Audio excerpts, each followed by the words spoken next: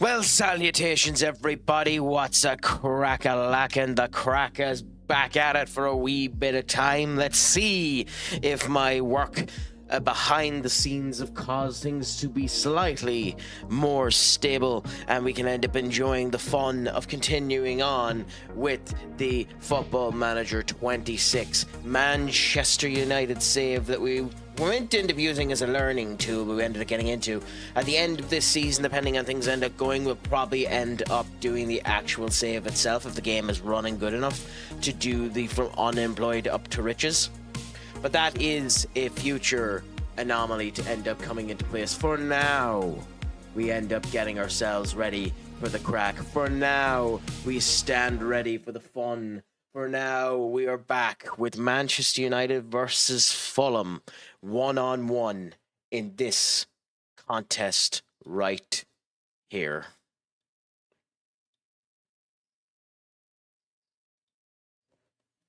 So this should be a good bit of crack for us now. We'll see how it all ends up going. How are things with yourselves, my friends? I hope the life is going well. I hope it's a crack-a-lackin'. It's been an interesting day so far in terms of the way that everything is rolling. In the championship, we've seen an interesting fall of the only natural competitors for Coventry City, as we have seen Stoke fall, unfortunately, in their conquests today versus Hull. We ended up seeing Middlesbrough continue to fall down as well. Unfortunately, currently 1-0 down to Derby City. The loss of Robin Edwards really affecting them, basically giving Frank Lampard the perfect runaway, as they are 2-1 up versus Charlton Athletic in a game they seem to have good control over even after going 1-0 down. And in the actual Premier League itself, with the interesting situation of Sunderland getting defeat back from, or getting a draw at the moment, back from the jaws of defeat, as they are 2-2 up versus Bournemouth. A Granit Xhaka assist to Chiure in order to get them back to 2-2. City getting a bit of a challenge off of Leeds after a Dominic Calvert-Lewin goal to make it back to 2-1. And of course, Burnley and Brentford, both persona non grata, both down on the lower end of things as things currently stand. Unfortunately, still left with a result of 0-0. But we shall see how things continue to go for myself now as well. We had a couple of people injured. Not injured, but, you know, in an unfit state. So we're not going to play Ilya in this particular game, and we're going to take Cunha off as well. We're going to give two particular youths a chance on the bench there. Whether or not we'll play them will be another kettle of fish, but they're both there. Sexton as a potential option for the defence, and of course Al Waderi as a potential option to replace in the midfield should Bruno end up getting tired. For now, though, we're going to go with a team of Benjamin Šeško, Victor Ruch, Ahmad, Bruno Fernandes, Marcus Rashford, Angelo Stellar, Kobe Menu, Matthias de Ligt, Willy Kwambala, and Lenny Yoro. I believe that should be the best team for us to potentially get a victory out of this game, with Lemens obviously in goals. Lemens is something we do need to improve upon at some point in time, but in general, we've been performing okay. Couple of unfortunate results, couple of good results as we continue to go on. So we'll see how things end up going now and continue on with the joys, hopefully allowing everything to work on good.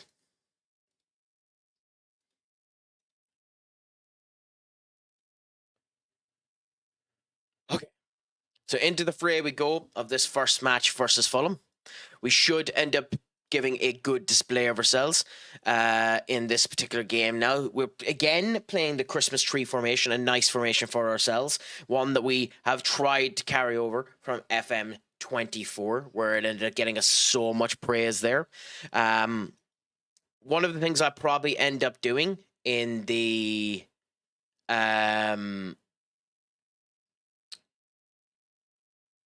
start from nothing save us potentially come up with a brand new tactic again, as we've experimented a good bit with this one, and just leave this in the background.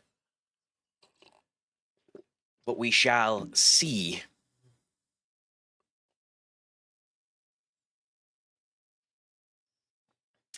With all that being said, I hope everyone is enjoying their weekends and their gaming and the crack that is going on with all of them. Tonight, also for myself, is a pretty interesting night as we have Survivor Series on as well, which looks like it's going to be a pretty good event. We have a nice male and female Survivor Series teams set up. We have Dominic Mysterio having his John Cena's proper last pay-per-view match, where Dominic should probably end up winning back the Intercontinental Championship unless Sheamus ends up winning the tournament, the last rights tournament, but I don't think that's going to end up happening. And I suppose I should end up asking Ashday, what's a crack-a-lacking with you? Is it all going good? Is it all going grand? Is it all going delicious? It's a pleasure to have you in. How is life treating you? Are you excited for tomorrow? How do you think we'll do versus Crystal Palace? I'm optimistic about it, but we'll see how things end up going now as things end up going ahead. And of course, our one and only senior Duck himself, Duck God of Quack, has come in as well. 65 check-ins straight. Amazing that you've had the gumption and the will and the turnabout of character to continue to show up. How is the crack with you, my friend?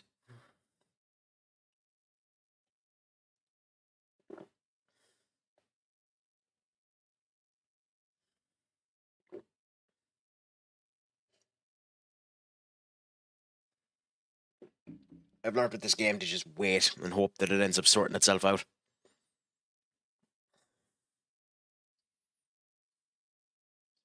In general, it's been an okay weekend for me. I ended up going and I got a nice haircut.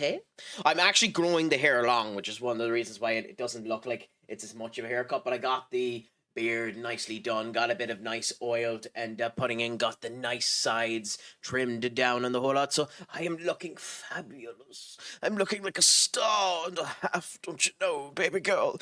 But I'm enjoying life, my friend. Is it all going well with you, Ashday, I hope? Doing great. Just got over the fever. Just a little cough and that's it. Yes.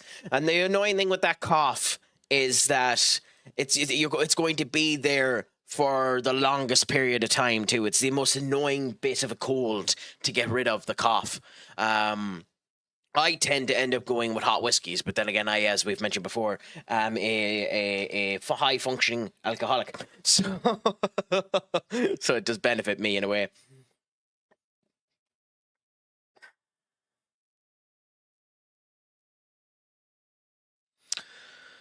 Now, let's wish us some luck going into this game versus what I believe is still Marco Silva's Fulham. Of Morta there in the front there, fantastic player in all FM games that he's ever been in. They got him for a steal and a half, so he's worth 100 million at the moment. Us, unfortunately, fifth there, a good 9 points behind the leaders, but not out of contention yet, as weird as that ends up going, only being 8 games into the season so far. Congratulations, Ashday. It's a pleasure to hear you got a new job. Let us know what was it? You might have given me some information on that previously, but it has unfortunately escaped my memorization skills as to what it actually was. So please let me know what the job was, because genuinely it's awesome to end up hearing that you ended up getting it.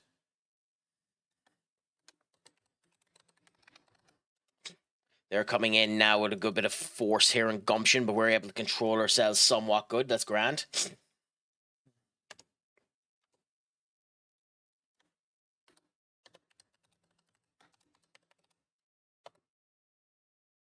Stellar now to Delict. Let's do nice passing play. We don't need to be too fancy in the stuff that we're doing here.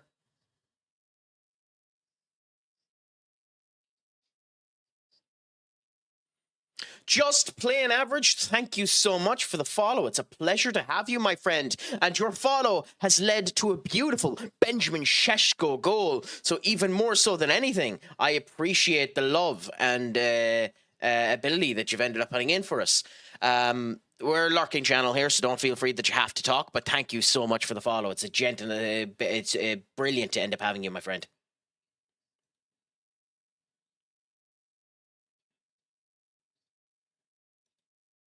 Three shots, three on target. We're doing much better than we normally end up doing in some of these circumstances.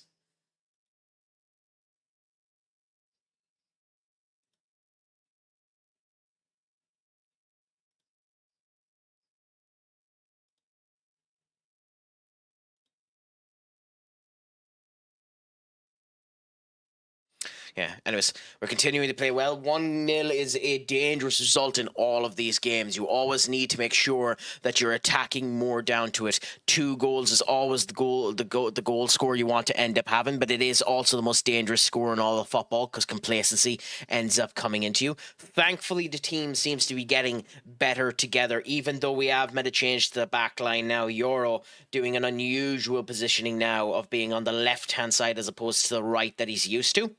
Marcus Rashford continuing to come back in, playing okay. He's been doing better than Dogu, unfortunately. Thank you so much, Andrew. I tried to get something nice anyway, looking a wee bit more style and a wee bit more profile, and making sure to make everyone swoon and moon with the crack of the 90, But thank you so much. A Maitland's best, and of course it'll be Sandy Burge.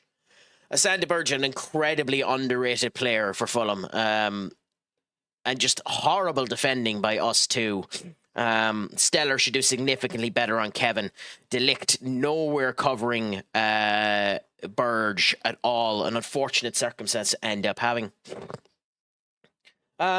Playing, it's going good. It's great to have you in as well. This is our second season with Manchester United. We've had a couple of issues with Football Manager 26 over the last wee while, so it's nice to end up having it a wee bit more solid and hoping that it ends up going well. We're doing a Christmas tree formation and hoping that the crack goes well with it. Enjoying the crack and then just having conversations here, enjoying the fun and continuing on with ways are hopefully making the editations to ensure that we end up playing well, giving them form that they don't end up having in real life, and having a situation where a goalkeeper howls an horrific attempt such as that, where Benjamin Šeško is on his second goal of the day thanks to a shambolic mistake by the Fulham goalkeeper. But in general, the crack is 90 and it is all good. What about yourself? How is life treating you, my friend? And it is an absolute pleasure to have you in. We're a variety stream here, typically. We play multiple different things. Football Manager being one of the main elements we end up going with. But I do Shin Megami Tensei. I do Clear Obscure Expedition 33. At some point, I'll go back and finish Blasphemous. Happy to end up doing, and happy for suggestions as well as everything else. I just started streaming this week, so it's been a hard slog, but I'm really enjoying it. But congratulations to you. Please give us a... Give us an update on how what you end up streaming, what you end up doing. Follow the Discord there, and whenever you're going live, give a stream advertisement should you want to. Converse and build up that way. If it is Football Manager you tend to do, it's a fantastic community. Every single person in the community is wondrous to end up giving a bit of fun and attractability to it. But I'm glad to hear you started streaming. I'll give you a follow and I'll give you a watch in the near future. But let us know, how have you been finding the streaming so far since you've done it? What type of stuff do you intend on doing? 26. Sven Botman with unbelievable strike. Not too bad. Worst goalkeeping ever. There's been quite a lot of them. And great Newcastle fight back. Happy out. So yes, Football Manager 26. Nice to see it. A new Castle treble challenge. Interesting. And what type of tactic are you going for, my friend? For myself at the moment, I'm going with this. The Christmas tree formation. 3 at the back, 2 in the midfield, 2 wingers, 1 in the middle, and 2 up front. Converting in an out-of-play formation of 2 wings, 2 major wing backs, 2 defensive formations like that. Now, the way this formation would end up being better, if I wasn't such a stubborn ass, is to move the likes of Rashford and Ahmad back to here. And that ends up making this significantly more solid in terms of its defensive excellence. So if I wasn't being an absolute ass in wanting the wingers to remain in midfield, I probably would be defensively more solid. And maybe in the future I might end up swaying away from me wanting to do the bits that I'm doing. But this is the formation I'm currently doing. Let us know yourself. Well, what type of changes have you been doing into yours? Multiple people here have FM experience and the whole lot. Senior Duck has been playing FM since FM 11, and the stories he has is unbelievable. Yes, I've had a couple as well. Unfortunate situations where the EXE stopped responding. Couple of situations where we had unfortunate elements happen with graphical bugs. But in general, it's a good old experience, and I'm happy to continue on with it. I still think 24 is the better game, but all in all, I just more people coming in, more people enjoying it is the best way to end up going. Oh my God, Lord does have prayers. Oh, maybe it's wrong. It's saying Leeds are 2-2. Luka Nemanja missed a penalty, but still scored on the afterplay. Oh my God. Oh, God damn it, Raul Jimenez. And me talking about defensive malfeasance, and then that ends up happening. What a play by Fulham. God, that Kevin is ripping us asunder. What's the men's at, too? Oh, my God.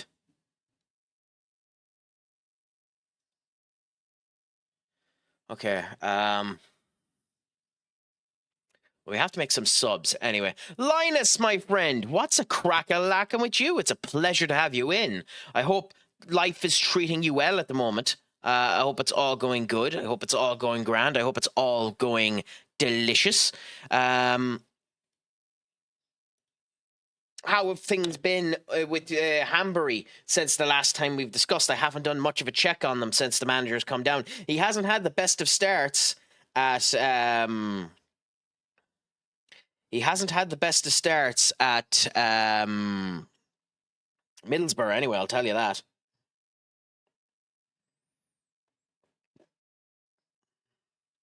Doing a 4-3-3 with a DM. It's a formation that's done me well in FM. Been playing since it was Champion Men. I think the first game I bought was 95. Well, congratulations to that, my friend. It's beautiful to hear long-term fans continuing on with it, even if it was old versions of the same game and going down that route. It's an absolute pleasure to end up hearing it. Oh, Manu almost ends up getting a beautiful goal out of him there.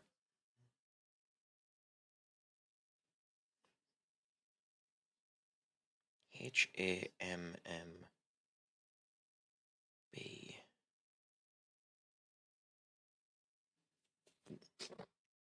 Forza does not want me to check up Hanbury.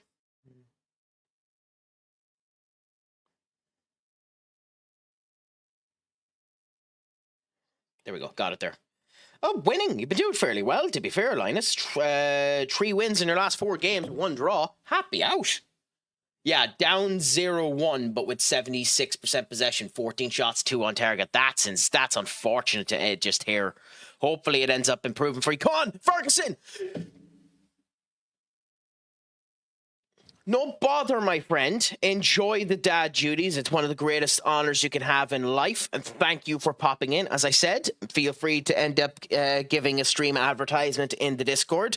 Come back in and have conversations in the future. I'll try and catch you in the near future as well. But it's been an absolute pleasure talking to you. And enjoy the crack as it ends up going, my friend. Salutations and have the best of days. Are you playing at the moment? Oh, no. 3-0 IF Borg. 22nd of February. Oh, wait. You... Huh.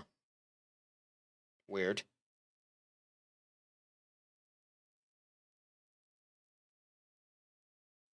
Weird. Anyway.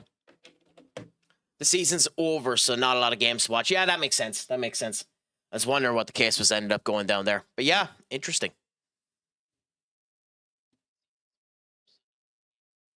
So you could end up watching the Premier League at the moment where the interests continue to rise. Manchester City leads 2-2. Fantastic situation. Pep Guardiola in crisis mode a wee bit. 2-2 for Sunderland versus Bournemouth. A 0-0, bit of a snooze fest between Brentford and Burnley happening at the moment, although Brentford are all over them in the grand scheme of things. We've seen Stoke end up failing down, giving Coventry almost carte blanche on the championship. And then Wrexham are down to Blackburn Rovers. So there's a lot of interesting games happening at the moment. Barcelona 2-1 up versus Alves as well. And of course, Linus, if regular football isn't your cup of tea at the moment, you can always sit here and continue to watch the Craic skim away a victory that they did not deserve in that game versus Fulham. But we shall continue onwards and forthwith, getting a nice victory there versus Fulham. Continuing the nice trend of things. We've been doing far better in the Champions League than we have been in the Premier League, but we continue with what we can and see how it ends up going.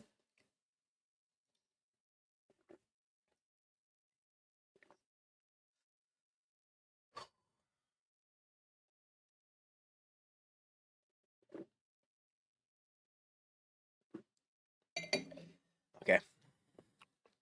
Wait for it to load. Come true.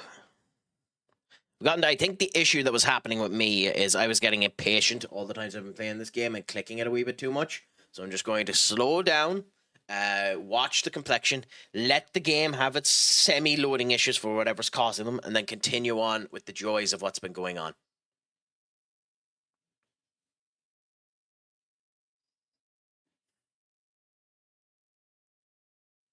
So, 3 weeks ago, I started a new job at an IT company. Now I got a new job working in water authority, so it's a government job. Happy days. But the best thing about government jobs is you end up getting a pension out of them and the whole lot and guaranteed salaries. So congratulations for getting the new job, and I hope you end up enjoying it.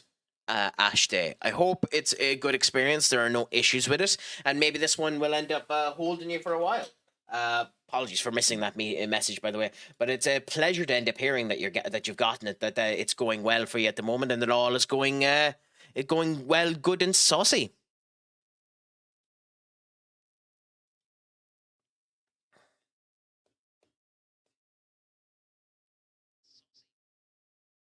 Let me know too if there's any audio issues or any other things happening with the stream. I think I have them all sorted, but it's nice just to end up being given that extra bit of information should it end up coming down as well. But for now, Van de Ven banned for one game. We are 5 points off of first place, so we're in a good position for a title challenge.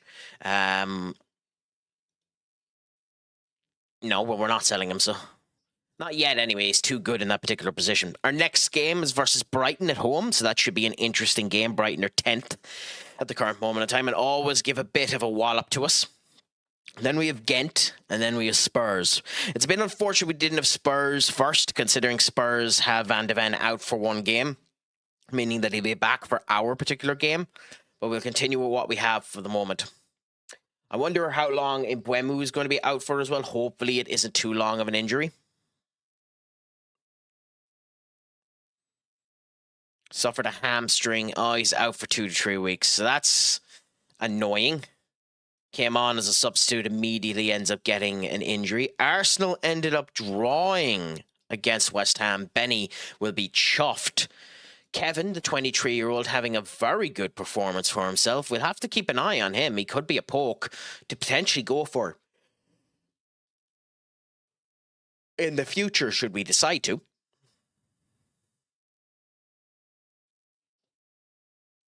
So City up atop there, 1 loss, 1 draw, 7 wins, whereas we have 1 extra of each in the draws and the loss departments.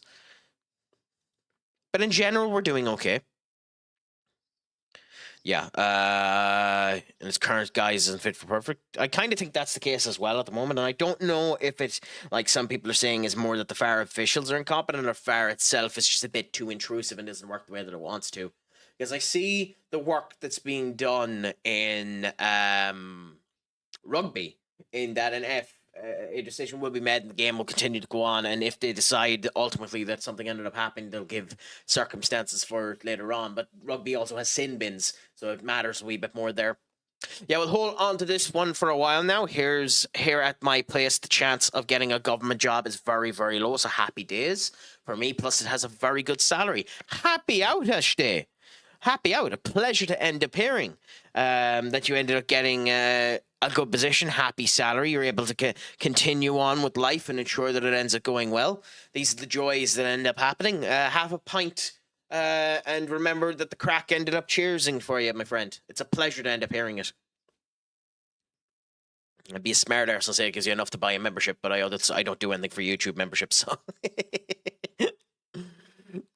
Yes, anyways. Until later on. If I end up getting big enough, I might end up doing that in the future.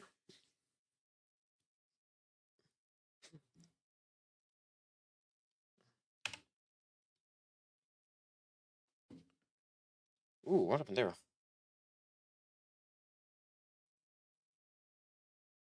Okay, that seems fine, I think. What's happening?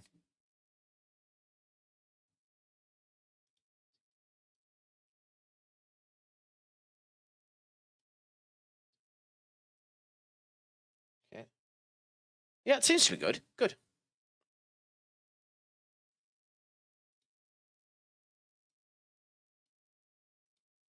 Yeah, let's wait for because scouting, the joys of scouting, it takes a while for the game to end up recognizing what's happening with scouting, so joys of that. Did you end up getting your new laptop yet, Ashday? Black Friday sales and a whole lot. This will probably be the time to end up getting it if you're getting it.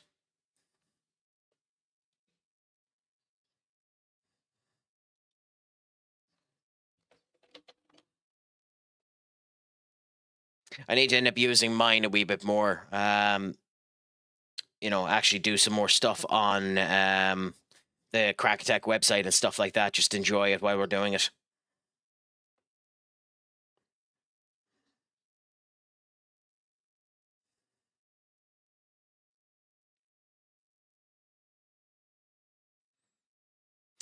I'm just seeing clips there from Santi's app on some of the stuff there when he was talking about the AAA event that was happening there 6 days ago. And I like the kind of more rugged look of AAA where it's not as fancy, but it's cool at the same point in time.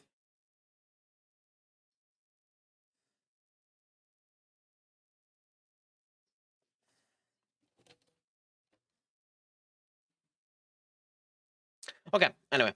So, of course, Hallen Shines ends up beating the Bumblebees. So, City getting an extension on their lead. What was the results of that game? Hat-trick by Haaland. So, he's going to be the top goal scorer again in this particular league. He is interesting. So, he has almost no tackles. Block, my friend, thank you so much for the raid. How was the Fortnite stream, my friend? I hope it was a good old time. I hope you got up to plenty of fun times and good bits of crack. It's a pleasure to have you. Pixelated, my friend. How are you doing? Pleasure to have you in. I am indeed the stupid, sexy crack. But how's it all going? It's a pleasure to have you in now. Thank you so much for continuing on the fun. I hope the stream went fantastic, my friend. We have gotten one match down here. Continuing on with Manchester United now at the moment and seeing how it continues to go. A combative game versus one Fulham as we started things off, but we're going to continue with the Craic now and see how it all ends up going. I heard that the next map for Fortnite is meant to be K-pop Demon Hunters or something like that, or maybe that's been done previously and I'm just over my head, but interesting if that is the case. Also, here's the thing too, when you think about it, looking at Estevao. Estevao is obviously a Chelsea player and is playing very, very good for Chelsea at the moment as well, IRL, but they also have astonishing youth coming down the route. In the Champions League this past week, of the top 5 goal scorers, 3 of them were Chelsea graduates, with it, of course, being Estevao, Dustin, and Quenda. So Quenda scored. Unbelievable player. Then Dustin isn't here, weirdly enough.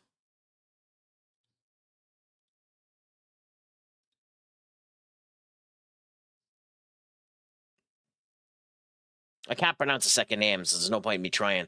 But wait, they got Keith Smith? Oh my god. Oh, Chelsea.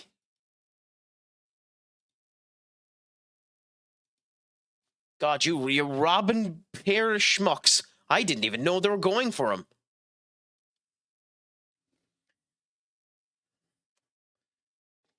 But yeah, how did the stream end up going for you anyway, Block? I hope it was a good out experience. What were you doing? Were you doing no build? Were you doing regular build? Were you doing any particular other modes of Fortnite? I've started getting back into the game myself. I haven't much experience with it at the moment, so I need to expand a bit more on that.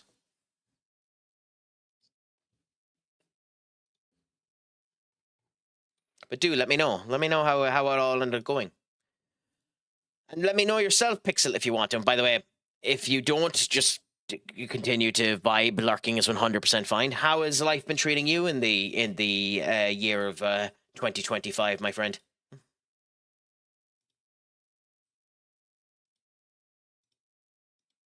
Today is an interesting day IRL in terms of football there, because I continue to mention these stats because they're interesting. At the current moment in time, Sunderland have come back from the jaws of defeat with Brian Brobby scoring their next goal at the moment. So it's 3-2 to Sunderland versus Bournemouth. Bournemouth will feel very much hard done by because they have done fantastic. I'm doing a network save with my friend and just started a journeyman save looking for jobs. We'll be lurking playing some Battlefield 6. Well, congratulations. I've heard great things about Battlefield 6. They're not my cup of tea, those type of games. But out of the, Call of Duty Battlefield games that have been released lately, I'm glad to hear that Battlefield 6 is good and the people are enjoying it. So please do enjoy the crack while you're playing it, my friend.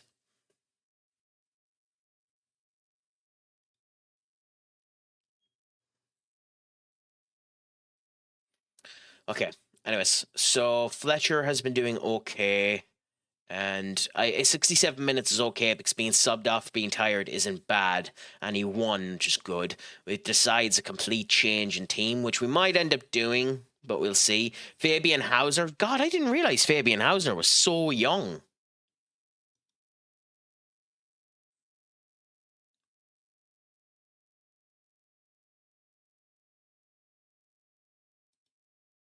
Wow, okay. The management. 2016. He was born in 1993 and got his first venture into management in 2016. So he was 20 something.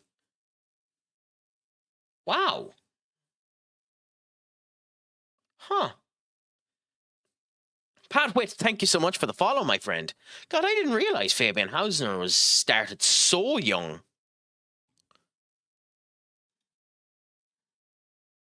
I mean, he's a fine manager. I don't rate him amongst the greats in the Premier League at the moment. I think there are much better managers in the Premier League at the moment over Fabian Hausner, but I legitimately thought he was older than that.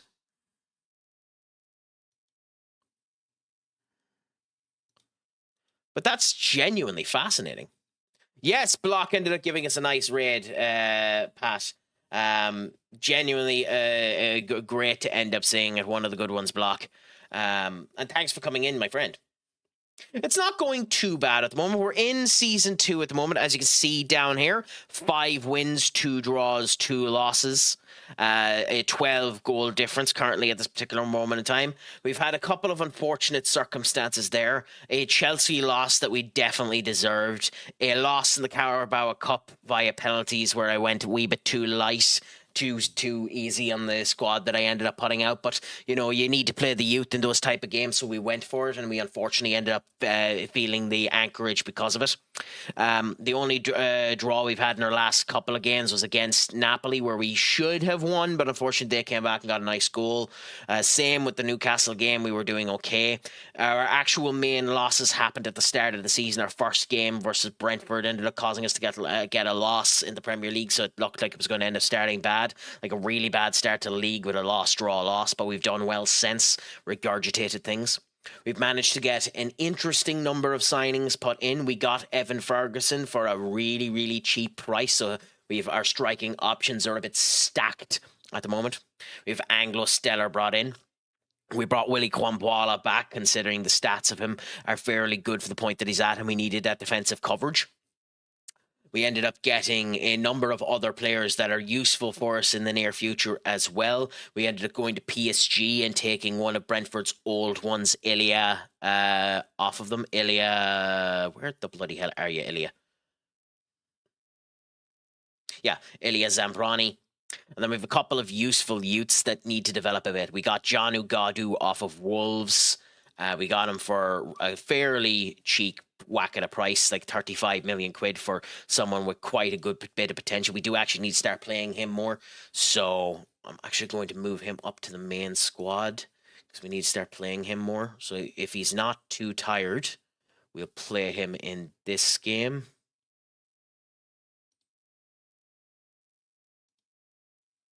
But yes, in general, it has been an okay game for us. We're doing the Craic Attack stubborn-natured Christmas tree formation. So basically, the formation that we're playing, and we'll wait until we get into the actual, picking the team because I need to make a couple of changes for the team anyway. So I'll show you the actual tactic that we're ended up doing.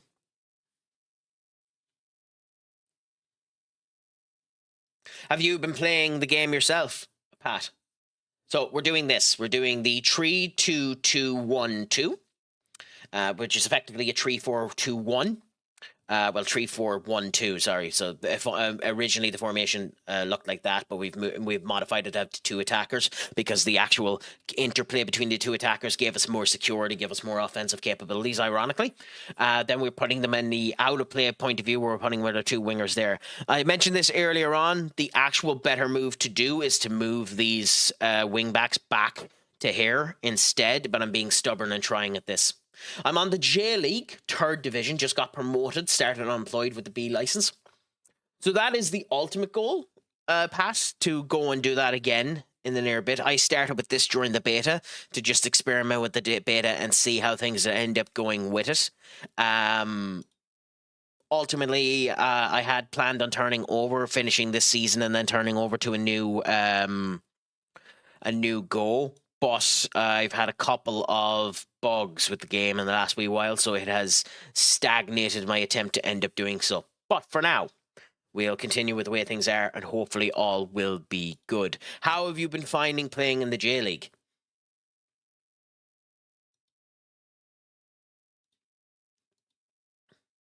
As I know, some of the alternative leagues have been having some issues with them. Like Benny was telling me that there was issues with the Miles Lewis Skelly League, the MLS, and that you couldn't end up playing it properly as a result. Okay, so what other changes do we make here?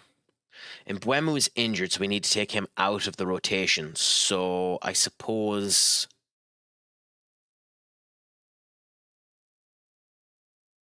do that. J League is good. Went to sign some good Japanese player. I want to win the ACL soon. Yes. I like the idea of the Asian cultures getting back into football and doing well. There aren't like many particularly good regens spawning for me from them. Typically, they're all. What?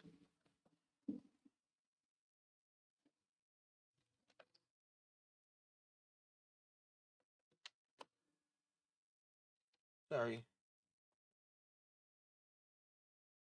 Okay, genuinely odd that. City are after score. Wow! Oh my God! What a 10 minutes. So in 10 minutes, it's gone in the Brentford Burnley game from 0-0 to 3-1 with Thiago scoring 2 goals, one from a penalty, and then Quarta scoring off of a Jordan Henderson assist. What a 10 minutes at the end of that game, and City unfortunately scored in the Leeds game. Philip Foden getting them a joys. Yeah, it's unfortunate. If I ever find any, I sign them literally just to become a kind of growth unit for them and try to develop them, because it is. I find it because of the lack of them. I find the want to improve them and get them to a state where they're good. If you can find any at all. Like, you almost need to be in the leagues developing their youth academies in order to get them, which is unfortunate.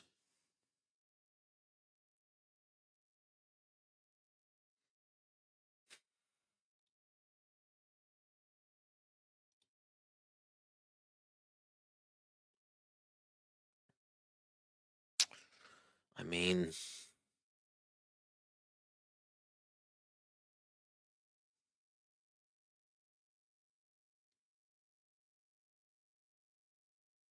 wait a minute. Did we?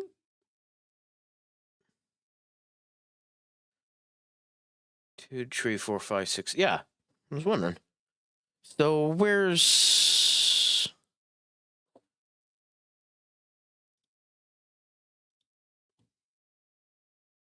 There you are. Okay, I don't know where you ended up going, but we're going to pick you just so we can put you on the bench.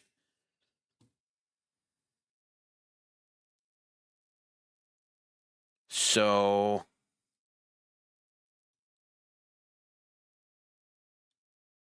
do that, and then replace Ugarte with Benjamin. And we'll go with Benjamin, Ferguson, Bruno. We'll swap Bruno as well. Cunha should be okay to come back, right? Good. So we'll go with that, although we need to swap you with Bruno. I'm sorry, you're not getting a game today, my friend.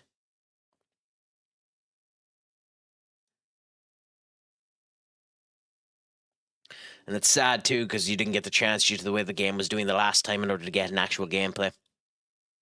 I think Brazil is typically always where Brazil or South America is typically always where the Wonder Kids end up spawning. It's very rare to see them anywhere else. I've gotten one in all of my saves, one like proper Wonder Kid from Ireland, Jason O'Connor, in my FM24 save, where we got a genuinely out of this world goalkeeper that spawned. And like, we have a couple of potentialities that are going to end up coming through in the English format here as well, even in this squad here. So like, if I go here, you have Jaden Nagsquani, this English international, has incredible potential, has the stats to potentially become something great in the future. We have this Irish, this buck here, Northern Ireland kid, Chris Gibbon, same point of view there, has the potential to become somewhat great, you know, at 16 years of age. So we found a couple of youths that have the potential to become something special. Paul Shabazz Edwards, another England international that has fairly good stats, not as crackerjacked as some of the other ones. We just need to hope that they develop well. Now, one of my problems, and this is not an FM24 thing, or 26 thing, this has been an FM thing in general. One of my big problems when it comes down to this game is I haven't been able to figure out the best way to do the loan system. In FM24, I had a player called Joaquin. And Joaquin, stat-wise, was about what Willie Kambwala is here. So, about what Willie Kambwala was here. The couple of over-the-edge attributes, not great determination, not great stats there. He ended up going over to Man City, and in one season, Man City had him from 2.5 stars up to 5. And I don't understand what the game did, what they ended up having in their team construction, their training in order to do it. So loans sometimes end up working for you, sometimes they don't. And I wished I had a better fundamental understanding of how that system ended up working in the game. But in general, I just enjoy, you know, playing down to it. I go a lot slower, end up doing the interconnected plays and stuff like that. And it's kind of what makes the lower down the divisions a wee bit interesting as well. Because obviously, the star system is based on the potential for your squad. So, maybe my team have gotten weaker or something of that description. But it's interesting seeing the game's opinions on rare talents when you're in lower down divisions. Like, let's say if you looked at anyone in the Premier League, even the worst player in the Premier League, they're probably 5-star marking for your team in the J League, Pat. If I was a betting man, I've very rarely done it, so I can't comment too much. But it's an interesting. That's why the star system in FM is interesting. It's just not very well conversed to the player, and there's a lot of questions about it.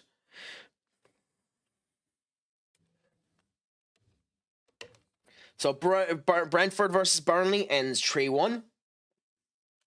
It's looking like City are about to get their win versus Leeds. And the same with Sunderland versus Bournemouth. Coventry got their victory over Charlton, so extend their lead in the championship by 10 points. Middlesbrough obviously ended up... Oh, Middlesbrough bet! Derby. Oh, Linus must be a happy camper. It's a shame he's not in the chat at the moment. Former Hanbury manager Kim Hellberg got back and ended up getting the victory with Matt Targett and Morgan Whittaker. Interesting. London, it should be an interesting game. I'll give you that. But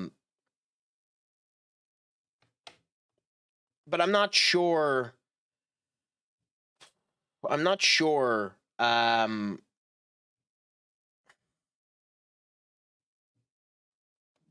Who's going to come out on that? Personally, out of the two teams, I like to think Chelsea have the better chance currently with the way they're playing. Arsenal are playing very, very good. And correct me if you think I'm wrong on this, because I'll happily stand up on this factor. I think Arsenal aren't actually playing that good, but they're using set pieces to counterbalance their playing mechanisms, and there's absolutely nothing wrong with that.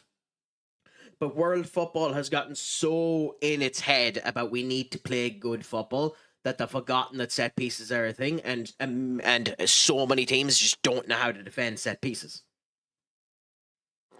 I genuinely think Arsenal's quality is the fact that set pieces aren't being defended good enough or properly in an orientation that means that they're working right. So I think Arsenal have, not that they're bad, but they've been lucky that the people around them aren't set up to deal with set pieces.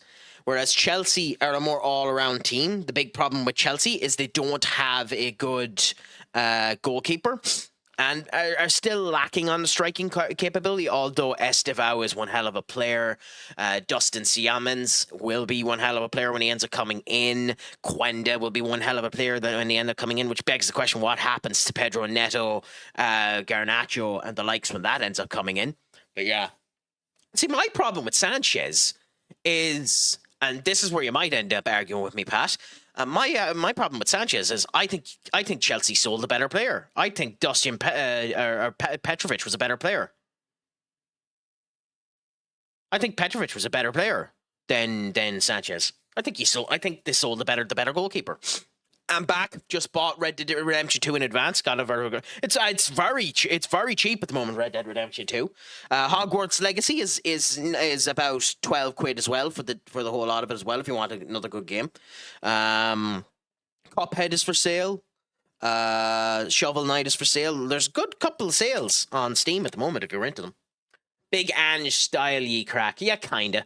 That's what I'm saying with Estevao. Like, it's a big thing of they're too young. Like, it's too young to go for Dustin Siemens. It's too young to talk about Quenda. It's too early to talk about Estevao. It's too early to talk about Lamine Yamal. Hell. You know? You can't really talk about any player and their progression in the game of football until they've had 5 seasons. Which is the reason why the likes of Jude Bellingham was such a special example, because he obviously had 5 seasons at 20. So we knew he was going to be. This is effectively Estevao's first proper season, you know? And now he's doing well in a grand Chelsea team, but not a fully formed Chelsea team. That Chelsea team obviously will end up improving to it, mainly in defensive attributes. I like Trevor Chalobah, but the fact that Trevor Chalobah is one of their main defenders is a problem in of itself.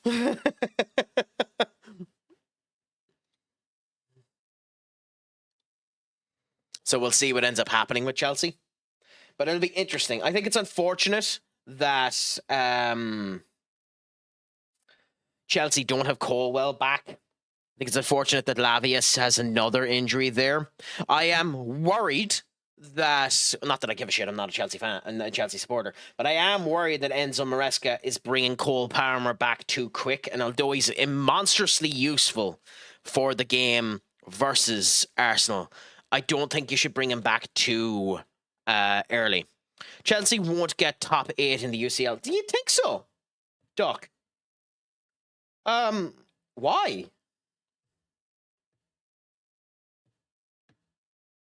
What makes you think they won't? Like, they're 7th at the moment with 10 points. 3 more games to go. I'd be shocked if they didn't, if I'm honest.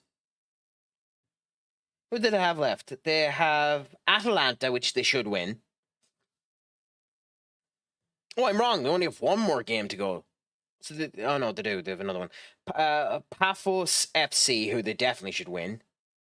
And Napoli, who is a hard game, so maybe they won't. I'd be shocked if they didn't.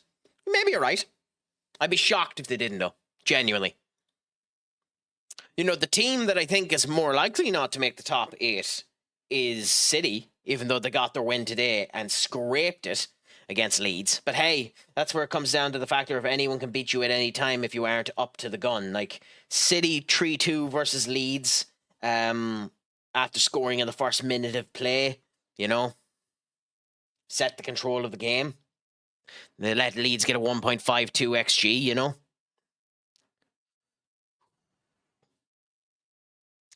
I mean, it's an interesting kettle of fish. Beat Cully is a heavy statement, but you definitely should have drawn.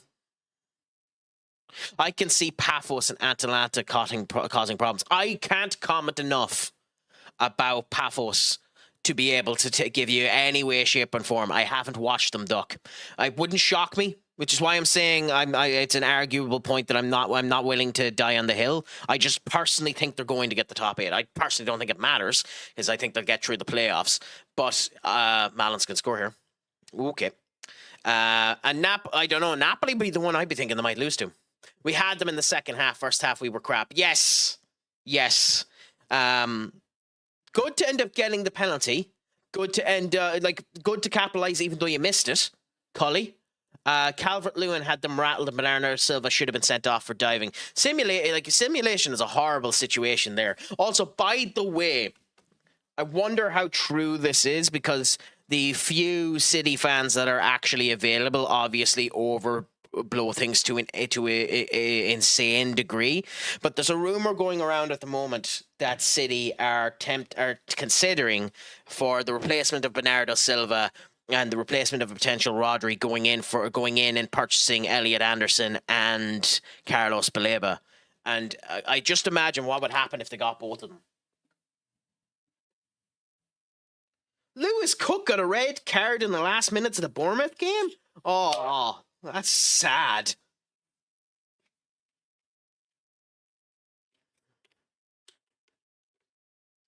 They're not. I think a lot of it has to be said about their defense. Donnarumma gave them an incredible amount of security and has improved them more this year than they end up coming down to. Is there a conversation to be had? And I'm not watching them enough. To make this point. So please argue it if you think I'm wrong. Is there a point to be made that Ruben Diaz is kind of past his prime? And that Josko Vardiel being moved from left back into centre defense isn't working as well as they think in order to accommodate Nico O'Reilly, and Matthias Nunez being used as a kind of hybrid right back, right midfielder isn't working either. I think they need a proper right back. I know that.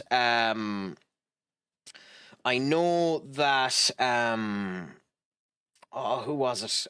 You have Ranieri, who should be playing, but he's on the bench. And then there's another, Rico Lewis can play as well and wasn't for some reason.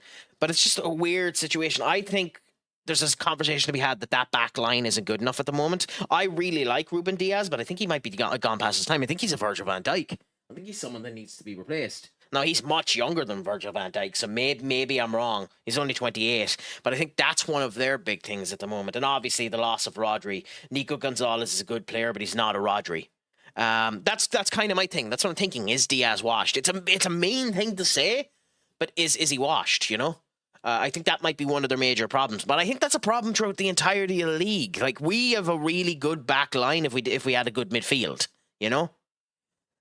They'd have won if they will if they won in Italy. Chelsea are inconsistent. Yeah, Conte's domestic merchant. He's crap in Europe.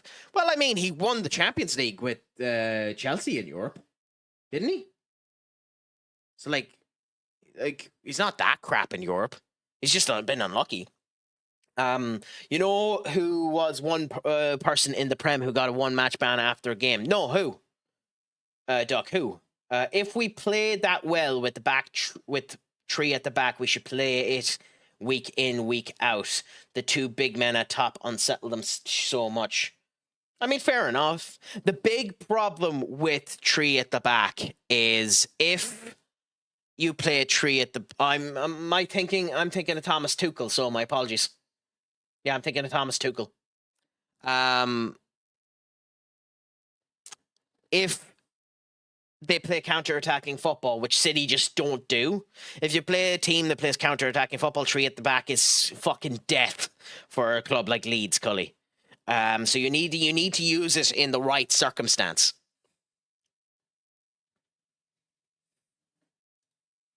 Also, Cunha is having another atrocious performance.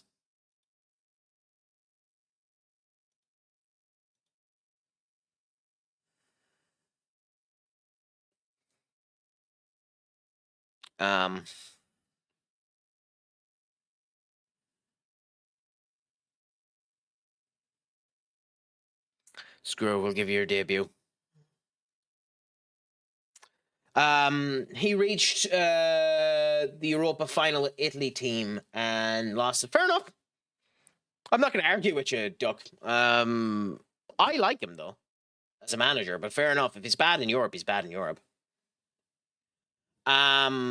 You play different in and out of possession. Every formation has weaknesses if you look at it like that. Oh, yeah, no, I 100% agree with you, Cully. It's just a matter of, I think that's a better nugget to keep in your pocket and use it mid-game, than to start a game with the three at the back.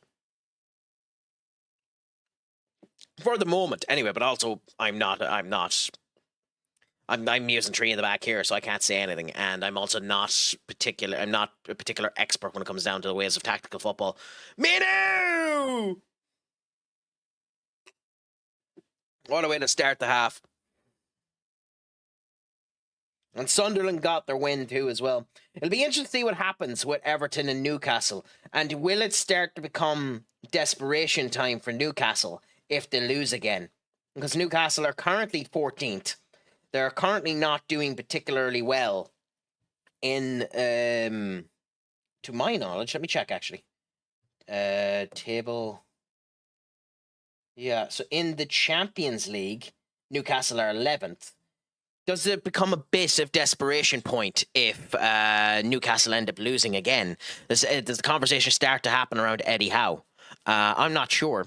I think the bigger conversation is if Liverpool lose tomorrow to West Ham. I think that has to be the death bullet. As much as I don't think it should be, I think that has to be the death bullet. What was that, Ahmad? Besides that, how have you been, fella? I've been doing well, Cully. Enjoying the crack. Happy to be on. Happy to converse with Ali. Happy that this game is actually functioning. But in general, enjoying everything. Having a good old time. Looking forward to tomorrow to seeing how United end up doing against Crystal Palace. I think we'll actually put on a good display against them.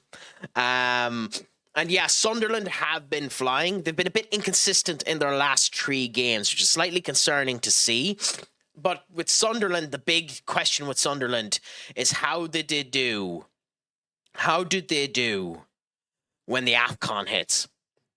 And are they actually able to convince, or are they allowed to convince? And would the people even consider it? Convince the players to say no to going to the AFCON? Because if they could...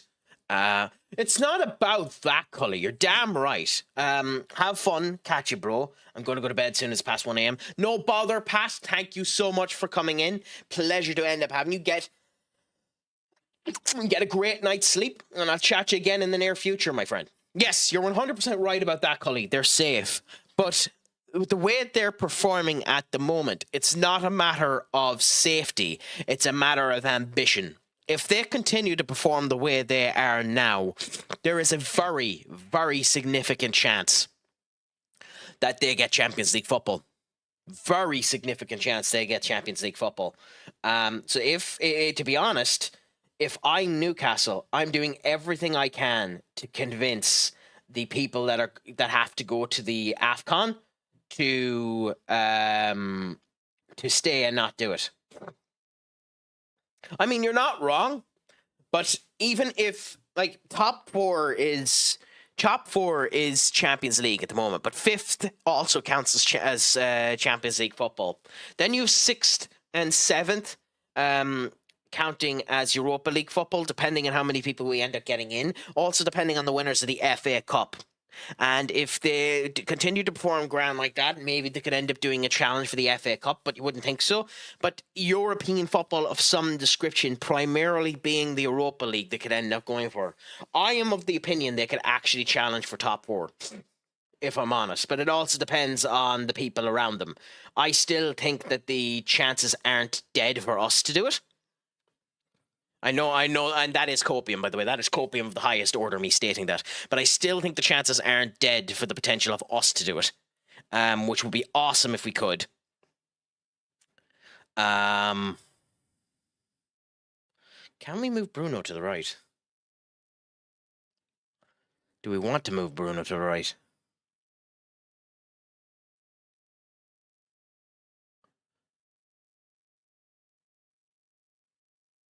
Fuck it, we're going to try something stupid. This might cause me to lose this game.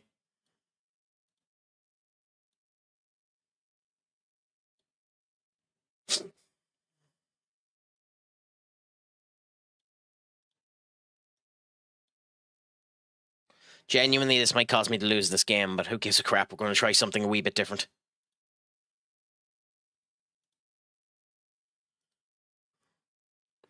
They're not getting top four at the moment. Yeah. No, that's fair. It's a fair opinion, Collie. 100% fair opinion. And it's, again, just personal opinion. I'm happy to die down on it. And time will be the teller of all wounds as to how they end up doing. But they've gotten through a couple of big performances there. At least they've gotten to the point now where point-wise, it is a statistical anomaly for them to get relegated. They'd have to lose almost every game till the end of the season in order to get relegated. It is still possible for them to get relegated, which is bonkers when you think about it. It is still possible for them to get relegated. But the hope would be that they continue to play well. Like that would be unbelievable if that was to happen, if the statistical anomaly ended up coming into place and they ended up dropping down the table so bad that they ended up getting relegated. Imagine. I have strong football opinions, and I'm not always right, let me tell you, so you can tell me to shut up. No, Collie, heaven forbid. No, this is a place where I'm open to conversations about it, because I am exactly the same. My football opinions are a bit out there in the whole lot. This is one of my big football opinions that I'm happy for people to turn around and say, shut up, you're wrong. I'm of the opinion that the bottom teams in the Premier League aren't performing better. The top teams in the Premier League are performing infinitesimally worse. That's my opinion. The bottom teams aren't performing better. The top teams are performing infinitesimally worse.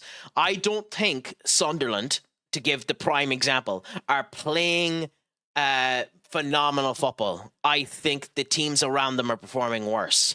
I don't think that Bournemouth are playing fantastic football. I think United, Spurs, Tottenham, United, Spurs, Villa, Chelsea, City, Arsenal are playing mediocre football in comparison to what they were 7 to 10 years ago. I think the quality of the top has dropped so much that artificially we think that the quality of the bottom has rose. And maybe I'm wrong on that. I'll hold my hand up and say that I can be wrong on that. But that's my opinion, that it isn't a case that the quality of the top has risen and the bottom has risen in accordance with it. I think it's a case that the quality of the top has dropped and we've artificially thought that the bottom has risen. Also, what a horrible goal to concede at the 90th minute.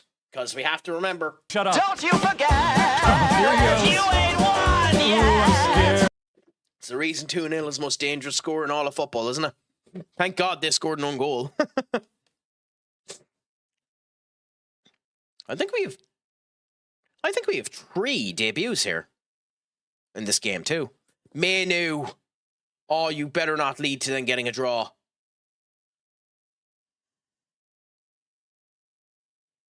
Lamens, you useless bastard.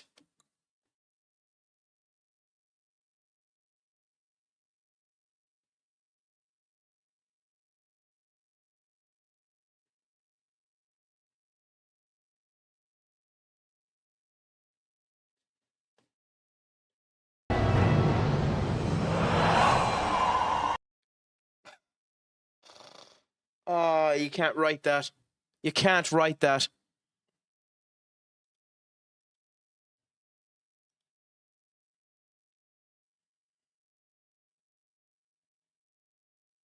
You can't write that. They do not deserve a draw. 90th and 92nd minute.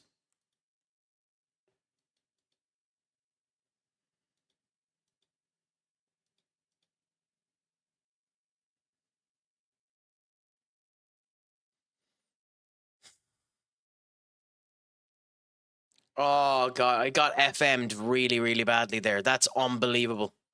That's a special level of unbelievable. Oh.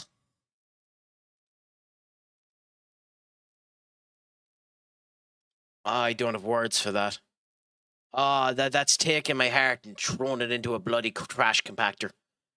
Oh my God.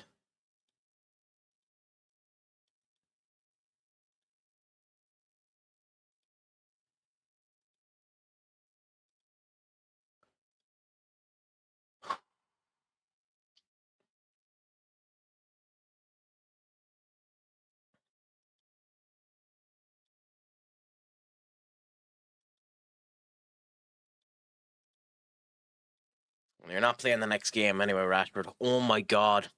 That's horrendous too, because we were doing well, getting ourselves back up the table. That's a stomp into the teeth right there.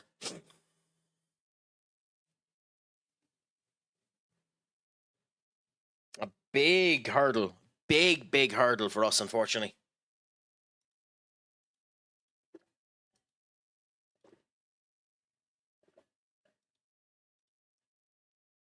And I think that officially answers the question too, that we need a new goalkeeper.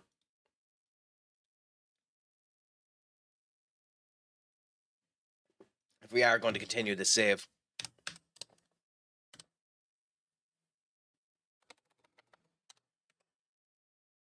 How do you spell him?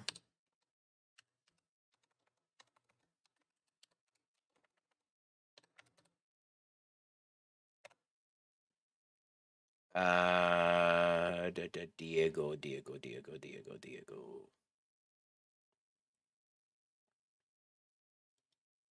Wrong one.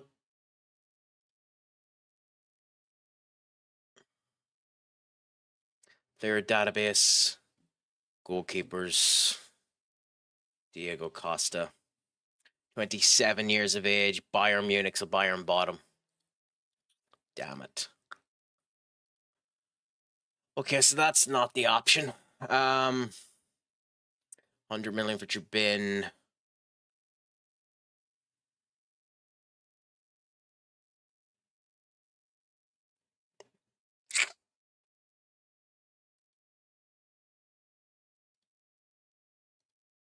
Love how Lucas Chevalier is considered one of the best in the world, and then you're at 100 million, because of course you are.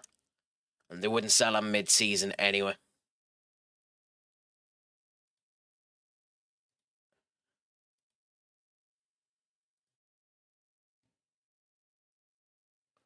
Kobel is probably the choice you go for. Well, Emi Martinez maybe. Is Emi Martinez better than Lamens? By quite a significant margin. Okay. Although you would be buying him and buying someone again later on then, so we'll wait. We'll wait for now and we'll see how things end up going. But that was the worst performance I've seen out of Lamens. Yes, Ashday, it's much better than it was. I am still having some technical issues with it, both in and off streaming capability. So everything you see with me isn't just because of streaming stressing it out a wee bit. You can't be as clicky. Like if you're waiting for something to load and you're clicking a lot, you will cause the game to stall. You will cause the game to become non-responsive and stuff like that. So where I'm typically waiting for clicking on the button, waiting for it to load, that will eventually overload the game and issues will end up occurring as a result of it. God, I know it's my save, but like, Jesus, you have to consider it. He's being unbelievable for them. Anyway, never mind. We'll consider that again later on.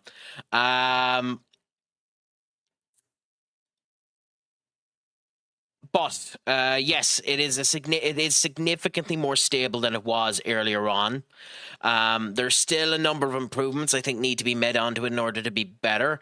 I haven't looked in to the modding capabilities of the game to see how skins are and all that type of thing, so I legitimately can't comment on it. But like the thing with this was, it always was an enjoyable game to play, even during the beta. It was a very enjoyable game to play. I've never said it wasn't enjoyable. I just said that for the amount of time they've put into it and the customizability issues they've put onto it, I think the game needed more. It needed more for it to be worth the time that they put into it. You know? I'd still turn around to anyone who's thinking about buying this game and tell them, buy this game, but try and get it below 20 quid if you can.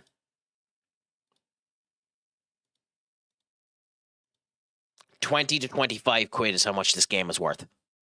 It's not worth 40 quid. That's my opinion on it. I don't think, for what they have done with the game, I don't think it's worth the 60 quid that if you wanted to buy it now, that it's up for. I don't think this is a 60 quid game. I don't. I think you would need it almost at half price for it to be worth it, personally. Now, that could be me being significantly too mean to the game. I'll happily admit that, especially as someone who's played hundreds of hours into FM24. But as of this moment in time, I would highly recommend you go and you get FM24 over this game. And I know that game has been taken off of the game store, which means that my opinion is pirate FM24, because if you make it impossible for me to play your game by legitimate means, it is 100% fair if I pirate your game, is my opinion as a person in the game industry as well. Now, the other thing, too, is it'll probably end up coming up on a Humble Bundle or something like that in the near future as well. But if you're streaming the game, I'd buy it tomorrow morning, because the community that's around it is awesome. And the FM community is so wonderful that it'll bring extra enjoyment for the frustrations you have with it anyway. Like, the people that come around the FM community, yourself included, is unbelievable. Well, I'm not in it now, but I initially tried to go into the game industry. I've done some stuff in the back end of it as well. Currently, I'm a software developer, so I'm in the IT industry more than anything else. I done games development for 4 years. I done a bachelor's level 7 in games development, and then a level 8 in software development. Then ended up going and doing a master's after the fact in order to continue on with that factor there. So the goal was to get into the games industry. I wanted to get into the game industry to do story development and all that type of stuff and build it up that way. I love the idea of building up genuine stories. It's the reason why I love D&D. But it just didn't work out for me. I wasn't able to get work experience and the whole lot. But it does mean I have viewpoints on games because I've read a lot into game industry practices and all that. I still think this game breaks the golden rule of 3 quite a significant amount of time. That is integral for any piece of software. But in general, it's not a bad game. It's just not up to the standard of what was promised or what they can deliver. Whether I honestly can't say if they're going to continue to do massive edits to this game in order to continue to improve it, Collie, but or not Collie, Ashday, but you know, it's up to yourself if you'll end up enjoying it. But you should definitely consider going for it.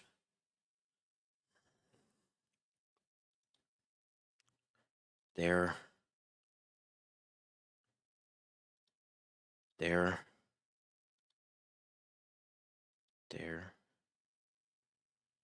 2 and 4 aren't available.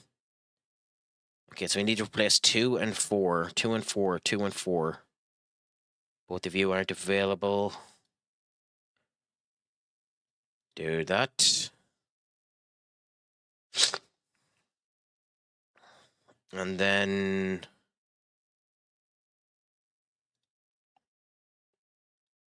Okay, and then the actual squad we're going to play. We'll go with you up front, because it's Ghent and we should be grand. We'll go with Victor right beside you in order to give it a wee bit more solidity, because Ferguson didn't play particularly great the last day. Actually, we won't. We'll go with Rasmus beside you to give him game time.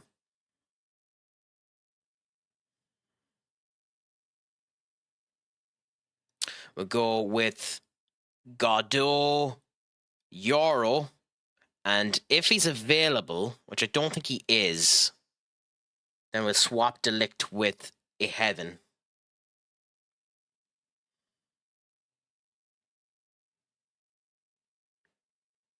No, unfortunately, he isn't, so we'll stick with what we have there. Yeah, hope they put it on sales on something in December, then I'll buy it. Look into it anyway, because they probably will. So yeah, we'll go with Delict. So Delict, Euro, Godot, Stellar, Menu. I think we'll take Stellar and give him a bit of a break and put Ugarte on instead. We'll go with Dennis instead of Lemens. Rashford isn't touching the goddamn pitch.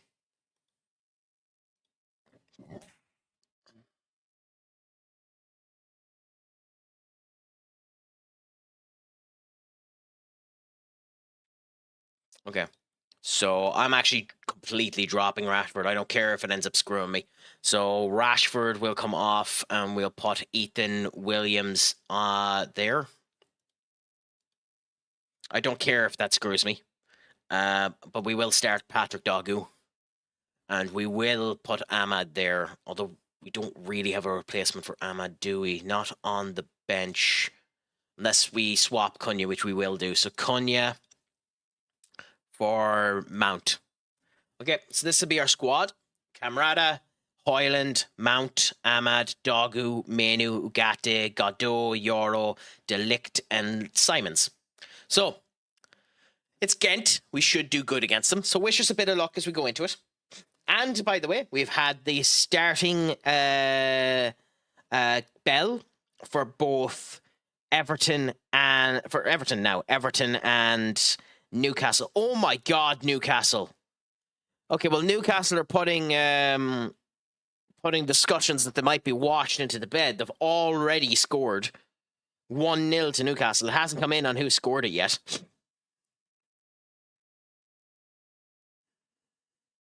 And Wrexham got the draw versus Blackburn. 95th minute. So Wrexham are keeping their playoff hopes alive. It's kind of a shame because Blackburn Rovers are a team I'd like to see in the Premier League again. And like currently they're 18th, so there's very little chance of them happening, although it's the championship, so anything can happen. Juventus are 1-1 versus Cagliari at the moment. Barcelona bet Alves. Bayern Munich bet St. Paul. Hoffenheim had a good performance today. Leverkusen versus Dortmund. Interesting. That should be a good game. Ernest Poku is a player I really, really like. And personally, I'd love if we were able to go to Bayern Leverkusen and nick him. I really, really like Ernest Poku, personally. Of course, then in the Bayern side of things, if we could go and get someone like Nico Schwarzenbacher, who's obviously 25, it would be an okay pick. Craic, use your words. And Paris Saint-Germain are 1-0 down to Monaco. Ooh. That's very interesting. Ooh, interesting pokes happening there. Anyways, have we gone too weak in this game? We'll find out fairly quickly. But for now, into the fray we go. Another player being assigned a squad number. And into the fray we go. Shabazz getting a showcase in the under 18s.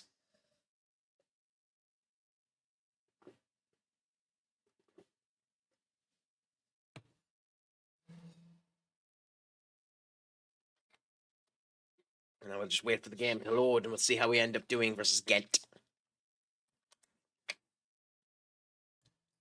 We do want to avoid the playoffs as best as we can in the Champions League.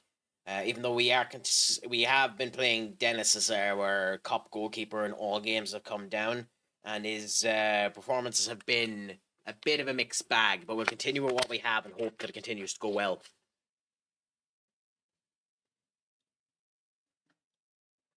Okay. So, we're into the fray now.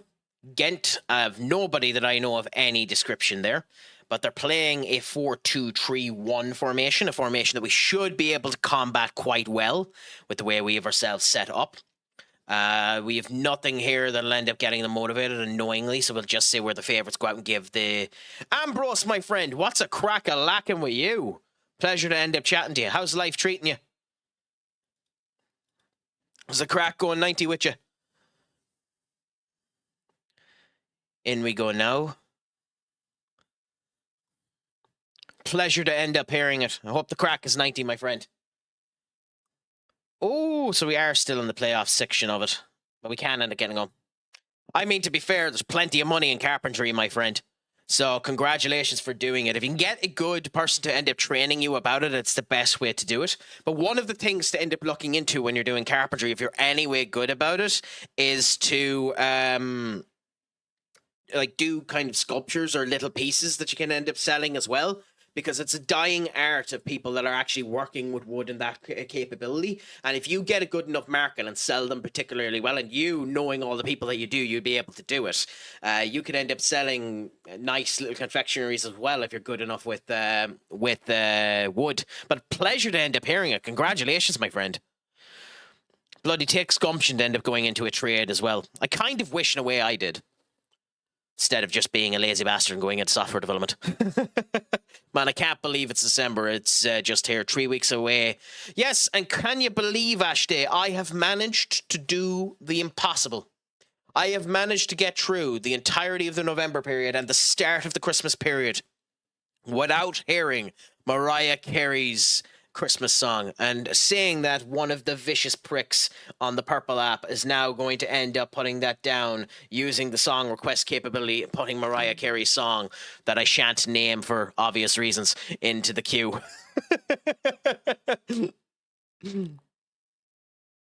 But I've managed to get away without hearing that song at the moment, which has been beautiful. Oh, beautiful passing work, Rasmus to Mount. I think this is the type of thing that Amron is trying to get us to do IRL as well. Passing play like this, where you're just fluidly passing it one to one with people there. I genuinely like the way Amron is setting us up as a Manchester United fan. Just we'll end up seeing what extra bits they end up doing to potentially end up getting there, you know? It's hard to know whether or not he will end up getting us to the greatness that we want.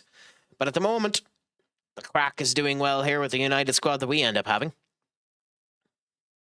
I am a bit sad because I have seen saves where Rasmus comes back from Napoli an absolute unit, and we haven't had that luck. He's come back grand from his loan to Napoli, but he's not the player that he can be. I've seen Rasmus builds where he develops Sesko, depending on how he ends up going. I seen it when I was doing the save for Senior Murph, when I was doing the Brentford save that he has up on his channel now, Murph FM. Christmas starts at 2 weeks today. Oh, so you're one of those people, Karen, that enjoys Christmas time being a week before Christmas. I know some people that outright despise putting up the decorations or anything like that until at least the 8th of December, before Little Christmas ends up coming around, and they think that 2 weeks is the period for Christmas, and the Christmas decorations have to be down by the 27th, which I think is just being a bit of a schmiser, but, I do agree that you shouldn't start Christmas before Halloween happens. Or you shouldn't do any of your decorations before the first week of December. Do it the last week of November if you want, but that's the type of thing. Not too bad. Do you think Littler is going to do the full kabam this year, especially considering Humphreys has already been eliminated from the current... I can't remember which competition it is at the moment. It's not the Worlds that's happening at the moment. What's the competition that's happening at the moment that Humphreys got kicked out in the first round? Because it's Mount Beautiful. Because I was watching bits of it, and it's not as flashy as some of the other bits of darts. I do think that the Players' Championships, fair enough, yeah. Do you think Littler will end up winning the Players' Championships? I'd say it's a very good chance of doing so. But I also think darts needs to be very, very careful, because hopefully the rumours are true and the youths that are coming up in the world of darts are... Oh, is it over? Okay, fair enough. And hopefully the youths are actually as good as people are saying, because supposedly there's a couple of youths up there that were in a game rotation with Littler when Littler was young, and we're actually giving him a run for his money. 16, 17-year-olds that are on their way up. Because it needs competition for them. Otherwise, it's going to have the unfortunate problem of potentially being a bit too Tiger Woods in the world of golf in his early years, where Littler and Humphreys are really the only competition. Because I like Van Gerwen. I like... oh, God, their names are skipping. But I like some of the top players in darts at the moment. But they are being outplayed by an insane degree.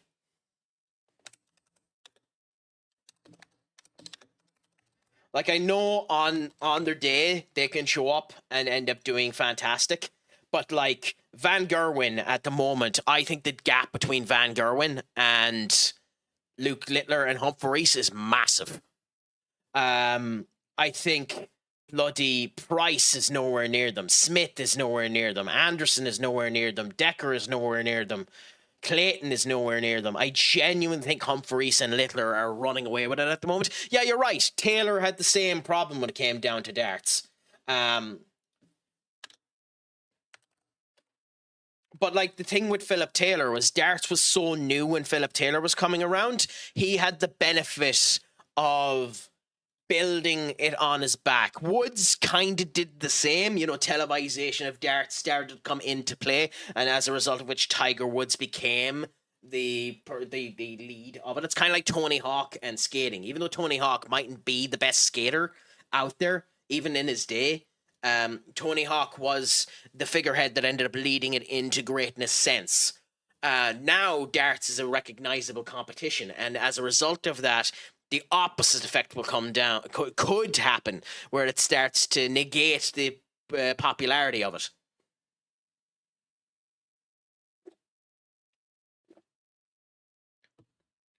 I mean, it might be me, but I think Littler has Humphreys' number. I think you could see it in that final they had this year. In which competition was it?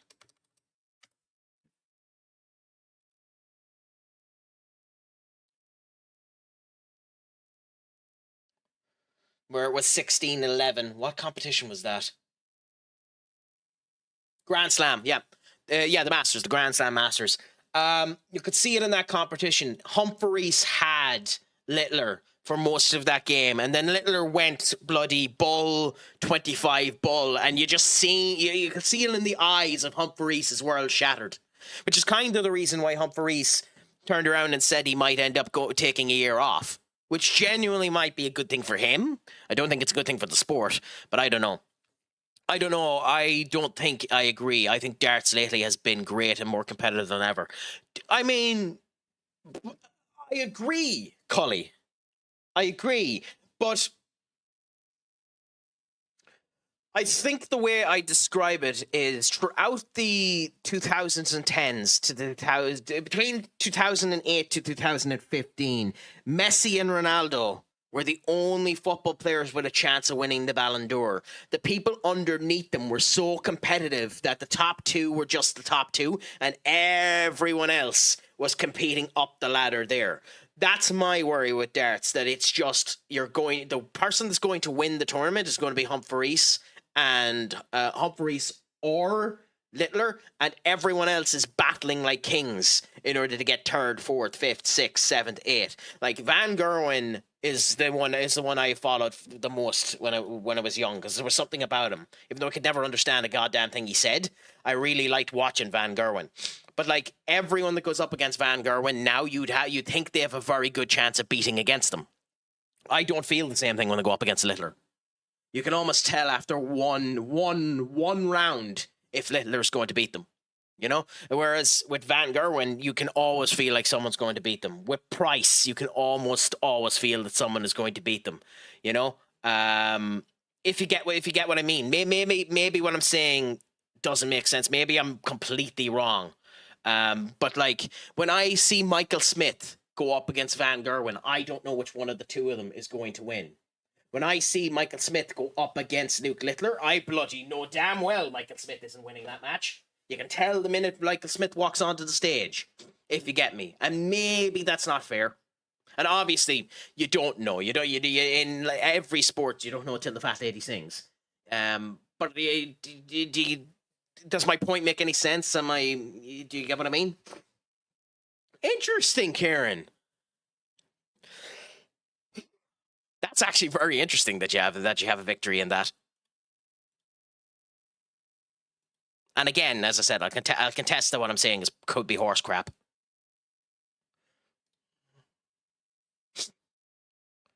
I train every day for 2-3 hours. Well, that's the thing about it too. Like, yeah, if you're going to do anyways good, you do have to train your ass off and make sure that you're actually decent at it as well. Like every bloody sport.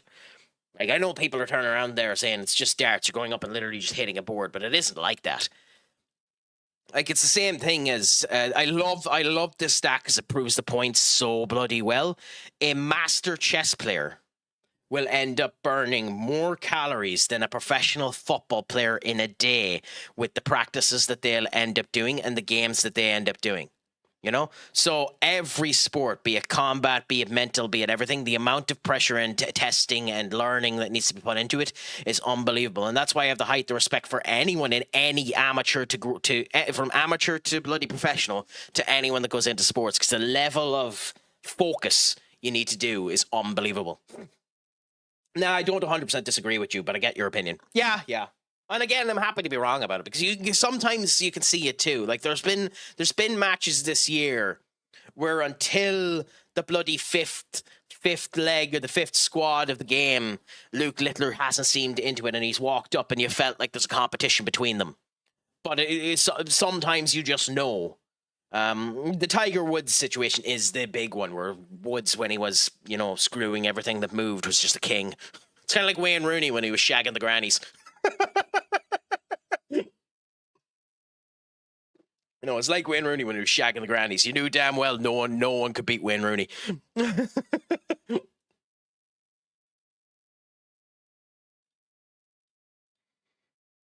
That might be brutally unfair, but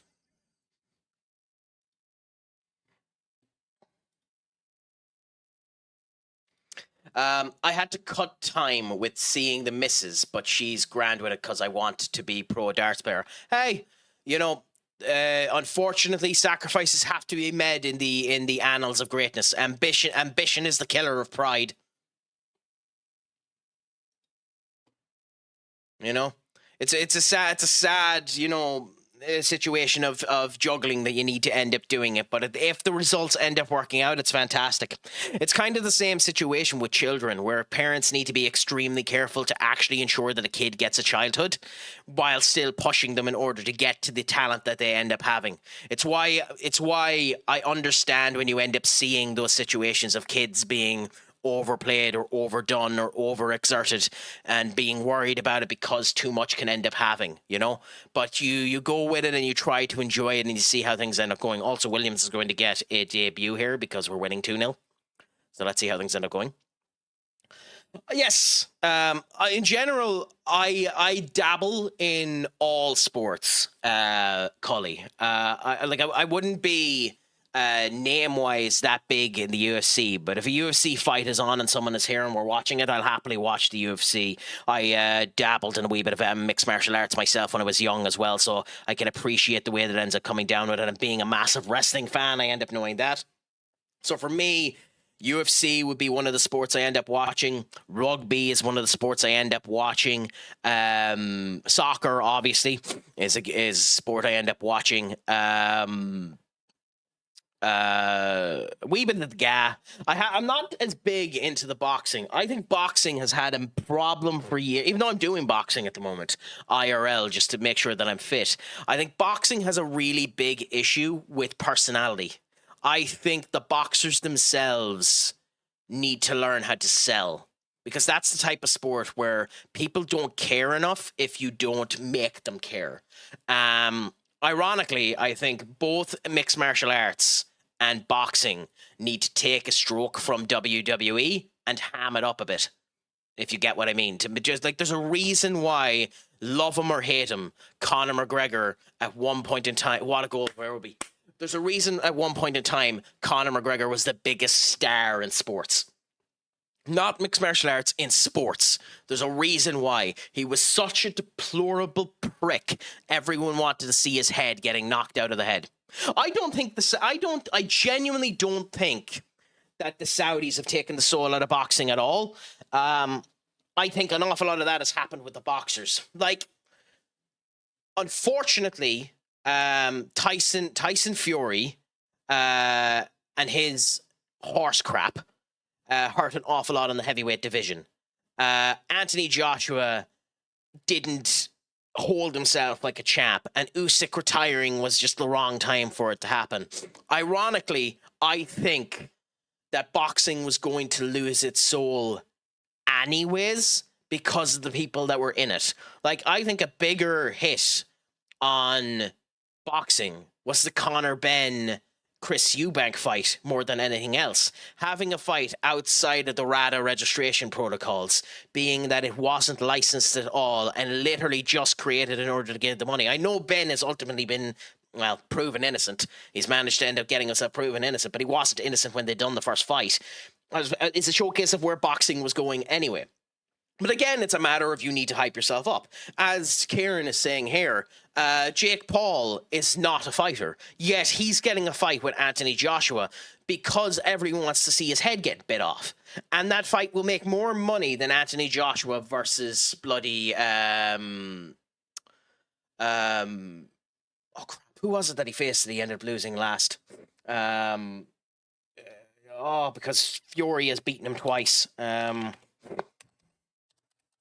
Deontay Wilder. It'll make more money than Anthony Joshua versus Deontay Wilder by, I'd say, almost times 5. I'd say both men will end up walking out with bloody 20 million quid. And that's because people want to see it. Boxing needs to end up working that way. Now, I do think, in another conversation, this is a different conversation to be had as well. I do think physical sports have an issue, and this is both a men and a women thing as well, where the smaller you are, the less likely you are to sell, because no one wants to see someone small getting hit. I think featherweights, although are incredibly interesting, and the actual techniques of boxing in featherweight division is in a lot of cases better than in the heavyweight division. An awful lot of people feel like you're hitting a child when you look at a featherweight because of how small they end up. Now, they're jacked up to the fucking gills, so that helps. But they feel like you're hitting a child, and that ends up having a problem that ends up... Well, I'm the same. I love watching lower weight divisions end up coming down than the heavyweights. But if they look too small, it feels like you're bullying a child. And I think that's the same issue with women. No, I'm just instinctively, we were all taught not to hit women, so seeing women batter the shite out of each other makes you feel a little uneasy. It's the reason why luchadors work so well in Mexico, because it's far more Cirque du Soleil than it is anything else. It's why in wrestling, in women's wrestling, it's very, very rare you end up seeing knockout, drag-out brawls in women's wrestling. AEW there recently ended up doing a showcase of Blood and Guts, where you had a women's war game match where the women were bleeding fucking buckets. And it just felt awkward, me watching it. Now, that could be a me thing. Maybe that's because of the way that I was growing up and the whole lot.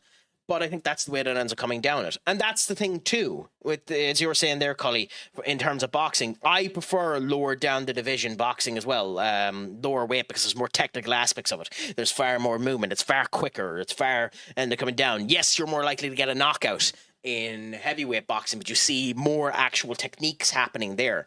But I also think looks matter a hell of a lot more in lower down the divisions as well. I think a featherweight should almost always either cover up or be tattooed to the living build if you want to be successful in that particular element of boxing, because I think you need to differentiate yourself, because you're too small to look like a monster.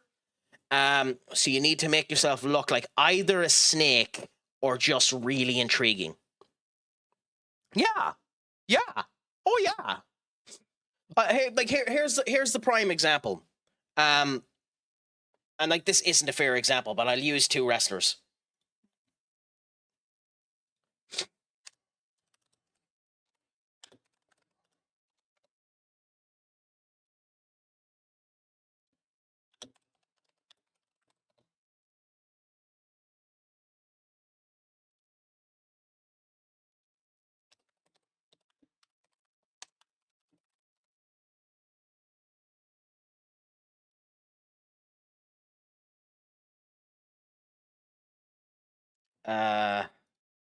No, because he actually has a tattoo.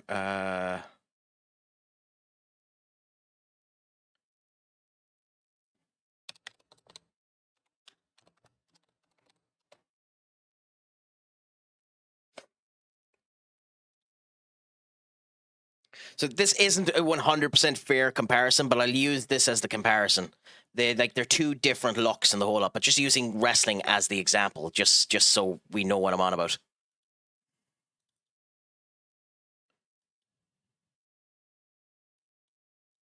So like there, and on us we go here. No, not you. Give us 1 second, guys.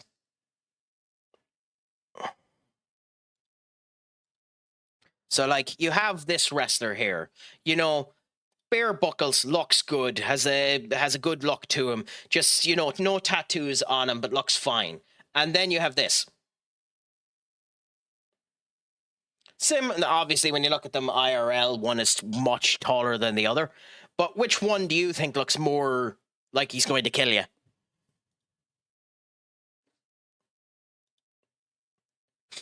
With the skulls and the tattoos coming down the side and the whole lot. I know the facial expression helps an awful lot as well. But like, yeah, literally the tattoos help sell. Because they just add a bit of character to you, a bit of gruffness to you. A beard ends up helping bloody... another example I can end up giving is this, funnily enough, just to show you how image matters.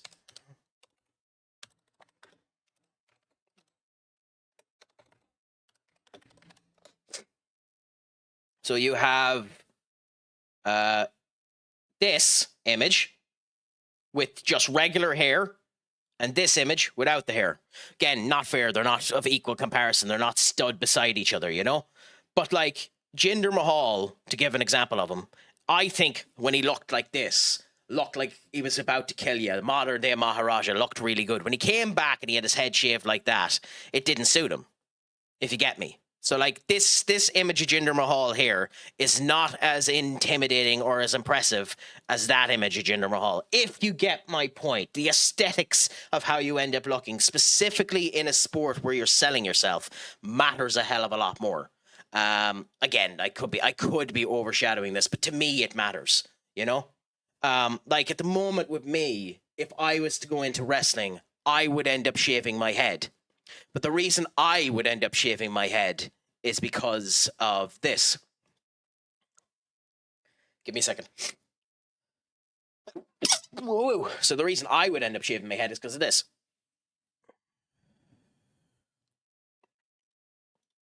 So, like, if I shaved my head with that, you'd end up, obviously, you need to look a wee bit more intimidating, but with that, you'd end up looking a lot more intimidating, you know? So, like, you know, if I was going into a combat sport of some description, I would end up shaving my head simply for that reason, because that looks a hell of a lot more intimidating, having that big ass scar looking down there. Now, obviously, the other problem with that is it also looks like it's a weakness, but you get my point, you know? If you get me, Cully. And I think boxing has a problem where an awful lot of people go into the sport without thinking about their aesthetics at all. They go in, just end up doing the fight, hope that the actual abilities, and MMA as well, hope that the actual abilities they have in play is enough for them to end up getting the victory that they end up wanting and not thinking about the actual entertainment side of the sport. Oh, yeah. Like, that's not to say you need to have it. There are people who are killers without an ounce of bloody tattoos on them. Usyk is a prime example. I don't think Usyk has a layer of ink on him.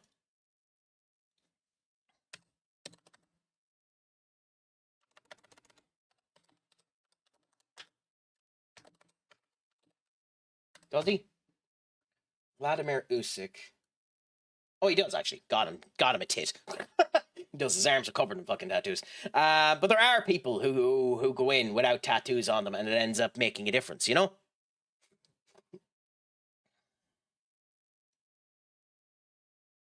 Yeah, but the thing is, you don't always need to be great. Like, Logan Paul will have made more money than most fighters will ever make in their life. And that's because he's an unlikable tit that everyone wants to see get knocked out.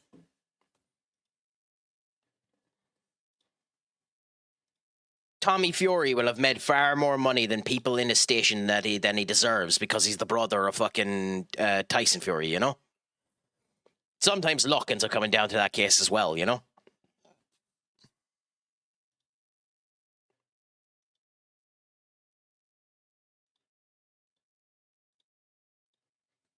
But again, maybe I'm looking into it a wee bit too much. Maybe I'm wrong on what I think. Yes, yes, yes. Like, if you're not willing to end up having a bit of humor about yourself, be a wee bit bubbly, you're not going to end up being a salesman. Like, if I showed up now trying to sell something to you, looking exactly like I do now, with the shirt slightly tied down, with the, you know, the hair the way that I am now, I'm looking a wee bit sleazy. If I then put on these and I try to sell to you, that's a wee bit easier because I look a wee bit more sophisticated, you know? And then if I put on these, you're probably not going to listen to a goddamn thing I say. And then even more so, if I was to do something like this,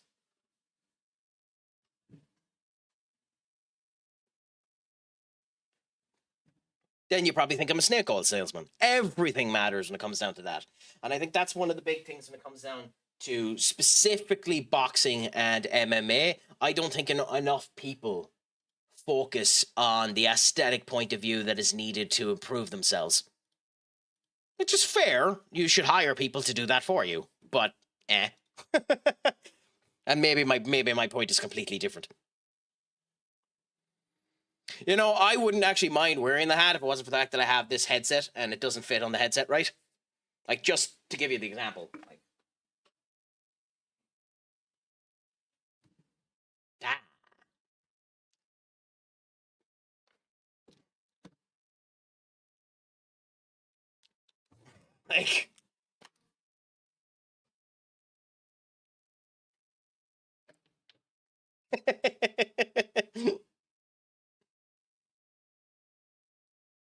now, to be fair, I could end up setting up my actual stream to be using earbuds instead, but I use them to end up trying to make sure that everything else is interconnecting. So I have 4. By the way, for those of you that end up having a bit of the behind the scenes on streaming, I currently have 4 audio sources going into my head. So the fact that I'm able to keep a coherent conversation or sentence is a feckin' miracle. But that's me trying to ensure that audio is grand on every platform that I'm doing. Honestly, Cully, I listen to almost everything, but at the moment I'm really into EDM being mixed into tracks. It's funny, and I know it's been done by artificial intelligence, so some people will end up feeling quite bad about my opinion on this one. But at the moment, I really, really, really like the AI version of. Give me a second, I'll find the song because I was listening to it earlier on today. Yeah. Thong song. So Cisco and Alt First Thong song. There's a version of that song at the moment that's being done like it's a 1950s choir. So give us a second.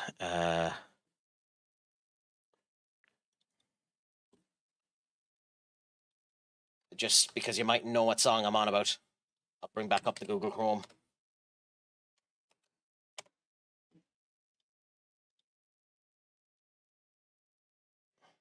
Okay. I'm not going to play the full thing, by the way, but this type of music is the thing I'm really into at the moment. Stop it. Come on, stop being a pain.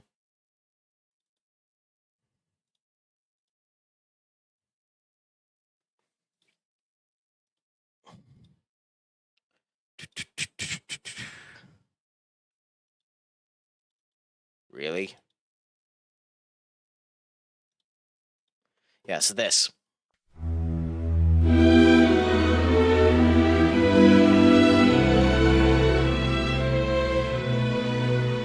Should be coming true.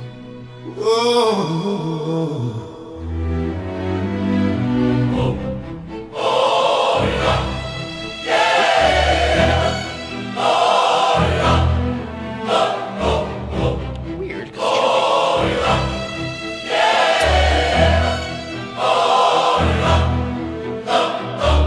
That girl so scandalous, and you know another nigga couldn't handle it. So you shaking that thing like who's the ish, with the look in your eyes so devilish.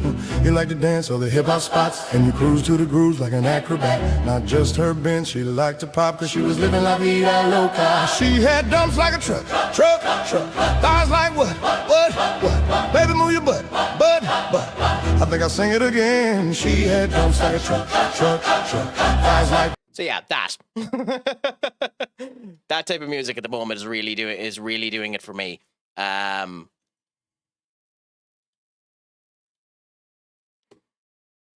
yeah, good deals like that.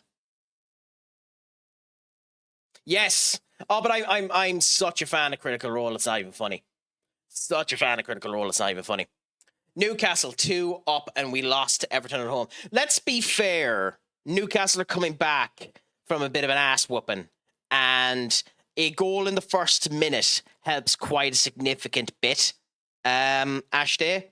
And like in our particular case, when we lost to Everton, it's a very simple case in point. We can't deal with a park the bus team.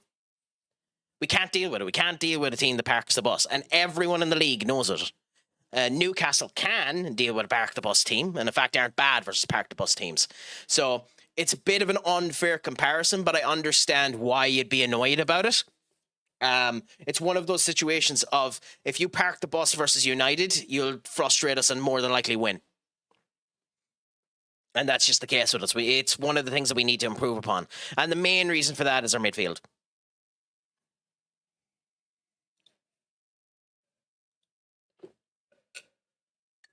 But you try what you can.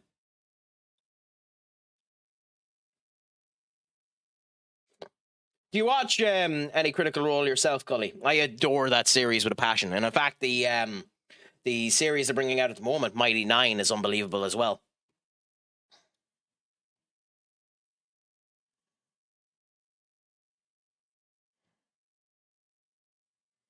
Okay, so now we need to make our changes for this.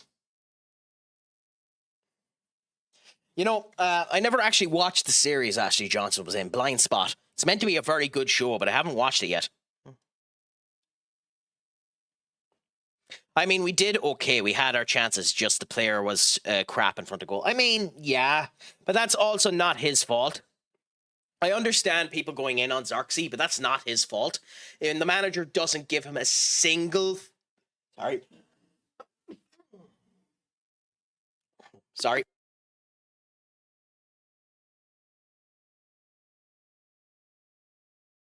when the manager doesn't give the striker a single minute of bloody game time in the 3 months up to there, that doesn't help either, you know. Now, having both Sesko and Cunha out at the same game doesn't help us either. That are effectively our striking options. But it was Xerxes' probably one chance not to get sold. But at the same point in time, what can you really do?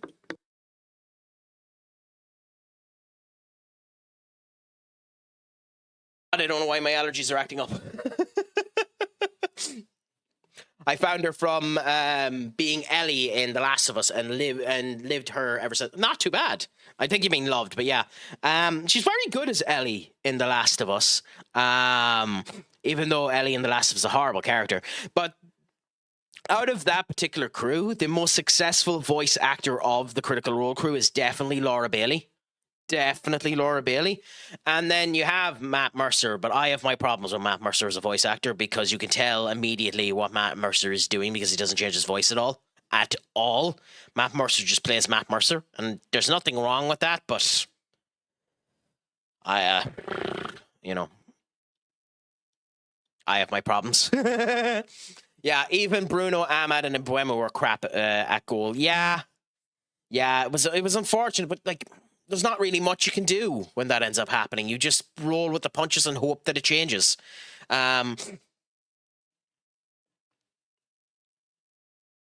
It's just an unfortunate performance by us. Now, it didn't help that most of the shots Pickford could have saved in his bloody sleep. That didn't help either, to be fair.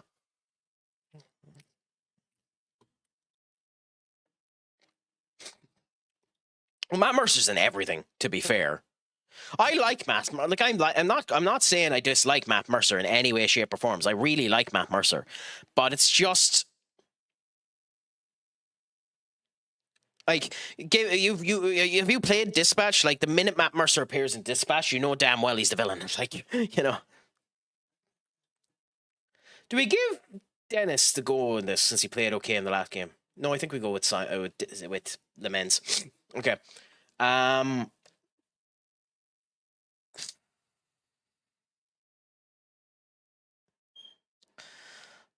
think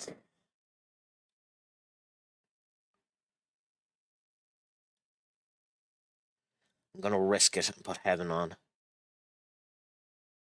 Stellar, Bruno, Ahmad, Dogu. Yes.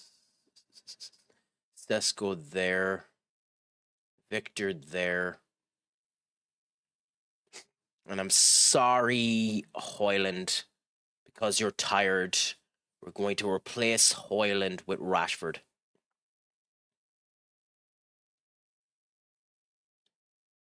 Go.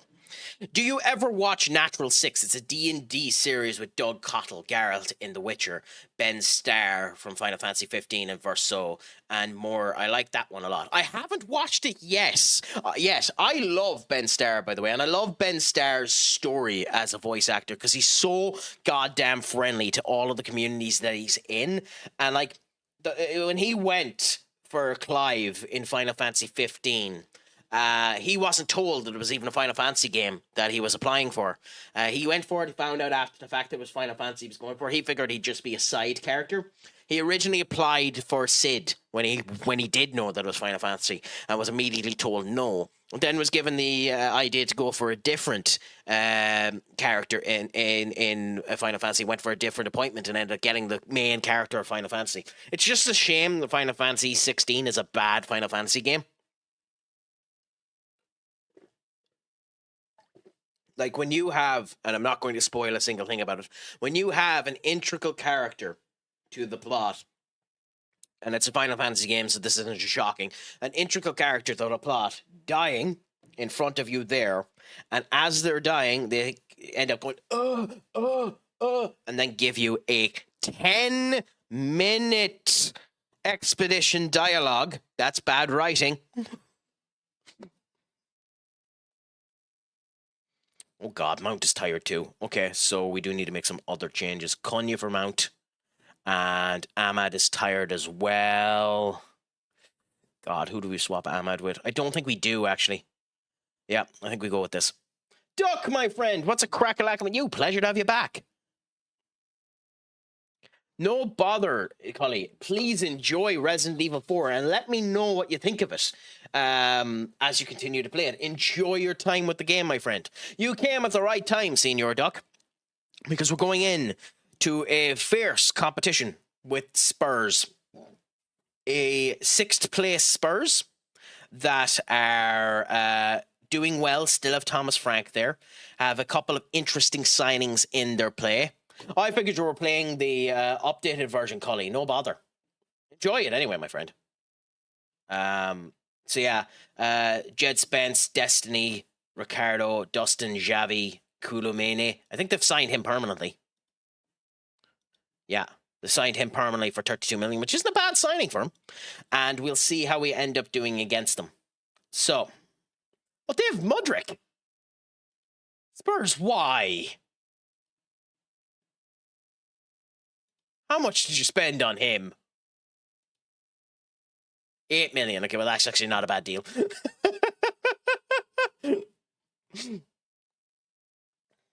Oh, Van de Ven is actually suspended. Oh, nice. So we don't have Van de Ven. Nice.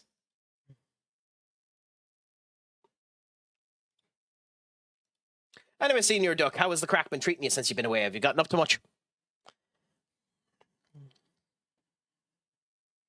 Okay, so in we go now.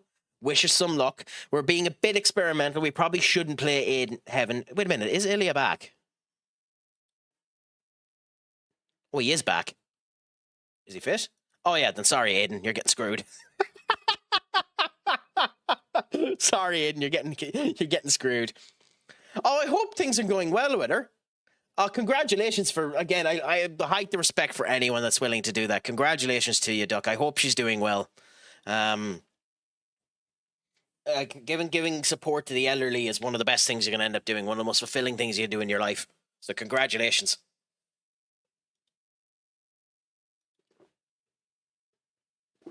Okay.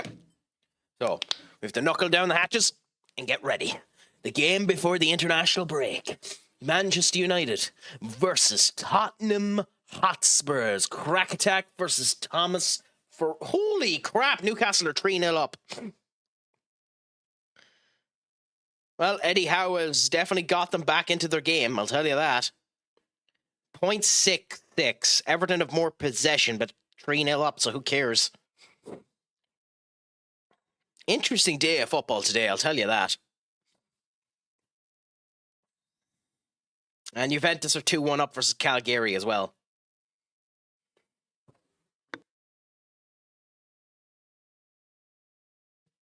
Athletic Club are 2-0 up versus Levante as well.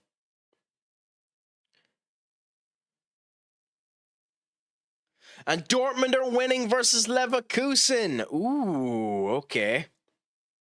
Spice is continuing on. Yeah, free travel, although I pay for my own food. Hey, there's nothing wrong with that. So what did you end up going for since you had to pay for it? Did you go for anything spicy? Okay. Go out there and enjoy yourselves. That actually helped them a bit. Good. Okay.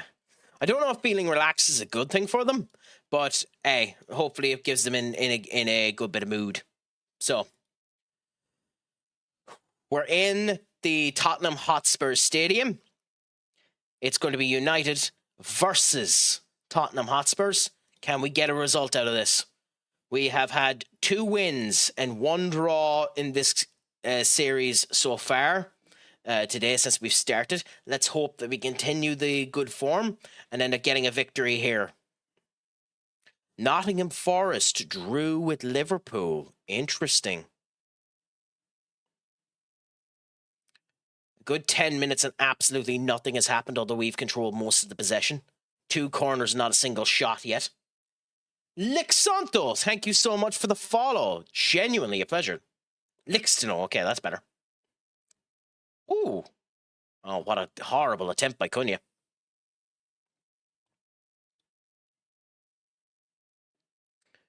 Ooh, Zar there to Donzo. Romero. It's of my opinion that Romero is actually one of the best defenders in the league at the moment, IRL. And maybe that's overshooting the pudding on him. I guess we'll find out this evening when we get Fulham versus Tottenham. Oh, off of the bar. Ilya Distiller. Licks, my friend, what's a crack-a-lackin'? Pleasure to have you in. How is life treating you? Is it all going good? Is it all going grand? Is it all going spicy? Pleasure to have you, my friend. 3 shots, 0 on target. We need to do better there. But hey, we're giving the pressure to Tottenham, which is what you want to end up seeing. Is your Saturday treating you well, my friend? I hope it is. Mine is treating me fantastically. If you want a bit of a news on what this stream typically is, just got home from the football. Not too bad. Which game did you end up going to, if you don't mind me asking? Oh, Sesko! Beautiful. Benjamin Sesko with the nice goal there. Which game did you end up going to? Because there's a lot of interesting games today. Or was it just a regular Sunday or Saturday weekend football or something like that? Newport versus Barrow. Ooh, interesting. The Craic is going to do a search on that one. Newport versus Barrow. Okay, let's search up Newport. And who were you supporting in that game? Newport. Ooh, okay. Oh, it ended as a draw. Oh, and you ended up losing it down in the 22nd. Yeah, I figured. In the 84th minute, the second goal ended up coming down. League 2. Newport are... Ooh, okay. So as a Newport fan, that must be good to end up getting the points, my friend. But unfortunate considering you're bottom of the table. But hopefully you'll continue to go on. Oh, I missed our goal. Oh, no, I didn't. Sesko scored.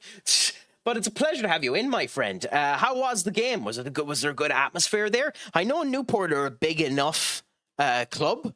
Like, you have a stadium that can fit like over 1,000 people, right? Or am I wrong on that?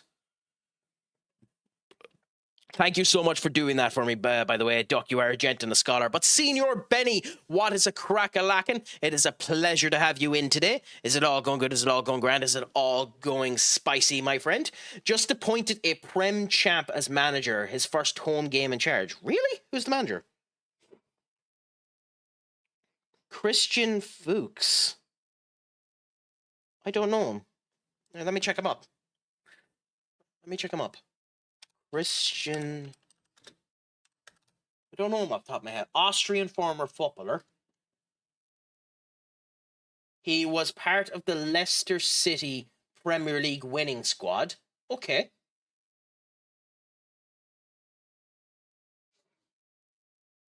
This is his first managerial job, though.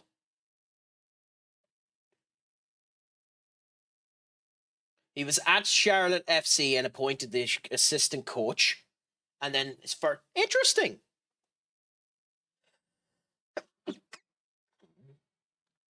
"39 years of age, so he's young, which means there's plenty of development to end up coming ahead with him. But that's interesting. Nice. Hey, if he ends up getting a nice... Okay, yeah, I knew it was big enough, yeah. Hey, hopefully he ends up developing for you and continues on. When you have a young manager like that, it's good to end up building things. And it's beautiful to end up seeing it. So happy out, ye. Was there a good atmosphere in the club for him? Like, are ye happy to end up having a relative? Like, obviously, with him being a relative unknown former, Premier League winner and the whole lot. But like, are the fans concerned at all with the fact that he has relatively little managerial experience? And did the team look competent today? Obviously, having a segment where you went up into the lead twice in the game is a good showcase. I'm still sick, but on the mend. Well, I hope you get better, my friend. And of course, you come into the hottest zone known to man. Come and see the spiciness of the Craic in order to get you warm in the cuddly bits, in order to ensure that you end up sweating out all of that sickness. So it's completely understandable, Senior Benny, that you come for the Craic for some mending. We needed experience today, Frank. That's what we needed. We should have won today, though. Yeah. And I mean, hopefully it'll end up working out and everything will end up coming on well. Like, the good thing about being in League 2 is there's still enough time for you to end up getting out of the relegation spots. Like, you are only 5 points out of getting to 19th. So, you know, it's definitely not end of the turn there. And as you know, it's funny in other situations. I don't support them and I've no real lineage to them. But today we ended up seeing Middlesbrough get a win after out of the jaws of defeat. And I'm happy they did, because they got screwed with Rob Edwards and ended up leaving. So I want the Hanbury manager to do well there, the former Hanbury manager. Up, my friend, what's a crack-a-lackin' with you? It's a pleasure to have you. Is all going good? Is all going grand? Is all going fantastic? And then we have one senior enter coming in as well. You're not going to get the very fancy written... You're not going to get the very fancy written AI blurb of what your stream is about, because it's been a wee bit too early since the last one with Benny Duck or Enter. But you are going to get a shout out and a nice image of your play. Please give both Benny and Enter a follow if you haven't done. Two fantastic streamers in their own rights, deserve more people to see their content. Brilliant individuals, fantastic culture, fantastic to get along with. Do give them a follow if you can.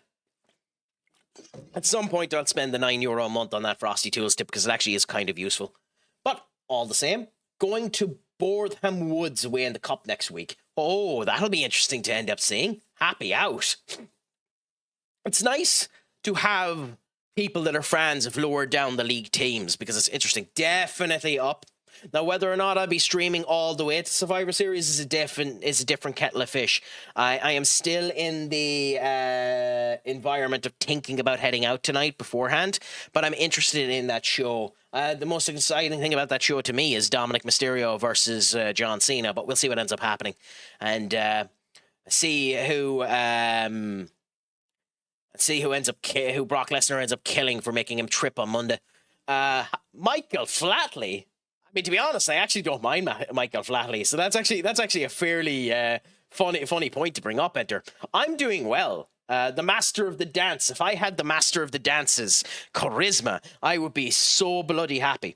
I'd be the top streamer in all of Twitch if I had Michael Flatley's charisma. I was at Merthyr Town not long ago. Good setup. Trying to complete the 92 is my goal so far. Done 24. Wow. Okay. Happy out.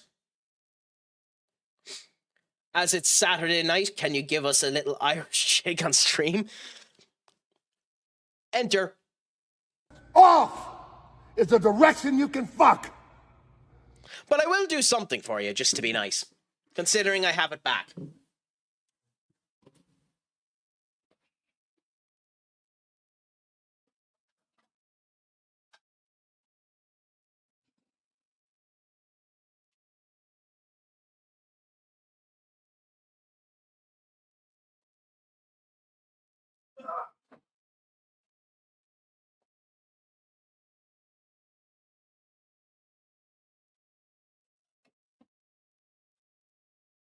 I haven't a fucking clue if you've seen any of that, but hey.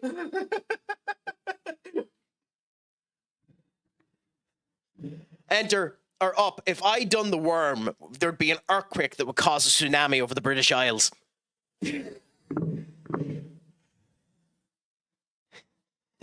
Holy crap. David Goggins? Up, you vicious prick. That's up. It's meant to be Katie that ends up abusing me that bad. Oh, wait, I'm thinking of the wrong one. David Goggins is actually a good one. Oh, not too bad. God, if I looked like David Goggins, I'd be happy. I was thinking of a completely different person.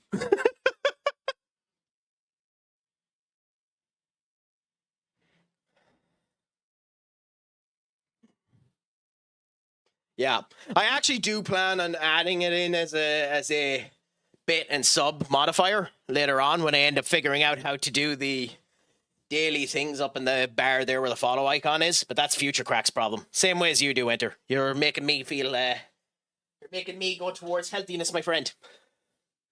I mean, you should beat Boredom, shouldn't you? Like, Boredom are an okay team, but they're not great at the moment. Like, where are they? Like, they're even below you, aren't they?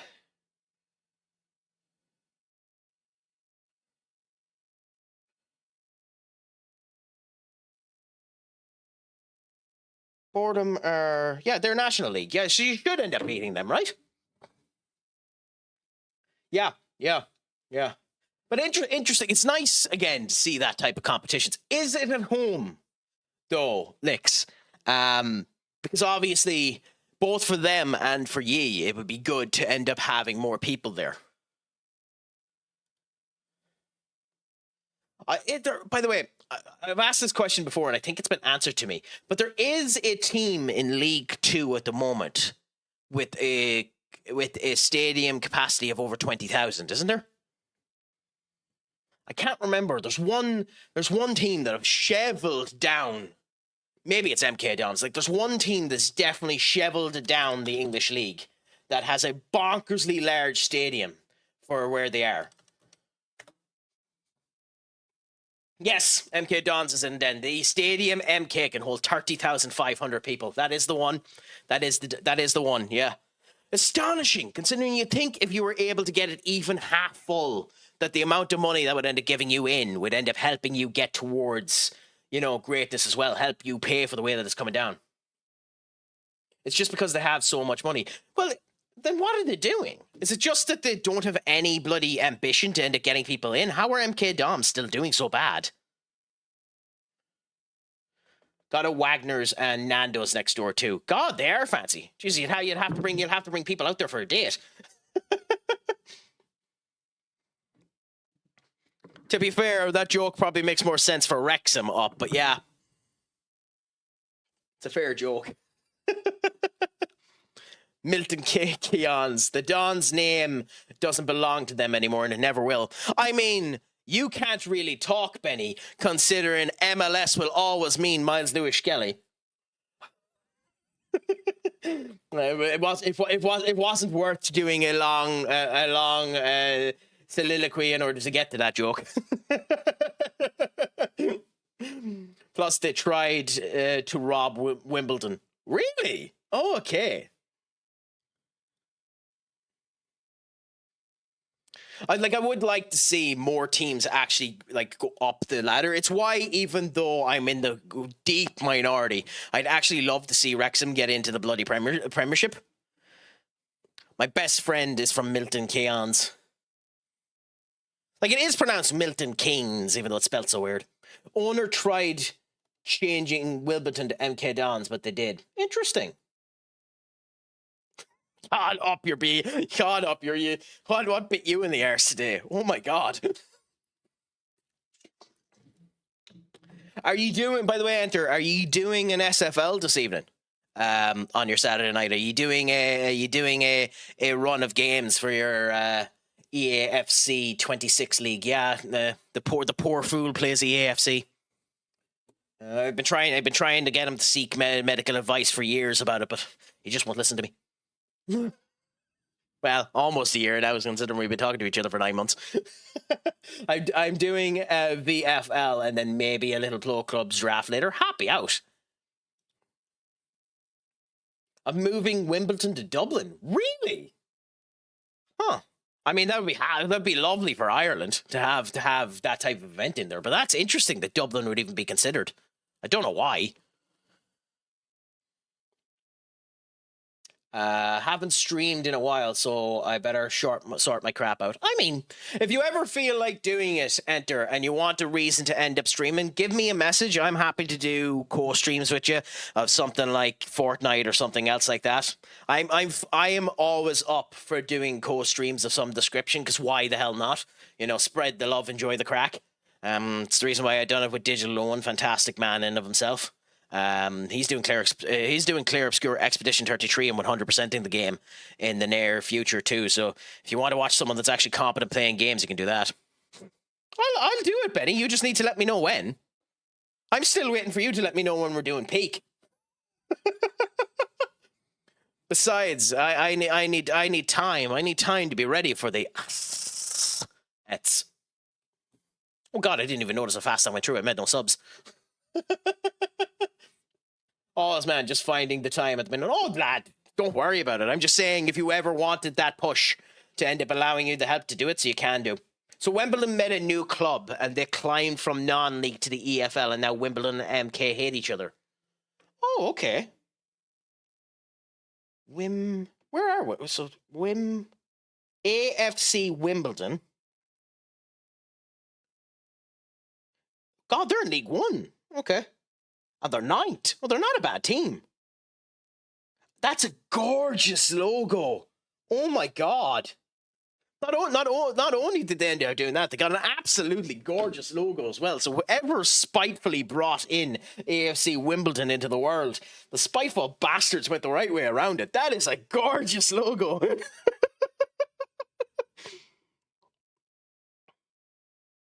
Nathan Sharp, he's a former United Academy player, isn't he?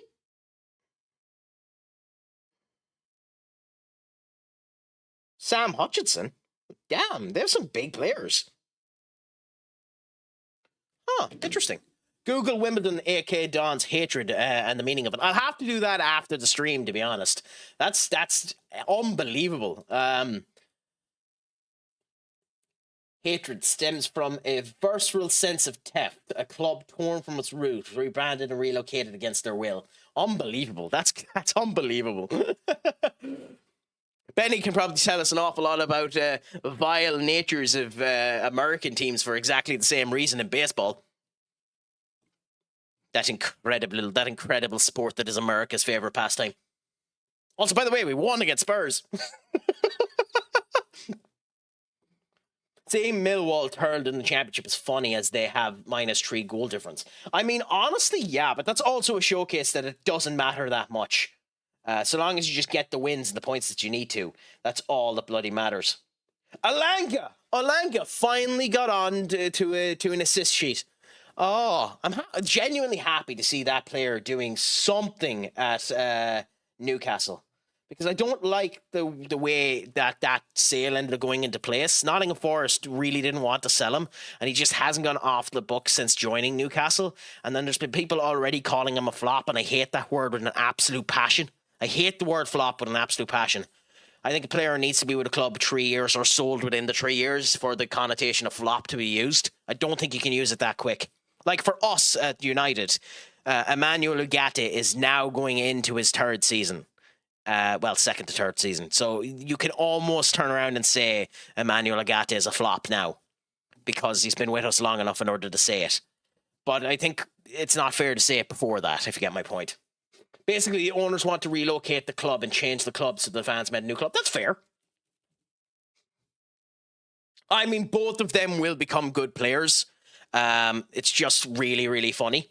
It's a matter of, will they become good players before the manager is sacked? That's a different question.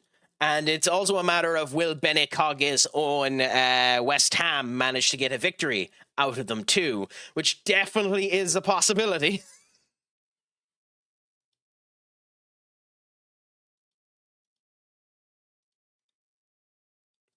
But it'll be interesting to see what ends up happening. I still think there's a chance Ruben gets sacked before Slot does.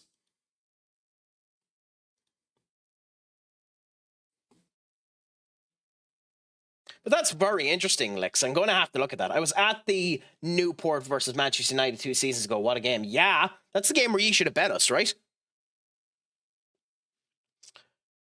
Nah. When you need a win, haven't in 10, who are you going to call the form busters? I mean, it's weird. Speaking of someone getting sacked, Marco Silva got sacked by Fulham in this game. It's weird because I don't know. I genuinely don't know. Like, nine losses in 12 is a massive hit. I think 10 and 13 is you just have to sack him. It is very funny watching the Liverpool fans that pull the piss out of Mark Goldbridge for being a toxic asshole becoming toxic assholes. It is very funny watching the hypocrisy come into play with some Liverpool fans. But I don't know. Like, Liverpool, it's unprecedented, and people will end up using the unfortunate situation of the summer and Diego Yada as a barrier for what's happening there. But it's interesting. We'll see what ends up happening. especially as they have easy running. I ain't afraid of West Ham. We pulled it back from 2-0 to 2-2 and ended up 4-2. Yeah. And that's a good thing when you're able to. That's one of the reasons why I love the FA Cup and the Carabao Cup, and why I kind of hate the idea that some managers have Pep Guardiola, that it doesn't matter and we shouldn't play a good team, Pep Guardiola, because, it doesn't really matter that if we end up winning or losing it, Pep Guardiola. So we can just end up putting down the actual bench that we end up having, which, to be fair, is almost the first team in of itself, Pep Guardiola, and see what ends up happening.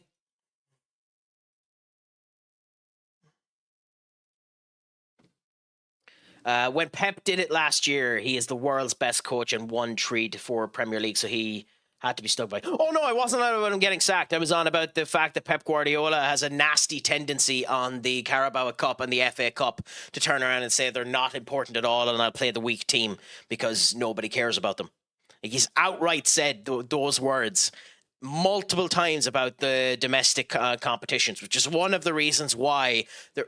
Brentford bet Arsenal? Interesting. Which is one of the reasons why the stock of the domestic cups have lowered down so much, is when you have legitimately a manager who has won 7 out of the past 5 Premier Leagues turn around saying that the domestic cups don't matter. Like, that diminishes the appeal of the domestic cups to an insane degree.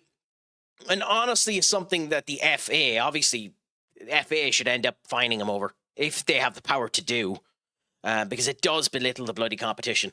Like, ultimately, I have been on stream turning around, and the IRL turned around and said that there are teams that need to abandon the domestic cups in order to do well. Liverpool should have done it versus us that year. They had the chance to go and get the quadruple. They should have sacrificed the FA Cup to us and played a weak team to focus on the Premier League and the Champions League. It's what they should have done. They lost both the Premier League and the Champions League because they ended up losing to us. I'm heavily opinion that they had lost momentum as a result of that. I know it's not fair to put that on United because Liverpool obviously had their own ways about it. But I think if they had focused on the league and just sacrificed us and didn't let it actually come down to us beating them, I think it would have helped a hell of a lot more, if you get me. I will say that this is one of the things I don't like about this change in this game too, to talk about the actual game for a minute. I like the way this is designed. This looks very pretty, having the Erling Haaland, having the Mbappe, showing it this way instead of the list that it had before. I don't like that the button on the side here that tells you your players that won it is gone. It is me being finicky as hell, but still.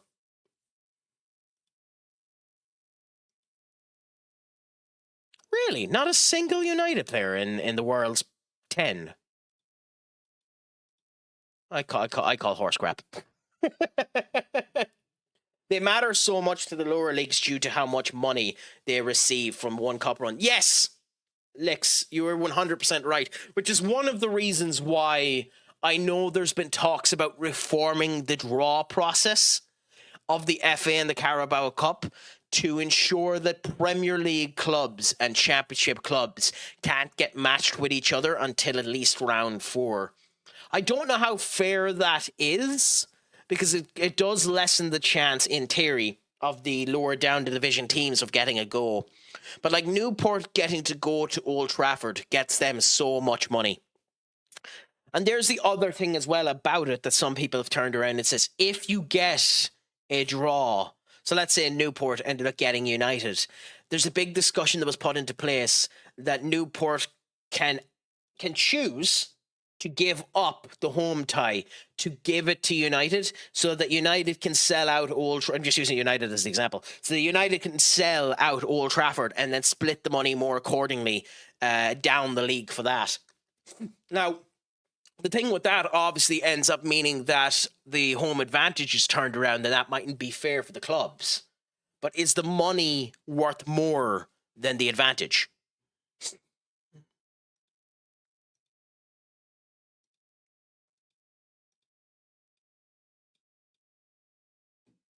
I'm not going to ask him, as much as I want to. I don't know if you got that question, Lix, but yeah, that was my big thing. No bother, Senior Duck. Sorry. I'm sneezing so much today. I'm so sorry. Basic English. Okay, we're getting there. Oh, no. Oh, he's one of our actual good players. That's a big loss. Could you imagine Liverpool getting Mbappe? Oh, it's only the second one, Licks. We've had issues with the game as we've been going through it, so we've just been going slow with it and enjoying it as it goes through. Now, one of the things with me is I'm quite a slow FM player because of the conversations I end up having with people and just going down, and I like reading all the bits to it. So it does go quite slow. This was the save that we ended up starting during the beta and continuing on with it. We probably should be on season 3, but we are only unfortunately on season 2 at the moment. But we're testing out formations for when we end up doing the from rags to addicts save, when I go from unemployed up to potentially the beating world football. So we'll see when that ends up happening. But I go quite slow when I'm doing Football Manager. Like to end up reading things, like to enjoy it, and end up going that way. It's not everyone's cup of tea, but I enjoy it anyways. I'd say, like, most of the time there, I get maybe 2 matches done an hour if I'm lucky.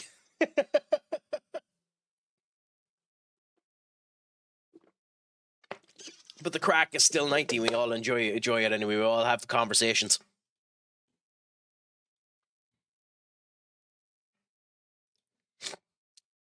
Ooh, ironically, we've Middlesbrough next. I actually have to check Middlesbrough and see if it's still Rob Edwards that's there.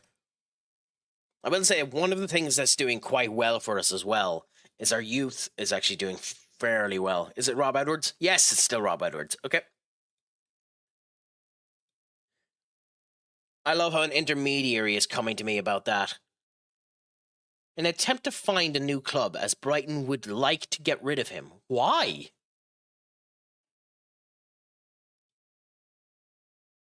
Well, I'm not paying 140 million for him anyway, but why do they want to get rid of him? In January, we might put in a cheeky bid, but there's no way they're accepting it. Well, I said that about Evan Ferguson too when we got him for 35, but...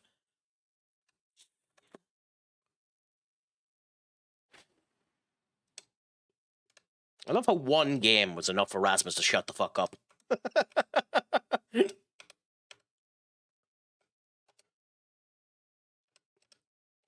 You'd think you'd want to get a number of games before you end up whinging, before you end up being happy about the amount of time you end up playing.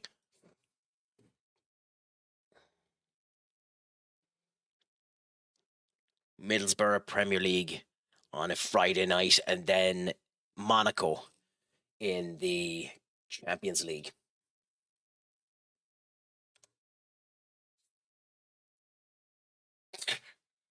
That's hilarious.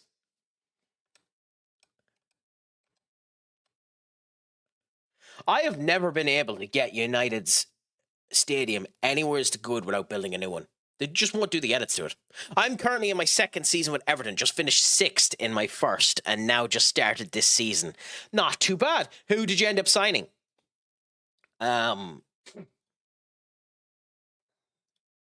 Like, Everton is an interesting club too, because I genuinely think even though they probably can't afford him, oh,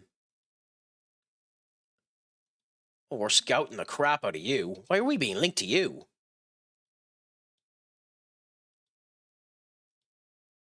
There's interest. Okay. IRL, even though the cat probably can't afford his wage, it probably would be good for them to sign Grealish.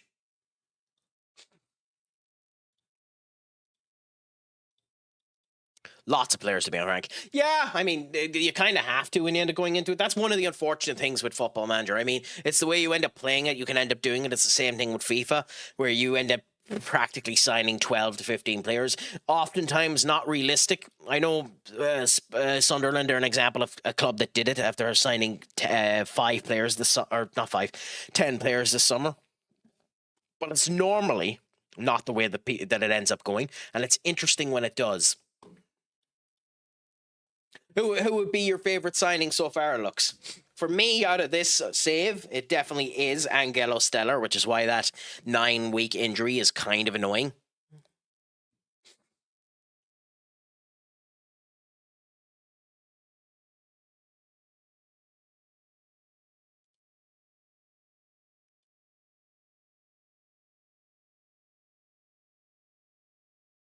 Oh, it's Middlesbrough. We might as well give him the go.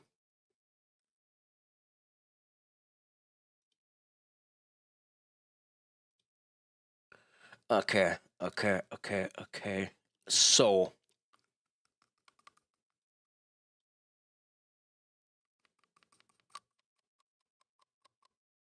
Ahmad does need a rest in this game.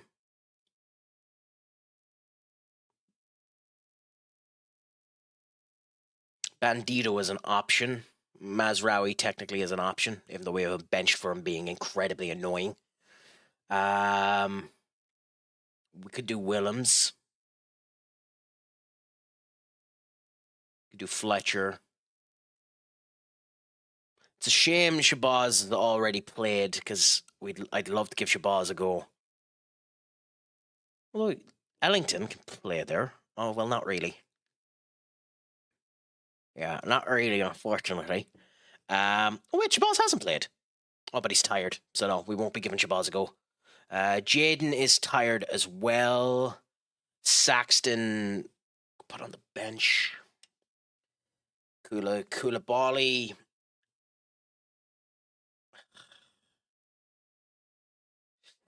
Ahmad needs a rest, so as much as I don't really want to play him, we also want to sell him in January for being a cantankerous tit, so we'll play him as Rowie.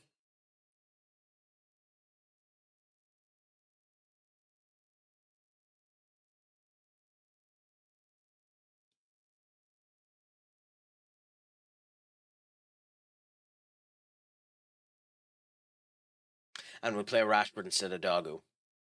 We'll go and we'll give Gibson a game, which might be a bit dangerous because we're weak there.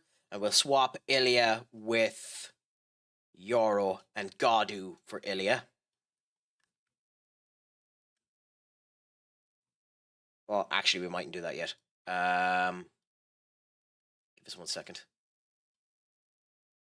Yeah, because we'll give Aiden Heaven a game. Which means we'll go with Delict instead of Kwambwala in the middle. So we'll go Godu, Delict, Heaven, Lemens, Gibson, Fernandez, Mazraoui, Rashford, Matthias Cunha, Ferguson, and Sesko. I think that's the squad we'll go with. Signed Liam Delap on loan from Chelsea. How did he perform for you? Liam Delap is an interesting kettle of fish in this particular version of Football Manager because his stats are they're not bad, but they're not great either. So I'm interested how he done for you. Eric Martel from Cohen, Reed from PSV, Carlos Alvarez from Levante, and Basuma from Spurs. Was the Basuma from Spurs a permanent signing? Because that's a big poke to end up getting if it's a permanent one. If you can get him, Denzel Dumfries is a fantastic signing to end up getting because he can literally play all over the goddamn pitch. Okay. So, the one player who we have risk here, and if he performs particularly bad, we sub off straight away is Mazraoui. We don't really have someone that we want to replace him with, but we'll sub him off straight away if things go really bad because we move Cunha over there and then put on someone else. Oh, okay. Interesting.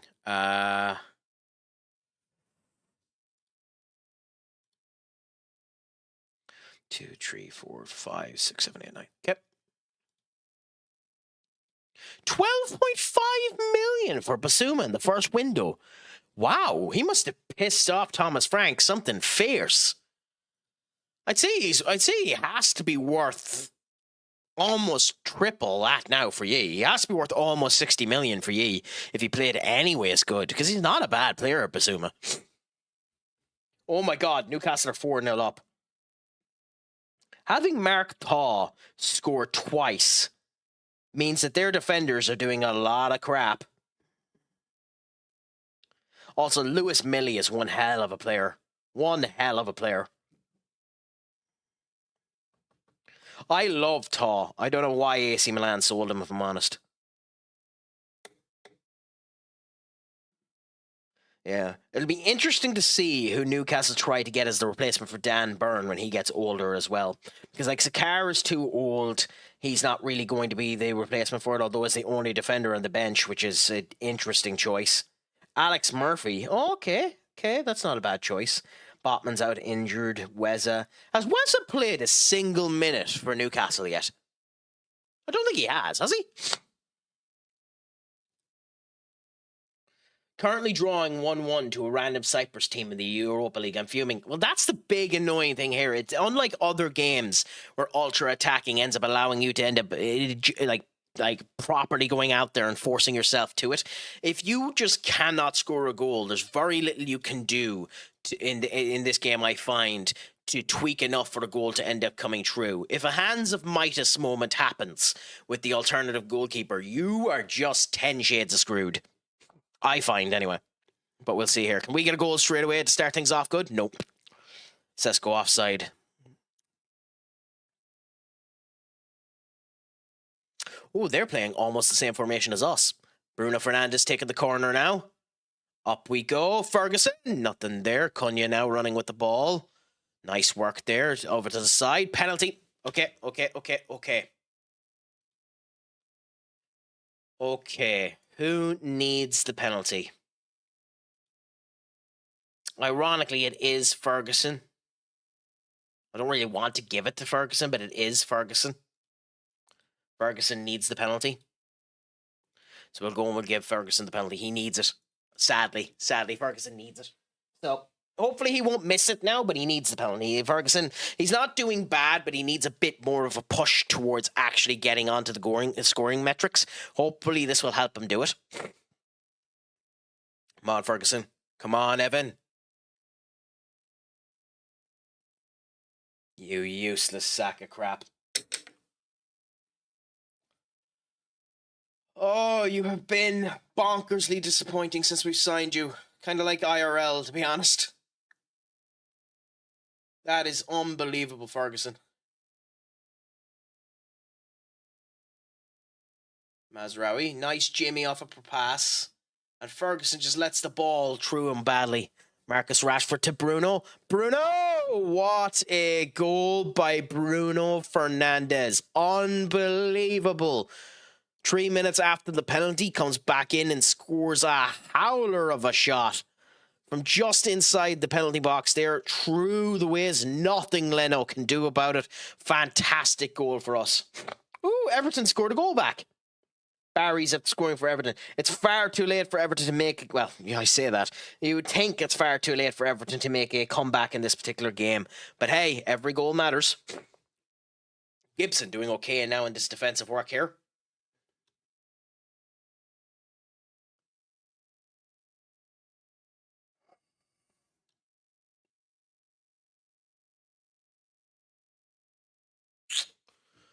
Godot over to Mazraoui.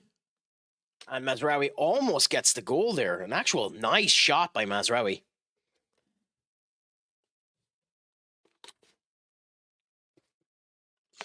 At the moment, we're playing him in DM. I typically play him in cam, but with my positioning, my cam ends up going out on the wing as well. And with Stellar out, himself and Gibson are there. I could put Manu on with him, but it does appear to be working okay. He's doing well in this particular version of it, but to be fair, it's more of a ball playing DM, so he's far more up the pitch here than down the pitch here due to the way that he's playing. So he is far more offensively capable than Gibson, which is why it's slightly, adverse to have Gibson as our potential option there. In FM, Bruno plays wonderfully in the DM position, like unbelievably good in the DM position. Because the way I end up playing with my cam, typically Bruno needs to be able to play out on the wing here as well, and he's not a winger, so it doesn't end up working that well. He is at the moment, sadly, Licks. He got himself an injury and isn't playing yet. However, funnily enough, since I started this save, both Cunha and Mbeumo have been very disappointing. Very disappointing. Neither of the two of them have been good. And the bench Mazraoui scores a goal. That's hilarious. He might actually get himself back into the squad. So we benched Mazraoui because he was whinging absolutely every time someone had a hissy fit. he was the main instigator of unrest in the squad, so I just benched him down to the under 21s. So he might actually get some games again. Godot to Mazraoui to Gibson. Gibson to Ferguson to Cunha. Godot to Ferguson up to Bruno. Rashford. What passing work, by the way. Unbelievable. Got Birmingham now, should hammer them. What did the score end up finishing? Oh, it finished 1-1 to the Cyprus team. Joys to a Cyprus team. Still 23 shots and not able to score them is a horrible thing. I do find it incredibly hard to get the shots on target to work in some cases. The most I've ever had is I had a game with 40 shots and 2 on target. God, Sesko, that should have been a goal.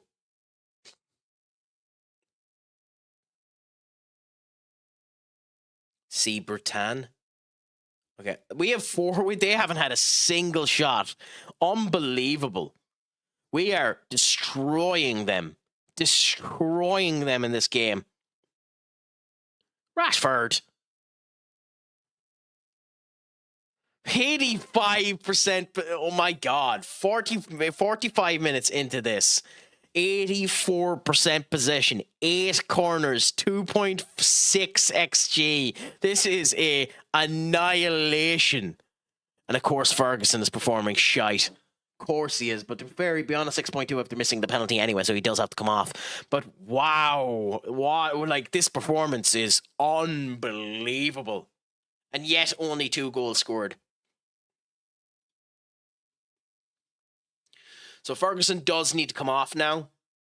We have the choice between Francisco Cramarda or Obi. I think we have to give Obi the go. And I actually think we're going to do both. So I actually think we're going to take Sesko off as well.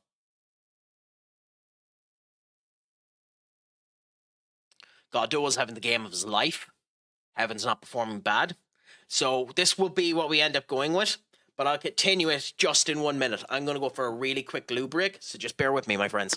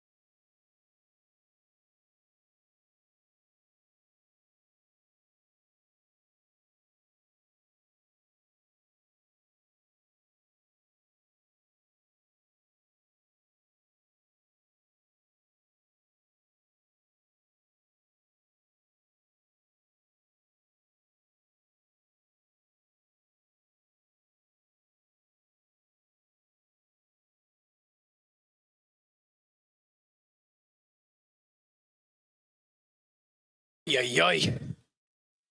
Well, salutations, everyone. I have returned.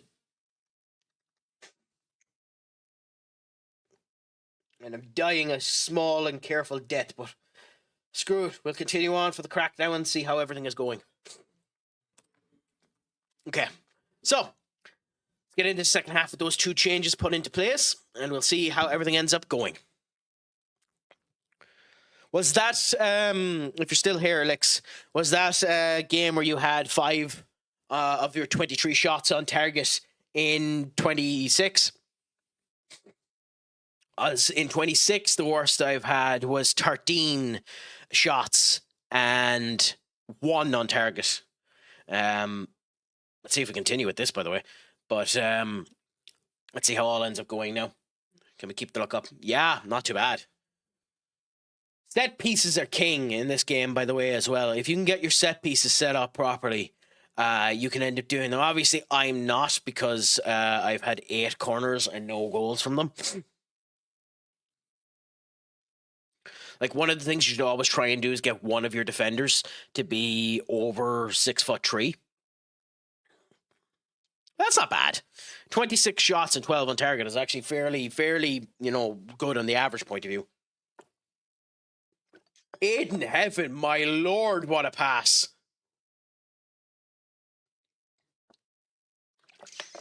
Oh my God, man. I know you're only on a 6.8, but my God, what a pass.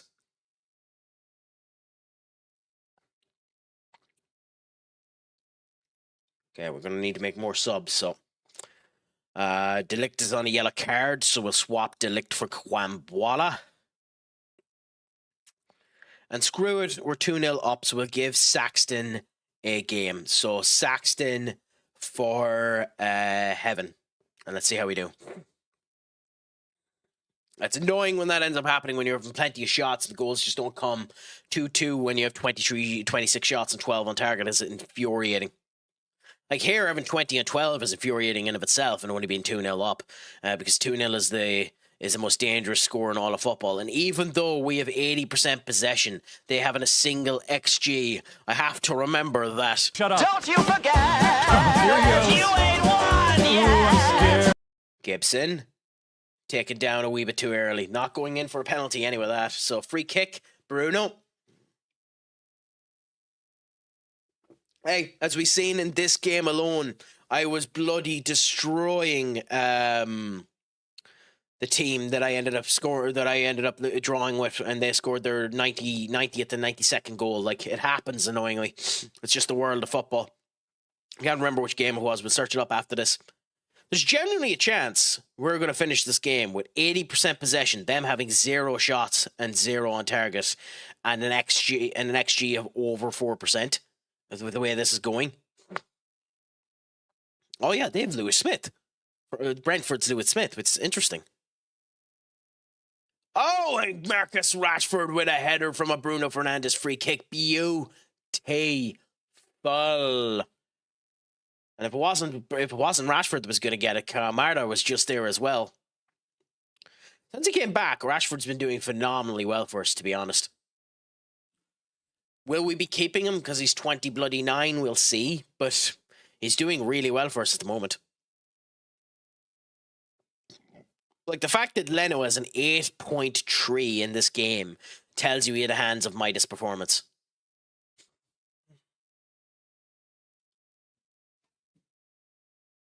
Gibson off for Manu. He's done a fantastic game today. 2-2. Yeah, that's the problem with hubris. It can end up happening as well on a game like that where you should end up getting a win, where things just end up going wrong, unfortunately.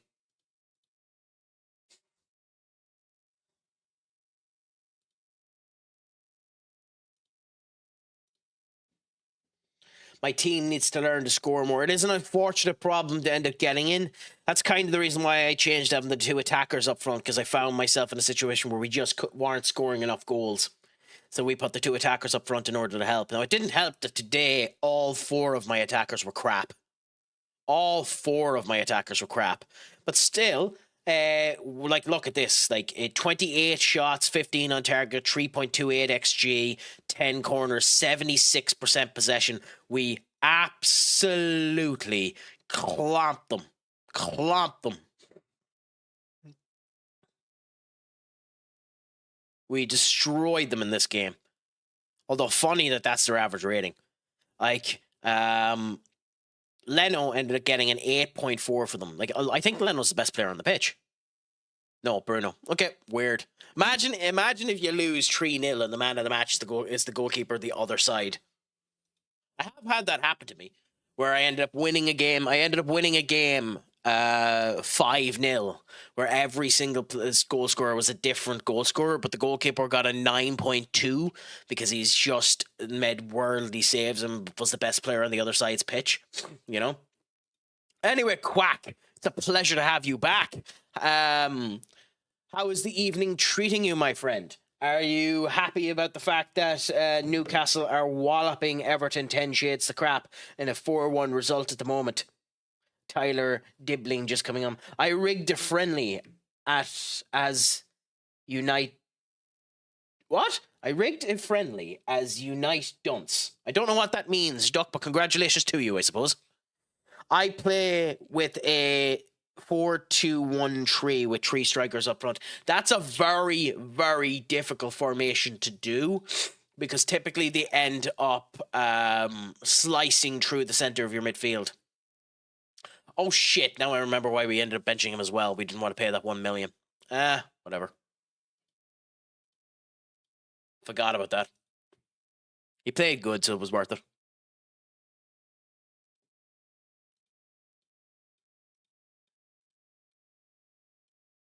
Okay, so we don't want to look at the Champions League. We want to look at the Premier League for a second. So Premier League.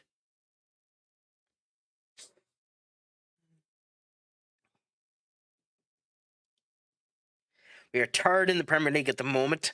Chelsea have drawn 1. Man City have lost 3 since then. So we're still very much in a Champions run, which is fantastic, as everyone around us is capitulating as much as we did. So that's brilliant. And yeah, we ended up having the draw earlier on in this stream versus Brighton, a draw that shouldn't have ended up happening. And De Gea was the man of the match despite losing like 49-1. Interesting. Yeah, it's funny when the opponent's goalkeeper ends up getting a phenomenal performance. It makes you feel like crap in a way, but it makes you feel awesome as well.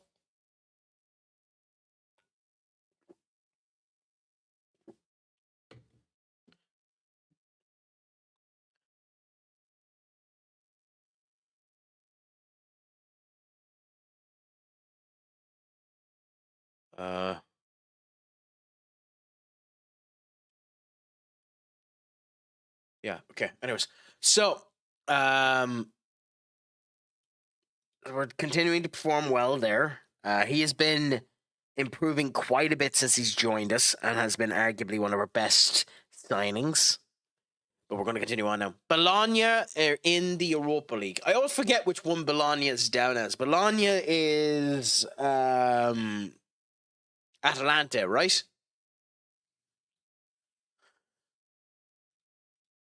Or am I wrong on that? Which one is Bologna again? Let me check it up. Bolonga. Italy, Bologna, Lewis Ferguson. No. Oh, it's an actual team called Bologna. Okay, fair enough. Because I know some of the teams are named differently, like Napoli aren't Napoli in this. It's just in Football Manager there are certain teams that are changed differently. Like I believe both the Milans are wrong in this game. Like if I go Inter won't come up. Yeah, like you have to go Blunieri.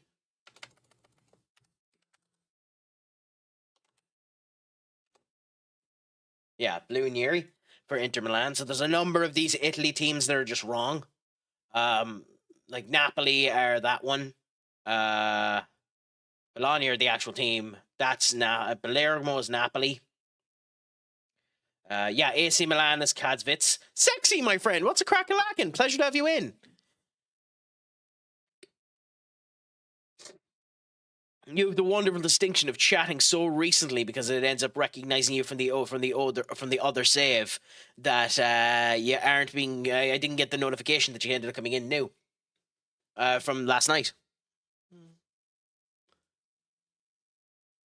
Ooh, Bournemouth losing 5 in a row. Oh God, I'm gonna go bright red if my eyes are. There's something in this room that's making my allergies go bonkers because my eyes are about to go red and my nose is sneezing beyond belief. But hey, the crack will continue onwards and forthwith. Yeah. I actually prefer Kazvitz in as opposed to Blue Neri. I don't know why they're called those teams. Like Blue Neri is obviously the blue version of, because like they are basically the Blue Milan team, but I don't know why they're called those two teams. I know that the reason why they're called them is because Football Manager doesn't have the licensing for the actual club, so I understand that aspect of it. I just don't know why they chose those names.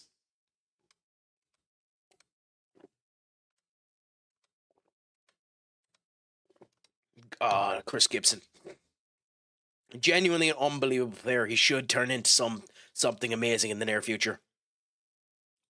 But how are you doing today anyway, Senior Sexy? Is it all going good? Is it all going grand? Is it all going spicy with you today, my friend? I hope life is treating you as good as you deserve it to be, you gent and scholar.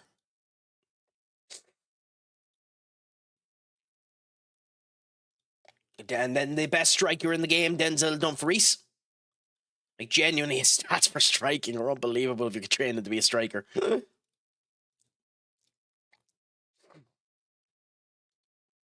I've been alright, but I did miss the Fortnite live event. There was a Fortnite live event? Interesting. Like, I heard a rumor that the next Fortnite map was meant to be K-pop Demon Hunters. But I didn't end up watching it, so I have no idea what it is about. I do plan on doing a couple more Fortnite streams if I can figure out my internet issues and actually get to connect to the servers correctly, so I'm not having the issues that I had when I was doing Space Marines 2 and stuff like that, so I can actually enjoy it. And if I can get that done, I will do more Fortnite and stuff of that description. So we'll see what ends up happening.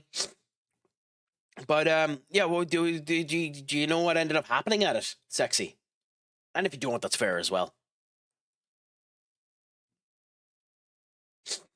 Tillemans, interesting. Yuri Tillemans.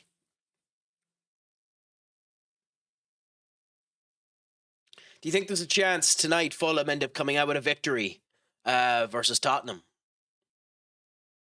Do you play much Fortnite yourself, Sexy? I'm not big into those type of games, but it is something I plan on doing more in the future.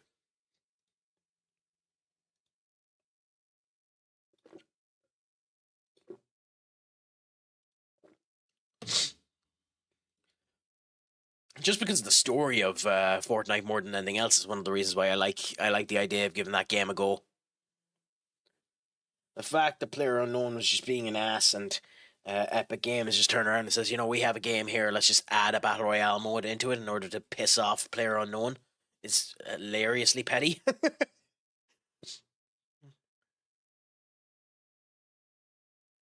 Okay. So, we're going to change our squad slightly here. We're going to go Evan Ferguson and Rasmus Højlund up front. Oh crap, do this again. Okay, Mazraoui isn't touching the goddamn pitch, especially since Mbeumo is back now. So we put Mbeumo on the side there as opposed to Ahmad. We'll give Ahmad another day of rest. I only played one Fortnite game since December 2023. Fair enough. Which is the Peter Griffin season. I mean, fair. That's a very interesting idea to put into the game, to be honest.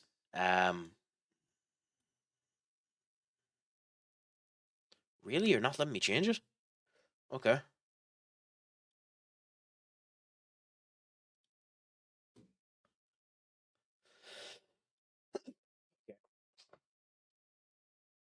Oh,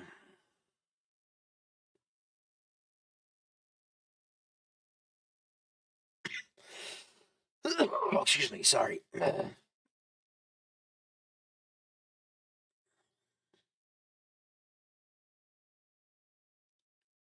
God, being destroyed here.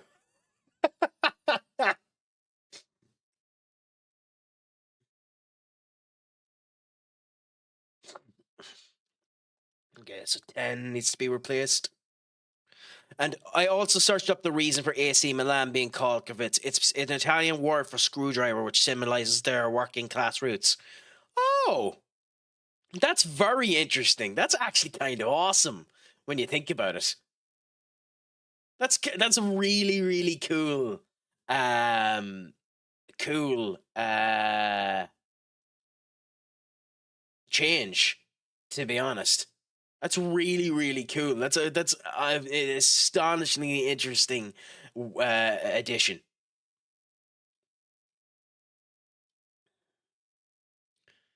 Oh, that kind of warms me a bit hearing that reasoning about it. That's unbelievable. I don't know the story of AC Milan at all, so that could be horseshit that they are actually a working class organization. But that is cool that that's the reason they ended up picking it.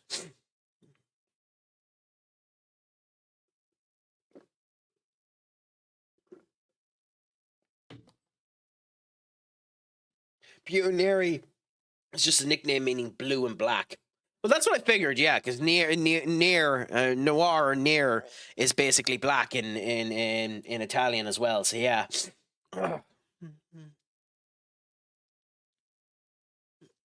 Oh Christ! Sorry.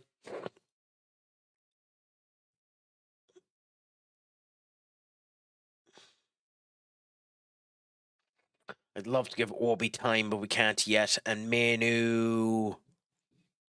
Do we give Gibson the game? Oh, Gibson isn't available. Okay, fair enough. So, Ahmad for Gibson. And then we'll put... Screw it. Casemiro, you're getting the game. Casemiro and Bruno. Matthias up there. Mbuemo there. Hoyland, Ferguson, Dagu. Okay. And swap these two. It's a shame Hardley isn't available. But... AS Monaco, this is actually a potentially fairly big game. So wish us some luck as we go into it. The crack could be 90 on this particular game here. Hopefully we continue the good run of form that we've ended up having. We have a couple of players here that haven't been getting many game time lately, so there's a chance that it ends up going bad for them. But hopefully all will be better and we will continue on in good form next. So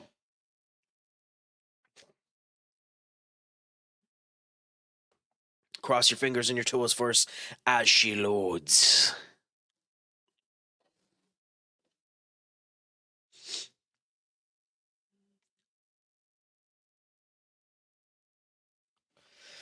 So as things stand, just for yourselves too, guys, I am going to try, no promise that this will work, I'm going to try and be live with Football Manager again tomorrow for the Crystal Palace Manchester United game. Considering it seems to be running good for me now and the issues that we ended up having seem to have been resolved on themselves, I'm going to try and be live for that game. So if you have any interest in listening to the crack while I have that in the background, I don't know if I'll play that game in the background like some of the times I've ended up doing it because I've had technical issues with the streams that I've been watching it off of.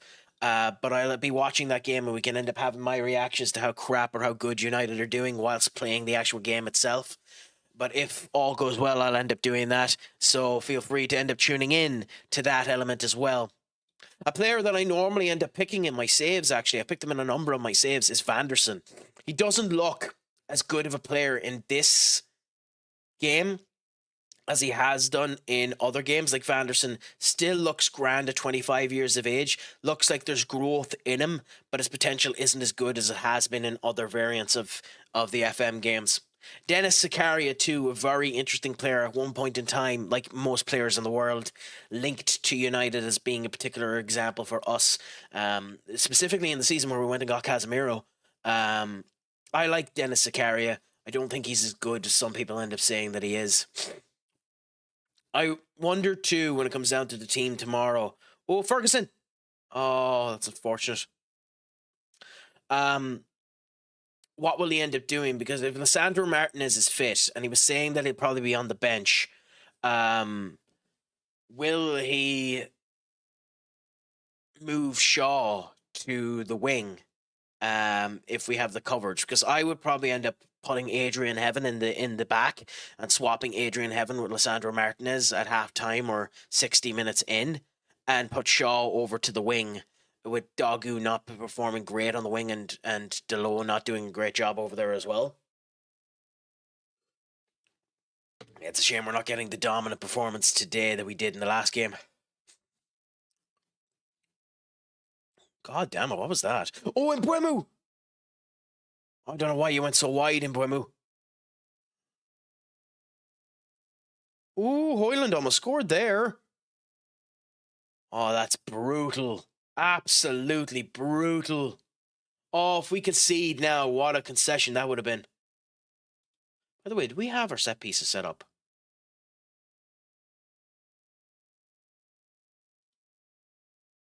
Yeah.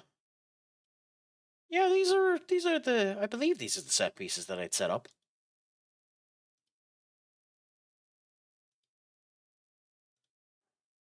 I'll have to go and check it again because I have it written down on a notepad somewhere. I think these are the set pieces I'd set up. I haven't scored anything off of them, which is annoying, but we'll see what ends up happening in the future, I suppose. Anyway, for now, let's knuckle down and hope that things go well. Mbeumo to Bruno. Bruno, you used to sack of crap. But Casemiro doing well now. To Dogu. Kaza. Dogu again. Just subtle passes in order to give a wee bit of momentum to us. Kwambwala. Rasmus. Mbeumo. Cunha. You dangerous twits. You dangerous twits. You did not need to do that pass, Mbeumo. You could have been greedy. It worked. But you should have been greedy there and just ran with the goddamn ball. You had the space. Or at least put it a wee bit forward. Rotherham are now 9 games unbeaten in League One. Not like IRL. Sexy or in your save.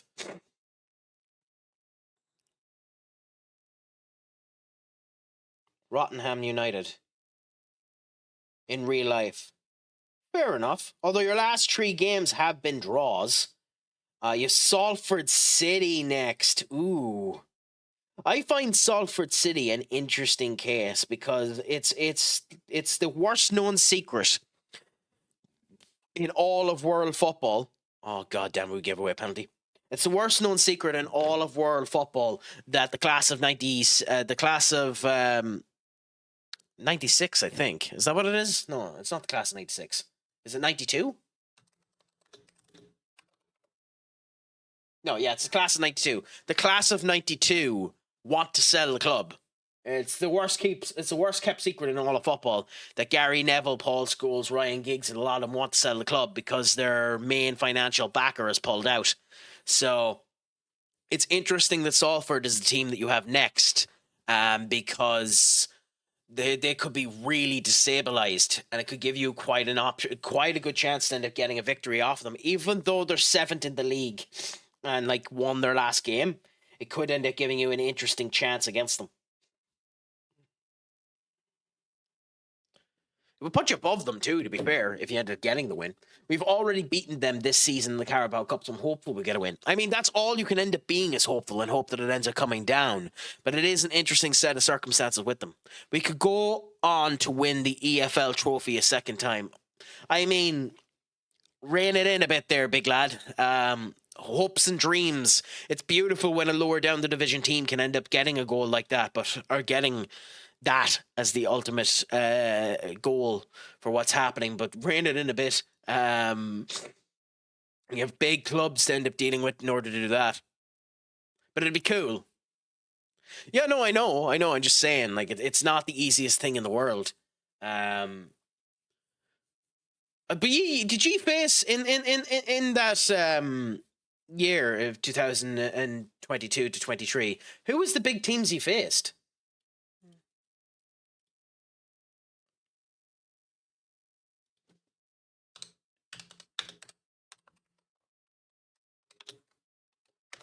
Like, did you face anyone particularly big in that? Because like the Papa John's trophy is an interesting trophy, but like it's not. The clubs in it are like, you know, I don't even know what the criteria is in order to get into the Papa John's trophy.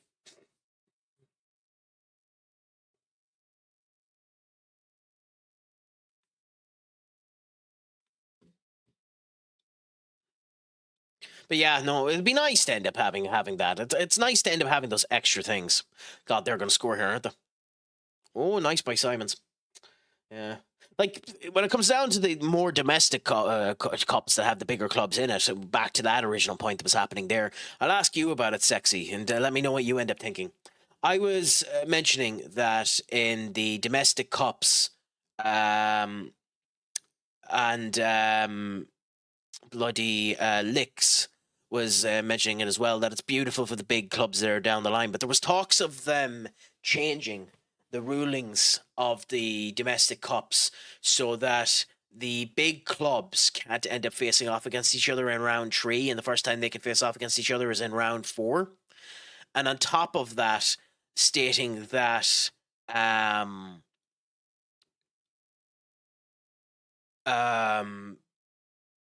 if a lower down the division team gets the likes of a Manchester United, they can choose to give up the home tie to host it in Old Trafford and get a more substantial accreditation of the amount of money that ends up being made by the game. Which is very interesting to me. I don't know, because obviously that would end up ruining the home field advantage if you ended up doing that. But I don't see big problems with it. Be in the EFL or be an under-21 team of the Prem. I wonder how they decide which 4 Prem 21 sides aren't in it, however. Maybe linked to the performance in the under-21 league. I don't have a clue. I genuinely don't have a clue. I've never checked. I'm sure FM probably has it written in the rules somewhere in the FM situation, because Papa John's Cup is in this. But I've never bothered to look at the rulings of how it ends up working. Mbeumo to Obi. Mbeumo! What a shot by Brian Mbeumo. Oh, beautiful. That is a picture perfect shot. Oh, that's chef kiss. That's a shot that makes you feel like this.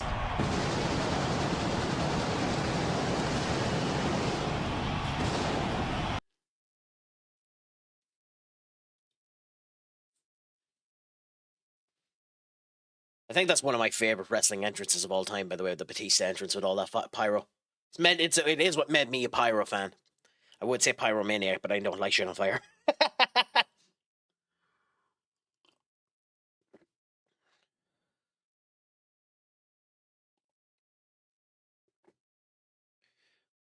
Like, I'd love to go to a proper WWE event where there's pyro. There was some in Paris, which was beautiful, but there wasn't a lot. Love to go to a WrestleMania where you see all of the bloody pyro up in the sky.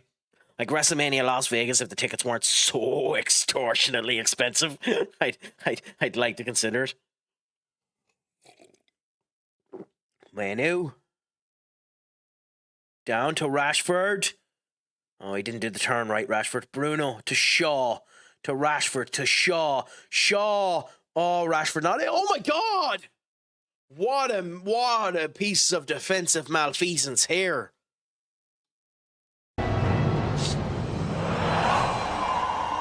Watch this. The defense, Vanderson kicks it back directly into Cunha. Vanderson effectively assisted Cunha. Now, to be fair, wasn't a great save by Herdritsky either, but Vanderson effectively gave an assist to Cunha.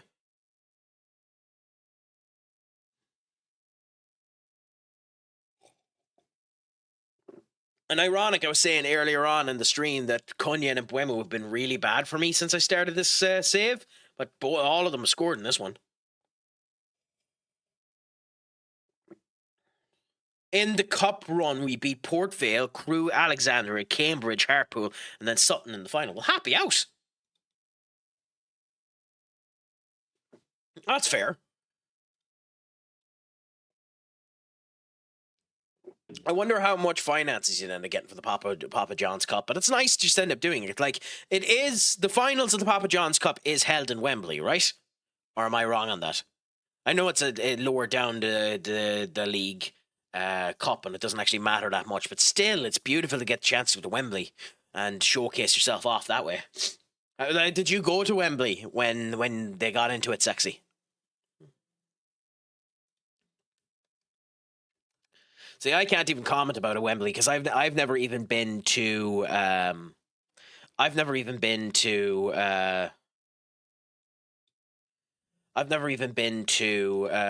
any of the big. Holy crap!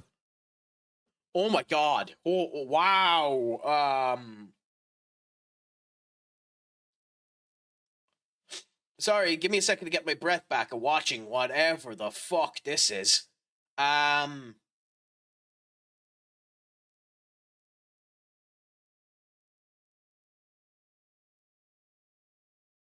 Holy crap! Because I've never been to the Aviva or Crow Park here in Ireland. Jesus, how I know Morecambe are where? Enterprise. Like I know they're the National Enterprise League, but Christ of Almighty, guys, 41 shots, 20 on target. Holy crap! I wasn't into football when Rotherham won the Papa John's Trophy. Only got into it in 23-24. My house was never a football household. Well, fair enough. Hopefully you end up getting there again just to be able to enjoy Wembley.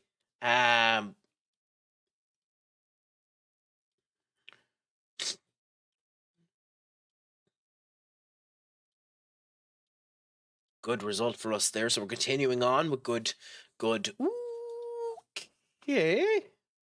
66 million. You're not great, my friend. You are not even in the top possession quotas for anything there. So yeah, we'll probably be ignoring you. No bother, sexy. Don't worry about it whatsoever. There's no obligation to stay within the chat. If you feel like you want to end up chatting or you have the time to end up doing so, please feel free to do so. If you need to end up going, please do as well. We have the lurk command there if you want to end up doing that as well, just for your own satisfaction or just in the future so you don't need to say it. But never feel any worry about doing that. It's 100% lurk friendly, this chat. I never feel bad about anyone ended up doing anything like that. Everything of life comes first before everything that ends up coming here. So enjoy yourself, my friend, and keep an eye on yourself until you if you do end up coming back. Now, something I wanted to check and I can't remember what it was.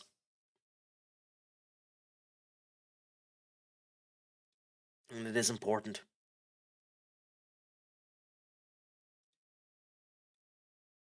Well, it's not massively important, but it is important.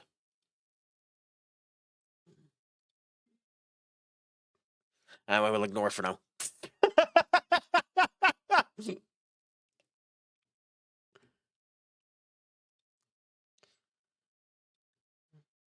Oh, I suppose I should ask. Audio is okay in the whole lot, right? I think it is. Anyways. Following the 1-0 West Ham defeat at Brighton, Nuno's side is currently 13th. Do you have a chance? I'm not going to worry about that. How important is the team spirit? We're doing well. No, we win together, we lose together. Of course, you can handle scrutiny. Tough fixtures. The team is always quality. Evan Ferguson's training methods. I won't change anything at all. Ferguson is at risk of being dropped, so he'd want to be careful about how much he fucking talks. Like 4 starts, 7 in the bench there. 3 goals, 1 assist. Like in terms of stats, he's not doing bad, but like that isn't good for a striker and us. A 3.4 xG, 4 xG in total with 3 goals isn't particularly good in comparison to the people that are around him. Like Francisco has had 5. Now it's not fair; he's been brought on sub, but like he's had 2 goals and 1 and 2 appearances in the Champions League. Obi has 1 and 1 and 5. And Sesko, who's our main striker, has been what he is Premier League 6. God, maybe I'm being too mean on Evan. Victor is 1 and 1. And Rasmus is okay. I'm being too hard on Evan. Fair enough. He's actually performing better than I thought. I'm being too hard on Evan. I have to apologize.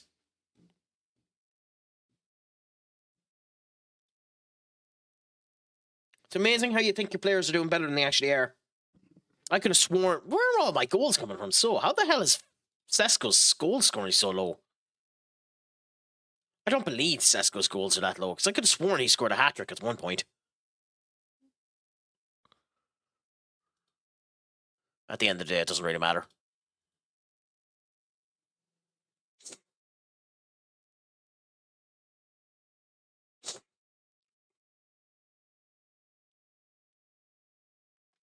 Mount's form deserves England call-up. I mean, Carlos Ancelotti is the England manager? That's a choice. Interesting. Okay, Aiden does need to end up getting a shout out because he's one of the players that needs to actually develop. Because he's at risk of not developing enough for us to warrant keeping him. No, I actually said the wrong thing. I didn't want to talk about the game. I wanted to talk about his training. Because he wasn't bad in the game, so that's me being mean to him.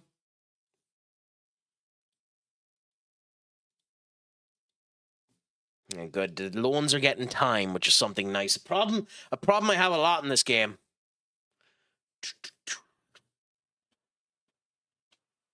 Let's look at Gardner, actually. Now that he ended up coming up there. G-A-R-D. No, okay. So James Garner, okay. 25 years of age, fairly okay stats-wise. He's on 100,000 quid. Probably not worth us going for because of the people we have in comparison with him, even though he enjoys big games. Yeah, unfortunately, he's not worth bringing back. He's not like Willie, who actually has a good bit of potential, so probably ignore him for now. Now, who do we set up for this game here? Awful lot of these books are back. We could give Leon a go again.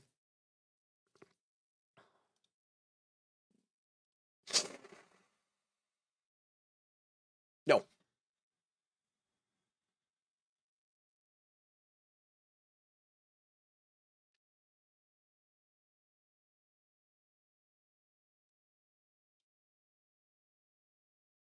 Where are West Ham?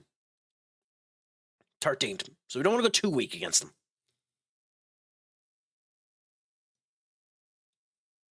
We have to be careful. We don't want to. We're playing good, but we don't want to overload ourselves. We don't want to go too. We don't want to be too ballsy now. We want to end up making sure that we actually have a strong base when we go into these matches now.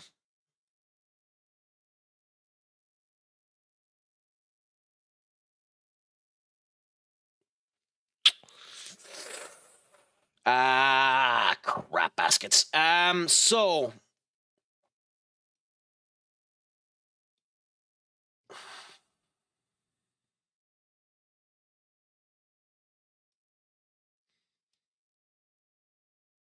I think we give Francesco a start, and we pair Francesco with Evan Ferguson.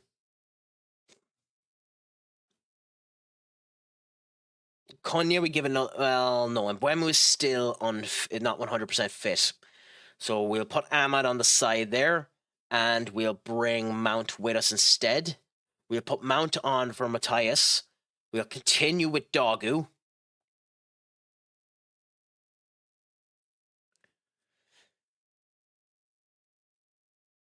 We'll take Hoyland off and bring Rashford with us.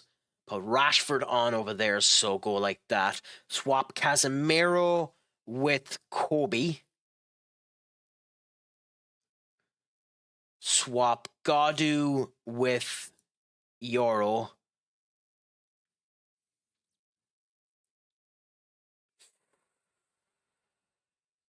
Kwambala with Delict.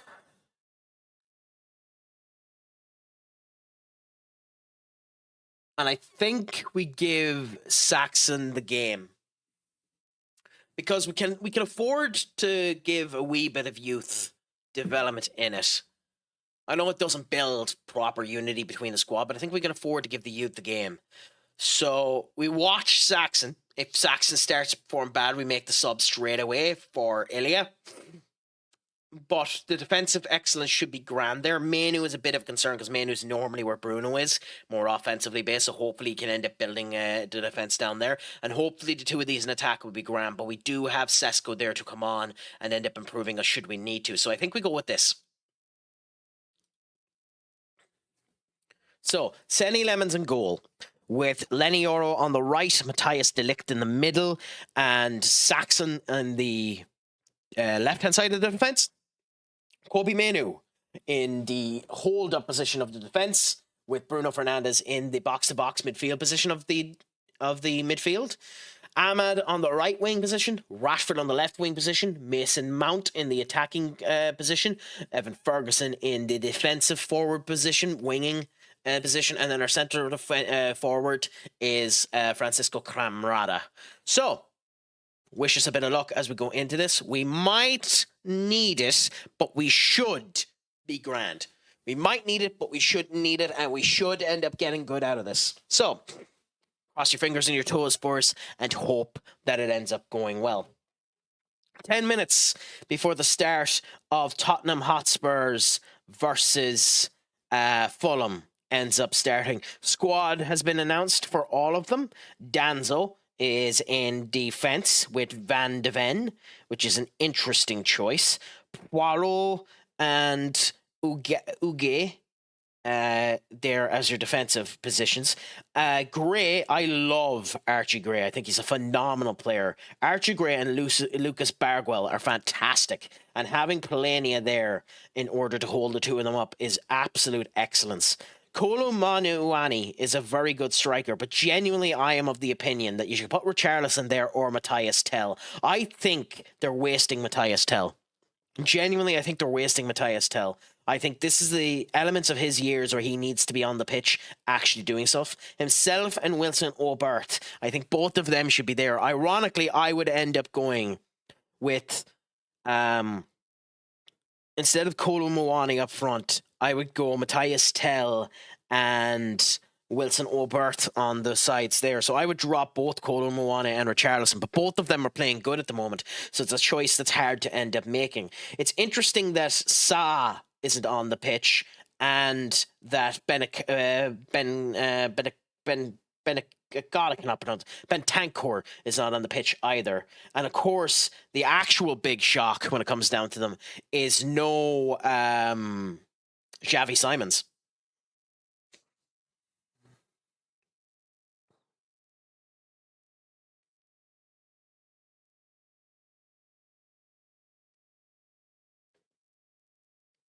Sorry, give us 1 second.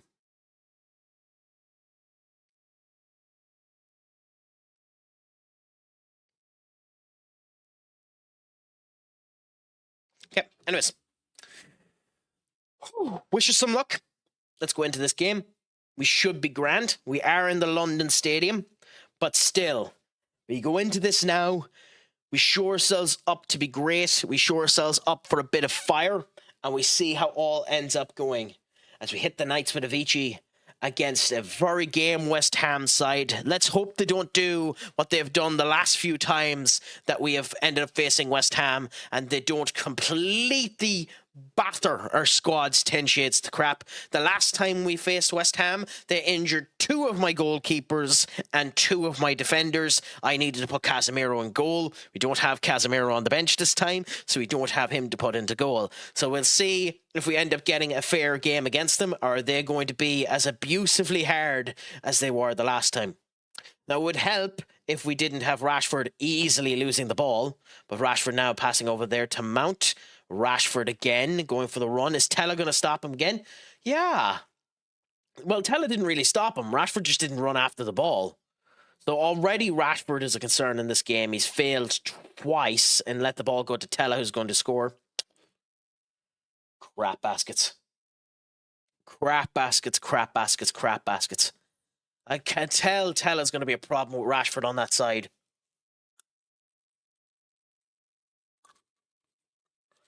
What a horrible goal to concede, too.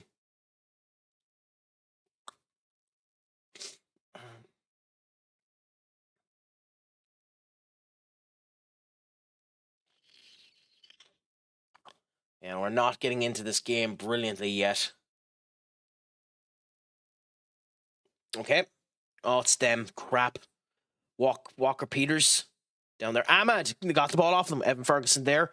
Over. Ahmad just stopping it beforehand. Ferguson. Camrata. And Rashford scores. Beautiful control from Francisco Camrata. Passing it straight to Rashford, who rockets it into the back of the side netting into the goal there. Beautiful work, Manu, to keep the ball in play. Evan Ferguson with a brilliant crossover and a brilliant control there from Camrata. Straight into the foot of Rashford, who passes it straight past Hermanson. So 1-1 again, back on equal petting. Can we continue on now? West Ham have been the better team so far, but let's see how we're doing. Ooh, Bruno getting a card now. That's concerning. Okay, Delict to Euro. Delict. Are they worried about Saxon? Because they're not passing it to him. I wonder, would the game have that attribute where they haven't played enough with someone that they're worried about it? Because they're completely ignoring Saxon. Evan to Ahmad. Beautiful, beautiful, beautiful. Ahmad! We could have gotten our tap in there the same way they did. Saxon to Bruno. And Bruno taken down. Okay. Free kick for us and no showcase of it. Interesting, interesting, interesting. Bad again so far. Bad game for us.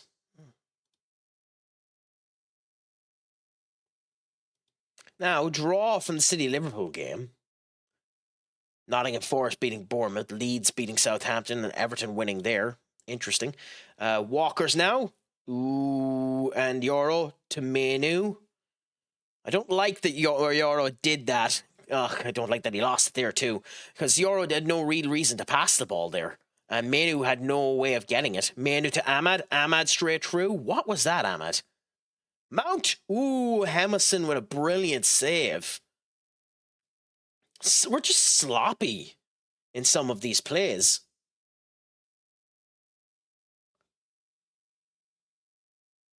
It hasn't been Mount's game now, to be fair. Ahmad now running again with the ball. And again... Okay. Ahmad. Nobody there for him. And... Oh, Camrata! Oh, what a goal!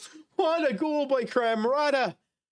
Ahmad there, nobody there to get it. Evan didn't even jump. Sesko might have at least jumped for it, but Camrata hits the ball, bounces off of 31. That's way more of an own goal than a Camrata goal, I have to admit. Now, it wasn't target, so it counts as a Camrata goal, but 31 rocketed in. So who's 31 for them? Because that definitely should be an own goal for Magasa. Which is fascinating. But we're up 2-1. We're in the lead again. We've put ourselves in a much better position than we were in before. Jared Bowen is asleep at the wheel. Hammerson is doing an okay game. We have much of the control of the game. We probably need to make one sub anyway and take Mount off the pitch. He's not performing at a good enough satisfaction for us to do it. We are only one goal up. We don't really have a substitution point there. And we have used him before. This could be dangerous, but we're going to go with Koulibaly up there. And even though he's having an okay game, I'm not going to take the risk on the card. We're going to move Manu over to where Bruno was. And ironically, because he is on the pitch and I didn't think he was, or is on our defense and I didn't think he was, we're going to swap and put Casemiro on for Bruno. And we're also going to shout and tell people that wasn't good enough. Okay. 2 changes done there. A youth, which could be dangerous, but hopefully won't be. I actually didn't notice we have Cunha on the bench there, so we should have just swapped it with Cunha, but still, screw it, we're in the lead. I just have to remember that. Shut up. Don't you forget, you ain't won yet. Okay. So far, this has been okay. I love, too, that every shot we've had has been on target. I don't like it stating we're in control of the game. It doesn't particularly feel like we're in that much control. Ferguson not having a great game again today. Lewis Potter. This screams goal. Ooh, Casemiro. Bit too forceful. Down it comes. There we go. It screamed it. It screamed it. It's amazing when you can feel it. It's amazing when you can tell that it's going to happen, when the game's ready to screw you.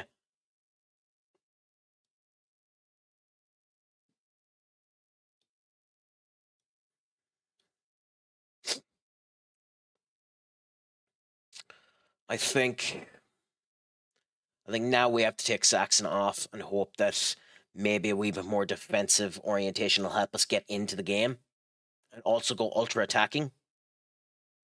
Because West Ham deserve a draw in this game, but we're definitely not done.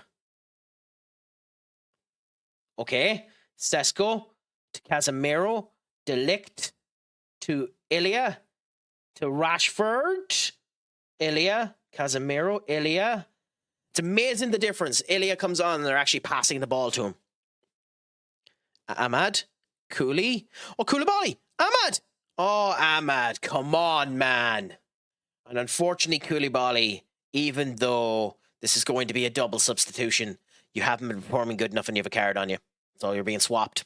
I hate doing double substitutions, especially on youths, but you aren't good enough. And let's hope we get something in the last 10 minutes of this. Come on, come on, come on. We're not getting anything out of this. Yeah, this is ending 2-2.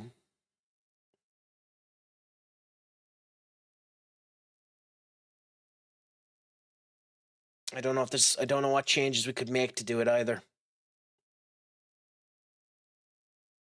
It's so annoying. Another draw. Another draw. Unless comes in the last minute of this. It won't though. Oh no, they're hardly. They're hardly. They're hardly.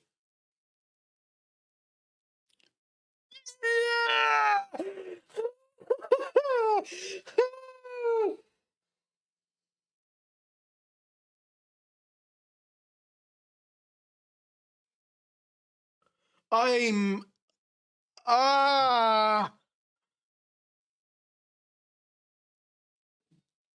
stats aren't accurate in this game at all, but crikey, Benny. I'd say if you didn't show up, they might have ended up scoring that. I think you might have jinxed your own team. Oh my God.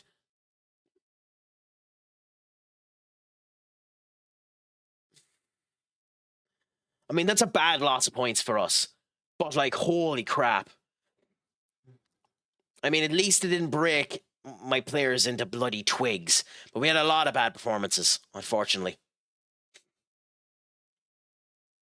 Managed the save or managed the draw?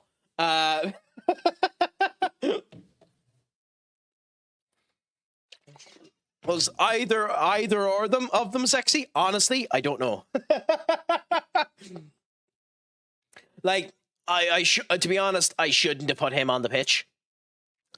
I should have went with Cunha, not him. Also, this bug is still here.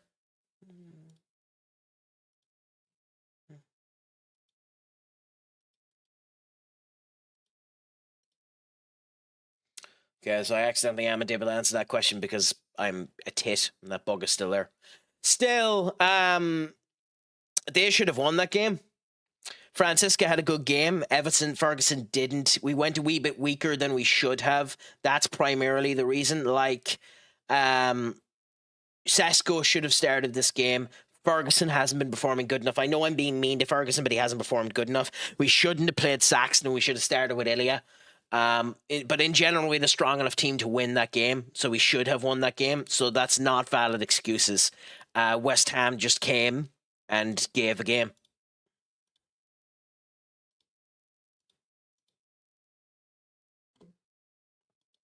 Which, to be fair to them, we still haven't lost in a while. But, you know, we were in row of, you know, the title picture, and that draw does hurt us a wee bit, especially considering Arsenal have a game in hand, although they're just after losing to bloody Chelsea, so, or is it Chelsea? We'll see in a second. No, City. So Chelsea are after going up there with that win versus Arsenal. So, like you can see, it's only 5 points from Chelsea, but Chelsea are a very good team, and we'll see what ends up happening.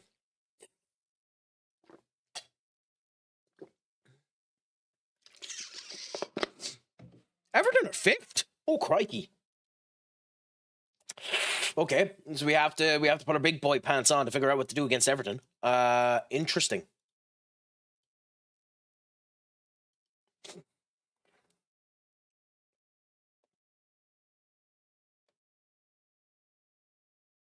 And the Tottenham Hotspurs Fulham game has officially started. Tottenham with an interesting squad. I think they've gone slightly weaker, as I mentioned earlier on. I like Archie Gray and Lucas Bagwell being on the pitch, but we'll see what ends up happening if they end up having weaknesses because of that midfield. Some interesting conversations happening now in it. So for me, I prefer Fulham ended up winning, but we'll see what ends up happening. We said we'll give you the bloody loan. Although we're trying to sell you, so we'll be focusing more on the sale than the loan.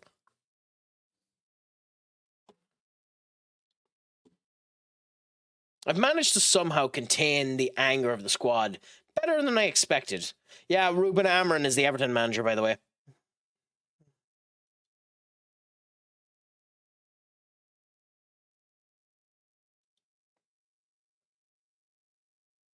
Ooh, yeah, we have a big game versus them as well, so that's going to be interesting.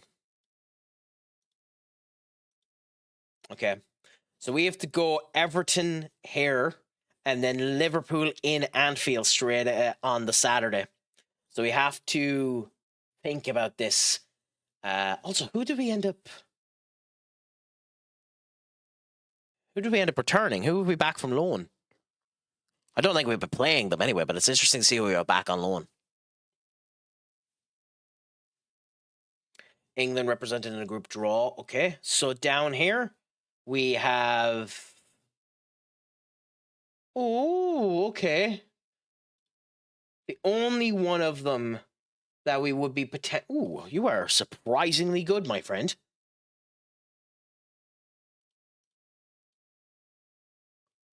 Huh. Okay. You might get a shout, my friend. Ricardo would be the highest example of getting a position, but unfortunately, you know, our striking is so stacked at the moment, it'd be unlikely he'd end up getting there. He needs another loan, so we'll look and see if we can get another loan for him. But yeah, anyway.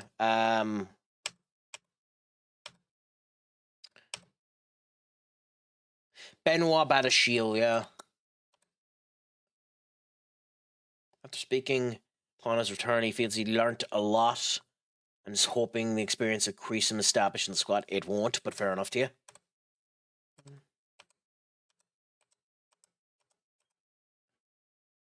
Oh, Leo Sauter.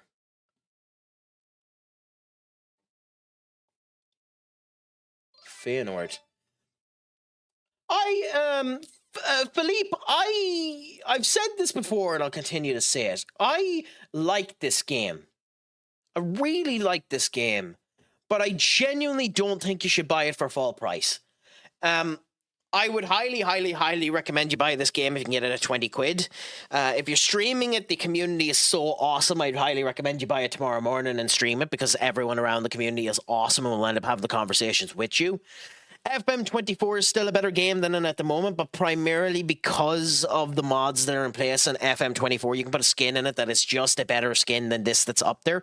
The improvements they've made to the skins are interesting. It does break the golden rule of tree a couple of times where it needs to have improvements on it. It is still fairly buggy. I haven't had many issues with it today, but that's because I'm going much slower. There are a couple of UI elements that I haven't looked into to improve certain things. I think the big thing about it, the big selling factor of this game, which is the match engine, isn't as good as it should be for the amount of time they've had on it. But with that being said, it's Football Manager. It is incredibly addictive, incredibly intriguing to end up playing. You will have fun with this game. But is it worth 60 quid? To me, no. Is it worth it if you have FM24? To me, no. If you're streaming it, would I buy it? Yes. If you want the most up-to-date squads, is that a reason to do it? No, because you can end up finding one of Mad Scientists or some of them that will have updated FM24. But in general, it's grand. I'm struggling to get into it. I don't know who to go to spark my addiction again. Well, it depends, Flip. What do you like doing? Like me here, playing as Manchester United, you can just do your power fantasy and end up going in. You can end up doing different saves and end up getting into. Go around and do different unions you haven't done before. Go to Asia, go to Japan. Try something different if you want to do that. Do your director of football challenges. All that is in place to fix the bugs with the in-game editor. So it's better for starting up that type of stuff. Benny might be able to tell me. I haven't looked into it. Have they fixed the MLS yet? Because that's definitely something to end up looking into if they have done. Like, the sad truth of this game is there isn't that much different between this game to FM 26. You don't want that much difference, though. So that's the other conversational point about it. It is exactly what it says in the tin, and what it says in the tin is what you want. So experiment with it, have fun, do wacky formations, do different bits to it. It depends on what you want. It depends on what you're looking for. That's just the sad truth about it. I know that isn't really the answer you want, but what do you like in your FM? And maybe I can give you advice on what I would recommend doing. Also, Victor isn't back yet, I don't think, but even if he is, like, you haven't been good enough, my friend. You have to be swapped out, so we're going to give Rasmus a go.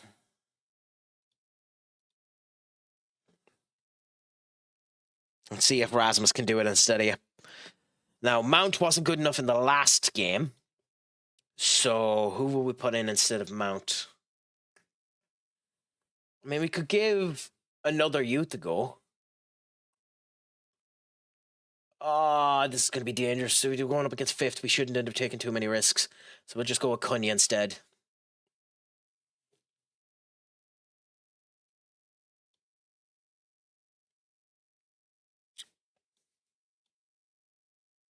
We'll go with our strongest defensive line. And then we'll go with this. So Sesko, Hoyland, Cunha, Dogu, Mbwemu, Fernandez, Menu, Ilya, Delict, Euro, and Lamens. And I think that's the squad we're going to go with because we don't want to take too many risks. Although we do have Liverpool coming up.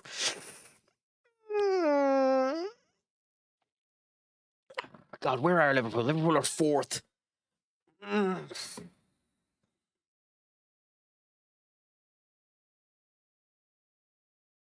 They're a 5-2-2-1.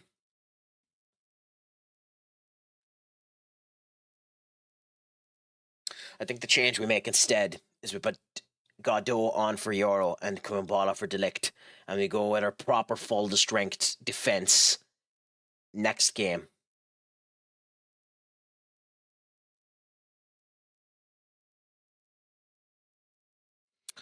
I think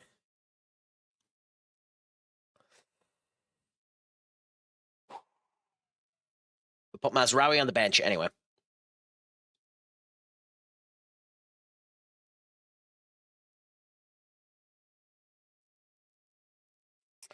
Cooley has proved not to be good enough, so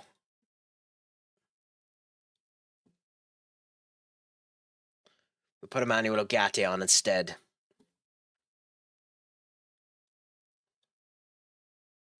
I'll go Emmanuel Ogate and Bruno instead of Manu and Bruno. Playing Fight Night Champions online right now. Had the most crazy fight so far. Let us know about it, Sexy. I haven't played that game myself, so I know very little about it. Is it good? Is it grand? What? Is it free? Is it a payable game? Let me know a wee bit about it. And just give me 1 second. I will be right back. But state it there, and I'll be 10 seconds, like less than a minute.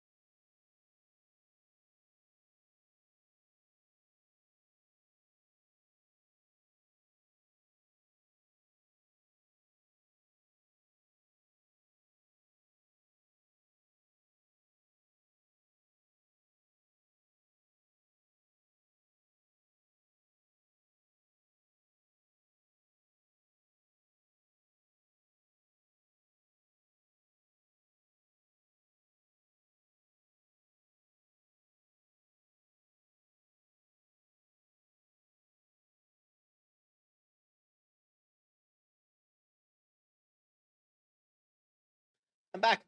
So yeah, let me know a bit about it, Sexy. What's Fight Night Champions like? Also, Flip, if you want to, please join the Discord there. We have conversations. Well, we try to have conversations on certain stuff, and I'll let you know when I'm live as well. But yeah, it's also a way of tallying how many streams you've been into. It's finally working now, too. Senior Duck is at 65 at the moment, but it's more close to, I think with him, it's more close to bloody 100, if I'm honest. Just lost the fight because I was getting up from being knocked down and messed up, so I ended up getting finished. Ah, that's unfortunate.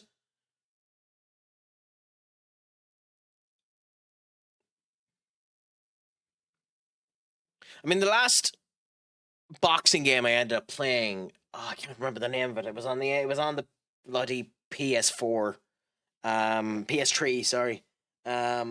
And I loved it. It was a mixed martial arts game. It wasn't one of the UFC games. I can't remember the name of it. I loved every minute of it. I love those type of things where you end up going, oh my god!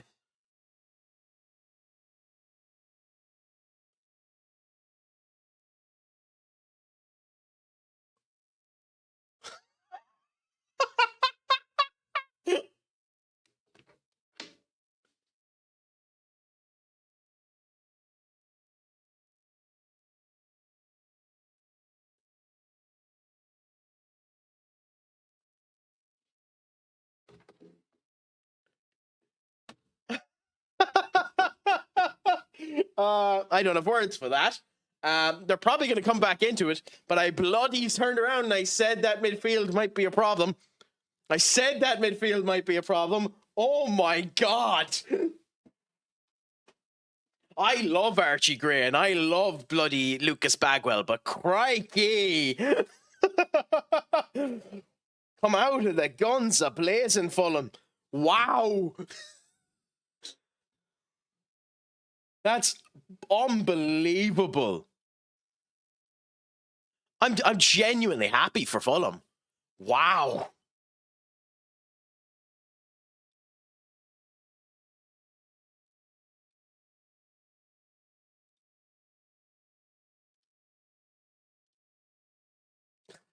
God, that's bonkers. Absolutely bonkers.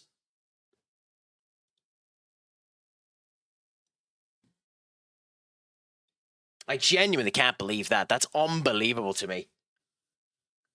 Anyways, it's an older Xbox game from the 360 area, and the last boxing game EA made before going into MMA. It's really good. It's paid but not expensive. It's on Game Pass. Interesting. I might have a look at it later on. So if it's on Game Pass, you're probably able to play it on PC as well.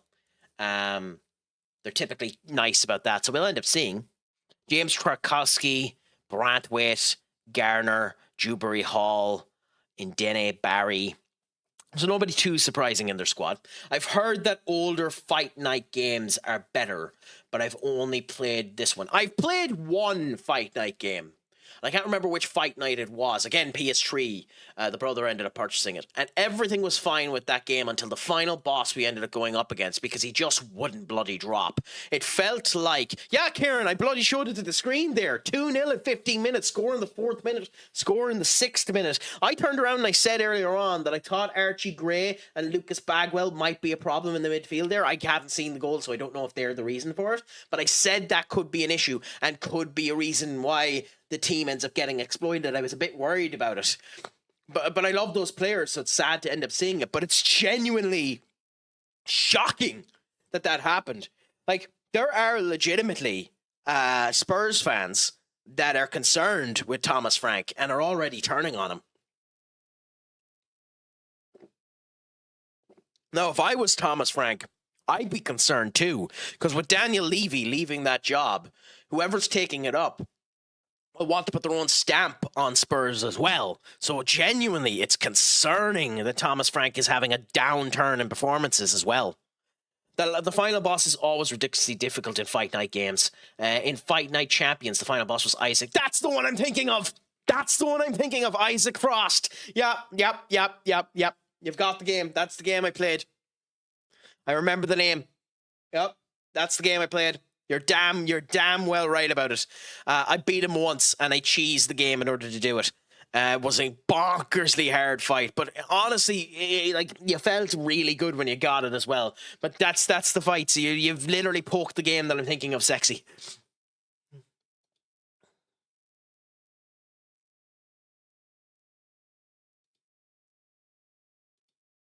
I was playing on hard difficulty which makes it worse. As we've seen with my stubborn ass, I always play on hard difficulty. So.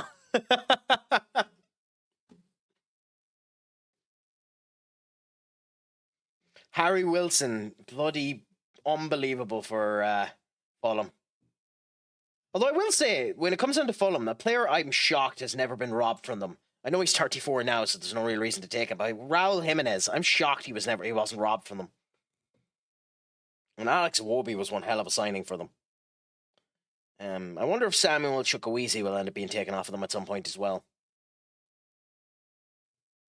Really underrated striker is unbelievably underrated. But there's a lot of really good strikers in the Premier League that just have been put underneath the radar.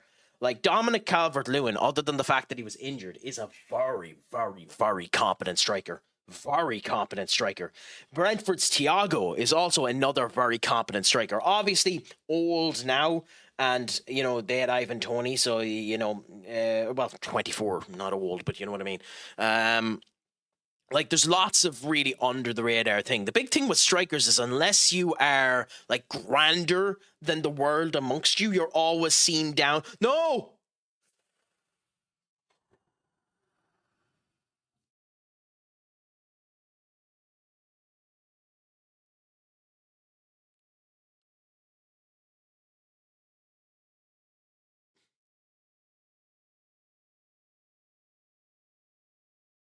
What are we doing? What are we doing?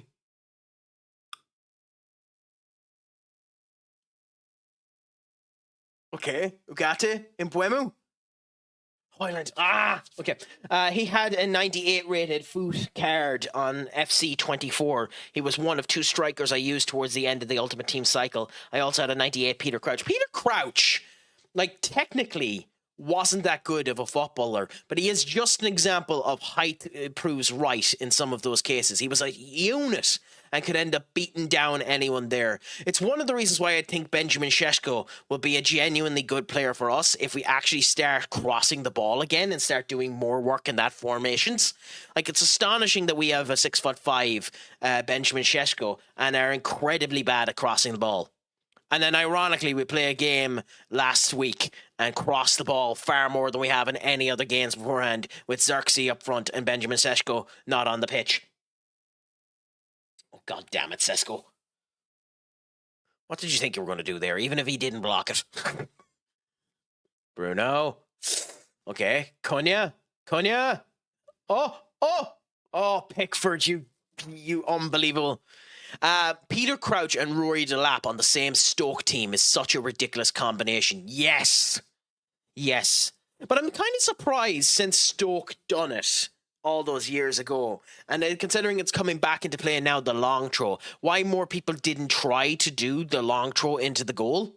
Like, it was Stoke that done that, where they had a player who was a javelin thrower, and literally you were better putting the ball out for a corner than you were a throw near the goals, because he would almost always score if he done the throw. That was Stoke, right? Or am I thinking of a different team? I think it was Stoke.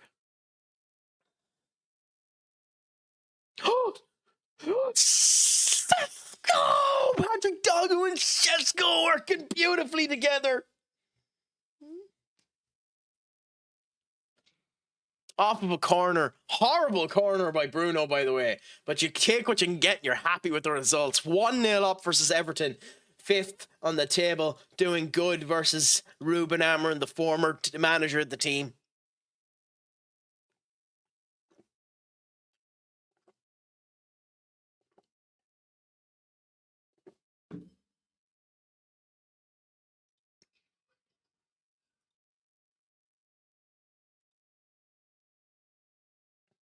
Rey Mysterio's my commentary.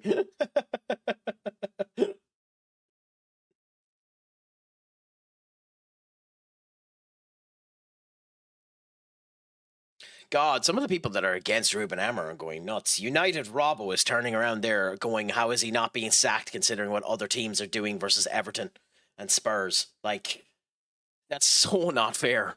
It's so not fair. But whatever. Whatever you want to say.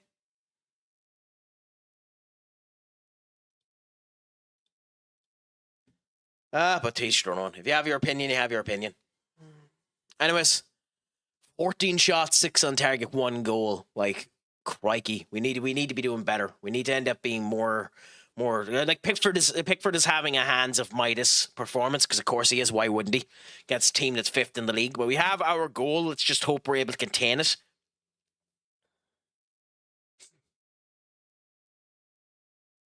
Thankfully, this has been a fairly good performance. More offensively than defensively, but we don't need to worry defensively since they're not really getting the attacks off on it. Dogu.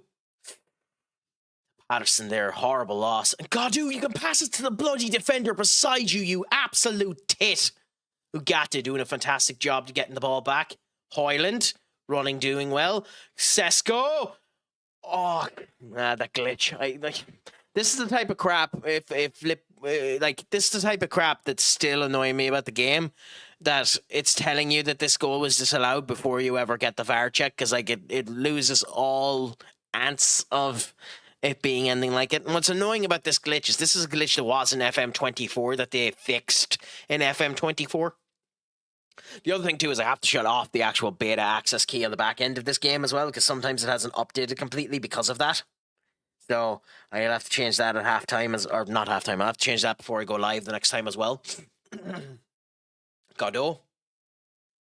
Ooh, God, he's running the entirety of the pitch. Shame nobody was there. Barry. Kwambala to Godot. Kwambala. Oh, Buemo! What a goal by Brian Mbeumo. Unbelievable. Game's more broken than a Guinness glass after flinging it against a spaceship. I didn't know you called your horse Spaceship as well, Tiger. How did you know mine was called Spaceship? And it wasn't a Guinness I threw at him, it was something entirely different. But how are things, my friend? It's not actually that bad. There is still glitches in it that need to be fixed that are never going to get looked at. Like, that's one of my biggest issues is, yes, this is built in a... Jesus Christ almighty.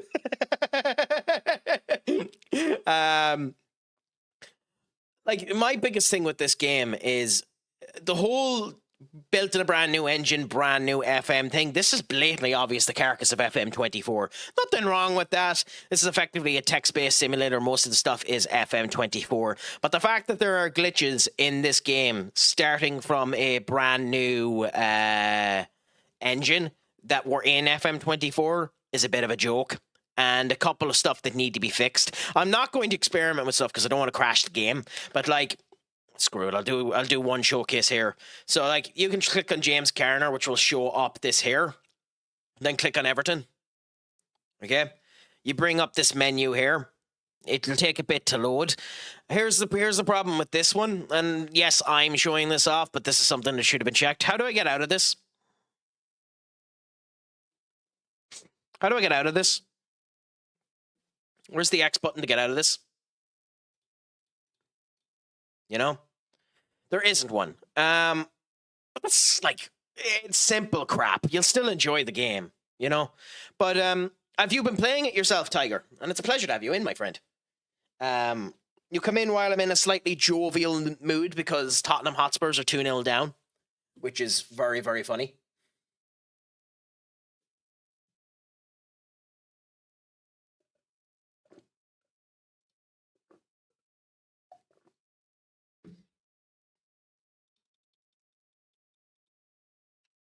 What's this? Creative contention over men's. What? I don't get what that means. Anyway, whatever. But we continue on for now. Halftime. Do we make any subs? Probably God do, just in case on the yellow card. There's no point taking the risk. So, do we put Saxon on, considering Godu? Fuck it, we will do. So we're going to give the youth a go there, put Saxon on. Mbeumo was scored, so we're grand there. I think that's the only change we're going to end up making, and we'll go with that, and Bob's your uncle happy out. Turn around and say that they've been good in control of possession, and then go back in. We're 2-0 up, which is the most dangerous score in all of football, as everyone knows, because that's when complacency kicks in. But at the same point in time, we are performing very good, so we should be grand here. Bruno now with the corner. No. Ilya trying to do it. This is probably where we needed Matthias de Ligt. His heading ability would end up working. I love how it's telling me again to tell Bruno to shoot less, so we'll do it. 23 shots, 10 on target, 3.21 XG, so we're performing much better than 5th place Everton. Bruno now, back to Kwambwala. Saxon. Ooh. That's bad from Saxon. He needs to do better than that. Ugarte. Saxon! Oh, come on, man. Oh. That would have been 100% on Saxon. That would have been 100% on Saxon. If basketball were more popular over here in Ireland and the UK, do you reckon we'd see as many tall players in professional football? Yes. And the main reason I say yes is because the money in professional football over here is greater than football at the current moment in time. The sad thing about it is there's a big question about it anyways, because Europe in general is quite bad. England and Ireland at the moment are quite bad at producing talent in general. The level of footballers, the level of athletes in those type of sports aren't being produced anyway. They're more in combat orientated sports. They're more in rugby. They're more in boxing. They're more in rowing. They're more in athletics. They're more those type of players. Currently, Rasmus needs his goal, so we're going to give Rasmus the penalty. The sad thing about it is we're not creating good enough footballers at the moment for it to make much of a matter to the equation. Sexy. So would it matter for basketball? Potentially, considering you're building up a brand new organization there, or would they just be poked and sent over to America? You don't really know. But would it affect the UK and Ireland creating tall players and them not going into football? No, but we're also not creating them. So is there a chance that it would end up halting our progression of footballers in general because they're just not as good? Potentially. It's that way if you go it. If you're tall lad by the way, I love that he scored the goal, unlike Evan Ferguson who missed it. If you're tall lad in Ireland, the UK, and are bad at football, you basically tend to go into rugby or boxing. I've genuinely noticed. Yes, but that's because they're just football is speed. Football is coordination. A big player in football is coming back. The problem with being a big player in football is typically you play one of two positions. You play striker because you literally can head the ball into the back of the net, or you play defender. You don't play midfield, or you play goalkeeper. To be fair, but if you're playing goalkeeper, you're playing goalkeeper from a young age. You very, very rarely see an outfield player becoming a goalkeeper later in life. So the problem is you're playing defense, and an awful lot of footballers, tall, lanky guys, aren't particularly good at defense because they don't have the movement capabilities to do it in a game that is so fast. So it's interesting in that case. Rugby and boxing are just becoming so big over here that that's the reason why people are going into it. But it would be interesting if I think there's a market for basketball if someone was willing to set it up. If you had a conglomerate now with money setting up basketball in Ireland and the UK, I think there's a setting for it. It's the same way as in wrestling, even though there isn't a big deal about it and it doesn't have TV or anything like that. There's a very big wrestling market in Ireland and the UK. And that's very rarely talked about, and that's the reason why What Culture done so well when they set up WCPW. It just takes someone coming in and actually setting up the infrastructure for it to be on TV and the whole lot. Yeah, but a pro league isn't enough. You need to end up bothering to do the media aspects of it as well, and doing what is required for it to get on television. Like, that's one of the big problems with the GA in Ireland, the GAA. If you watch a GAA game, it looks like it was recorded 20 years ago. And mainly because the equipment they're using is 20 years old. If you want the GA to become more popular in both Ireland and other areas across the world, this is the aesthetic point again. You need to end up setting up the capabilities for it to look better, you know? Basketball, specifically with women, is a massive sport in Irish secondary schools. There's far more women doing basketball than men because they typically end up doing soccer or rugby for the men, and then women end up doing either football or basketball. So it comes up there. But there isn't really a market for it because there isn't any television presence in it. It's the same thing as darts. Darts is becoming big now because it's getting a televised presence, and the way that it looks is doing well. Like, as we were mentioning earlier on, the difference between the Grand Slam and the Players' Championships is bonkers. I'm a drunk, not an alcoholic. I shall call you Al. What's a crack-a-lacka, my friend? Is it all going good? Is it all going grand? Is it all going saucy? I shall join you in the I'm not drunk and just have a good old time, my friend. How's life treating you? You came in the middle of a rant. What's a crack-a-lackin', my friend? And you came in as we won a game versus 5th place Everton. But yeah, Sheffield Sharks are a team near me, and they're one of the better pro teams in the league. We even had after-school basketball at schools for about a month where 2 Shark players came and teach basketball. Well, that's the great thing about it, because if you start doing that, more people will be attractable as well. Like, where I'm from here, the main football team does a camp every summer that allows youths to end up going in and play with the main football team. I'm not going to mention who they are because it'll doss me. But one of the, and people already know if you've been watching the stream enough where I'm from, but they end up doing that and it gets people into it. I'm good. How about you, King? Oh, saucy. You know a way to get to my heart. You end up feeling my ego, calling me king. I'm doing fantastic, my friend. Happy to be on here. Happy to be discussing the crack. Happy that Fulham are 2-0 up versus Spurs. At one point in time, I'm going to say that, and Spurs fans going to come in and be absolutely livid. But just enjoying the crack, enjoying life, enjoying everything that's coming in. But what about yourself? How is the crack treating you? Is it all going good? Is it all going grand? Is it all going saucy, my friend?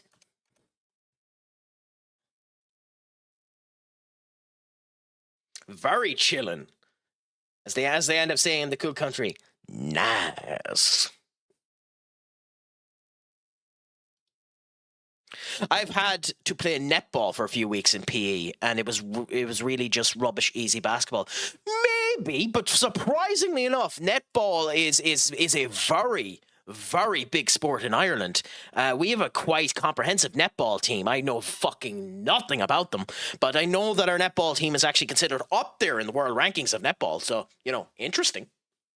Al, do you end up playing Football Manager yourself? Are you into football? Are you just finding an Irish streamer to end up having the chat with? And by the way, we enjoy lurking here, so don't feel the necessity to end up talking if you don't want to. But it's a pleasure to have you in, my friend. Luckily now we can just choose what we do each week. Well, that's the joy. Who did it say that was? Oh, there was a release clause there and I missed who it was.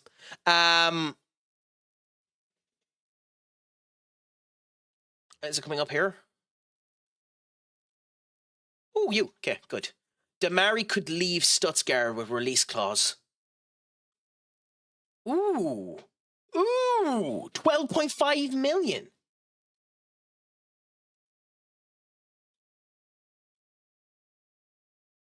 Ooh, this could be a poke. We'll have to consider that. We're not going to go for it yet, but we'll have to consider that. I haven't got 26, but I've had FM 18 to 24. Well, congratulations to you. They're fantastic games with an absolutely brilliant community. Couple of people in here that we end up talking to that end up doing it as well. Benekage, a fantastic streamer that ends up doing it. Sir Duck ends up playing it. Sexy has played it a couple of times as well. Genuinely just a grand experience here. It's fantastic to just sit down and enjoy and have the crack of playing it and having conversations. So it's a pleasure to have you in, my friend. Hopefully you'll end up seeing us end up getting a victory over one Liverpool as well. I was quite good at it, though I wasn't really trying, granted. It was a mixed gender PE group, and I was 6'1" lad amongst a group of average lads and some girls. Wow, fun. 6'1" is a nice height to end up having. Yeah. You know, it's funny. A couple of people were talking about dating in percentive perspectives, and they were talking about how one of the big things that are happening at the moment is that there's a situation happening with an awful lot of females where they just won't go with men if they're smaller in height than them. And there's a particular issue with that because in the past 2-3 generations, the height of men has decreased while the height of women has increased. So that's that's an annoying problem to end up having. Soon enough, you'll end up seeing men wearing wearing platforms in order to just increase their height. If you're not already seeing the disco shoes come back in. So it's just slightly in my favor. Yeah, so how come you never ended up considering doing the basketball?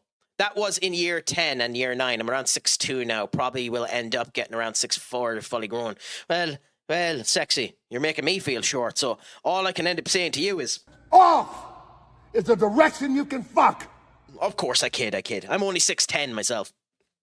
Not 6'10", Christ, that'll make me the great Khali. I'm only 5'10" at the moment. Could you imagine if I was 6'10"?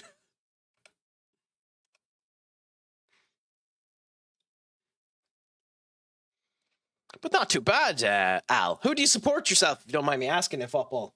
As you might have noticed, to be fair, again, this was the stream we ended up doing during the beta, and we'll end up seeing what we end up doing afterwards. As you might have noticed, I'm a United fan, so, you know, enjoying that. Oh, Jimenez is retiring. Interesting. Luton. Oh, happy out. I like Kieran McKenna. I am curious how long you're going to be able to keep him. It was a funny situation with ye having your draw today because it looked for all the world like you were going to lose that game. When I kept an eye on it, God, who was it you were against? Luton Town versus Exeter City. It was. Oh wait, Luton Town. It was, versus Bolton Wanderers. Because obviously they had scored in the 8th minute. The red card ended up having in the 70 minute. He scored in the 83rd minute. It seemed like it was a tight game. But I like Luton. I like Luton Town. I like the way they played. The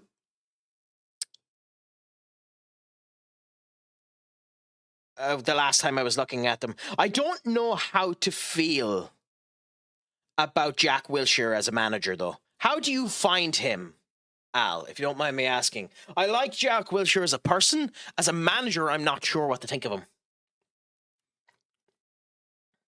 You're 9'8" trust. Anything under 6'8" is quite a comfortable height to be at. Yeah. I think the tallest person alive at the moment is 7.8 or something like that, and he's from India. I wouldn't like to be any taller and have heart complications and rubbish joints. I believe you with all of my being.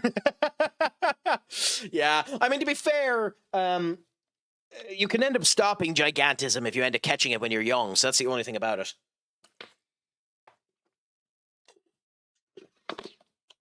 Happy out. Hey, if he's doing the job and you're happy with him, then that's great to end up coming down. Like, you're the first club he's managed, right, Al? Or has he managed anyone else as well?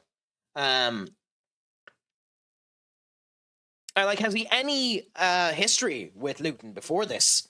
Or is this just a job that he ended up getting and he's doing well in it?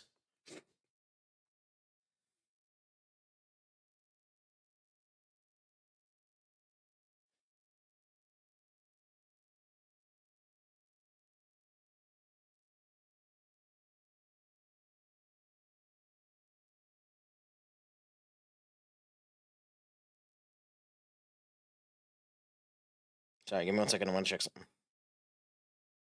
Yeah, because the really sad thing with Luton, when I loved watching them, was when you were in the Premier League, you were game for anyone. You didn't sit back. You fought with the likes of Man City. You fought with the likes of Chelsea. And it's so sad that you got the back-to-back relegations. I'd like to see you come back up. So we'll see what ends up happening with you. It's sad that you're down in League One at the moment, but hopefully you'll end up coming back up and doing well. So we'll see what ends up happening. Barnsley, the players were not playing to the standard, and against Mansfield, our striker gave the other team a free goal, then missed a pen. Sultan Koisk is his name, and he's 8'2". Thanks for letting me know, Sexy, because I knew there's definitely someone bonkersly tall. I know at one point in time there was a man alive that was 8'10", but like he died at 23 or something like that. Like he died bonkersly young. And I know that's riddled my bloody algorithm. I have no chance of anyone spotting this now, even on the purple app. But hey, who gives a crap? He used to play for our youth team, but managerial, this is his first job. Ye were playing solid football in the Prem, riddled with injuries, unfortunately. Yeah. Still sad that you ended up getting the double bloody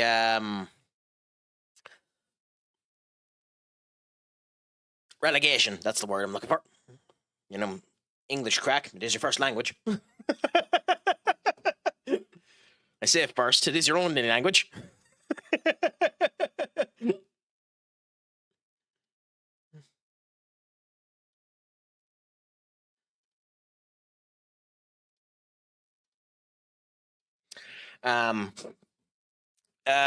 Luton wasn't far off staying up either. He was 5 points, pretty sure. Yeah, like but it's still insane that situation ended up happening.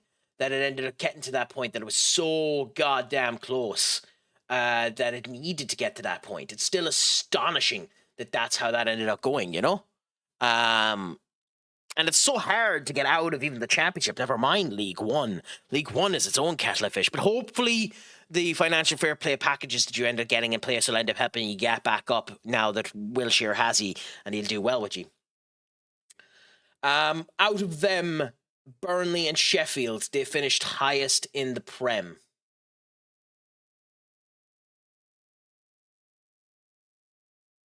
The season that they got relegated. Oh yeah, no, I know they barely in the Premier League season they almost stayed up. I kind of wish that they did. That was my point. Because they were fighting so well, they ended up giving a good game to everyone. To me, when Luton were up in the Premier League, it felt like Vincent Kompany's Burnley. And then that's one of the reasons why I have feelings on certain managers that I don't like. Like now for the rest of his time, whenever I see Rob Edwards, I'm going to want Rob Edwards to lose. The same way as whenever I see Vincent Kompany, I want Vincent Kompany to lose. Because Vincent Kompany's absolute knife in the back to Burnley should be studied, to be honest. Also, by the way, there's no way he's not going to be becoming the Man City manager after Pep retires, but that's an entirely different conversation. I don't like managers when they end up doing that shite. Like Rob Edwards screwing Middlesbrough now to go over to a Wolves team that he's going to get relegated with. Less so than Vincent Kompany. Vincent Kompany literally was given an entire season. Burnley knew there was a chance of them staying up with the squad they had, and they stood with Vincent Kompany because they were hoping he'd stay and bring them back up again, which he could have done if he stayed. So he literally fucked them. In your case, I don't know what happened with ye that you got the double relegation. Like, was it just injuries that caused Luton to get the back-to-back relegation, or what was it that caused it? I still don't really understand how the double relegation happened for ye. In the Prem, they were I'm guessing you mean 8 to 9 points off of overtaking Forest, not 89, because that would make them champions. And Luton being level on points against Hull, but being relegated to League One off goals difference is really sad to see. I mean, yeah. I don't think he's worth it.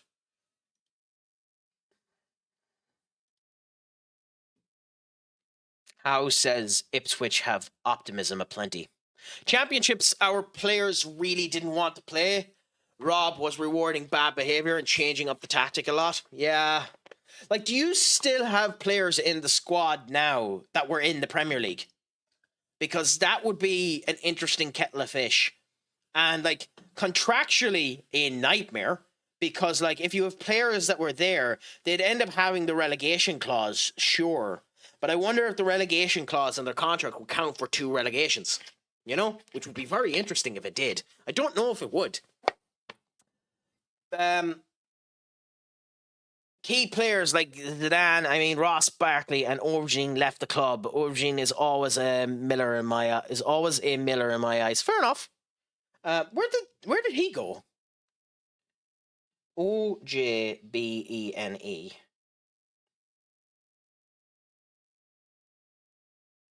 It's like I know he's an Irish footballer.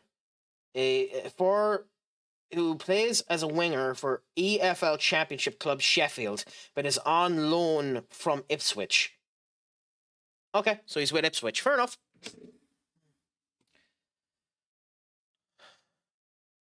Now, hopefully you can get back up, because if you linger in League One, that's a nightmare of a spot to get out of.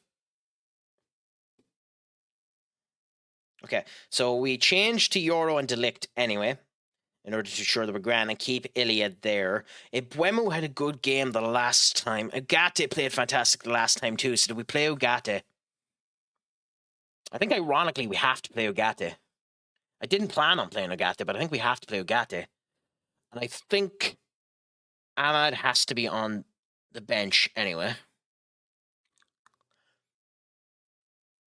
I don't think we make any other changes. Hoyland played good. Sesko played good. Matthias played good. I genuinely don't think we make any other changes. I mean, the only change we probably make is we put Evan on the bench for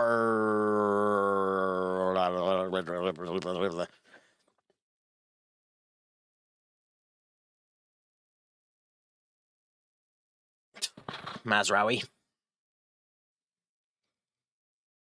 And I think we go with the squad. Ironically, because he played well against Everton, Rasmus has earned himself a place versus Liverpool, which is shocking considering he wasn't able to get himself on the bloody bench, never mind the team, for a while. Victor's injury definitely benefited him.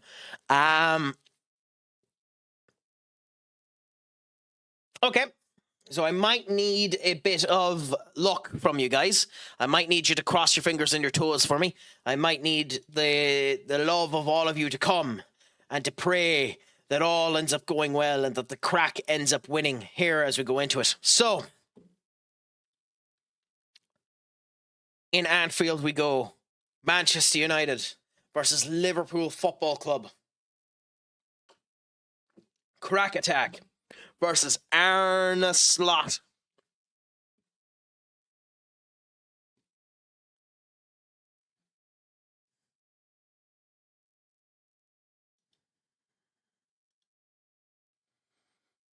If I lose this game, I might have to go and do something horrific. If I lose this game, I might have to go and drink a cup of Barry's tea.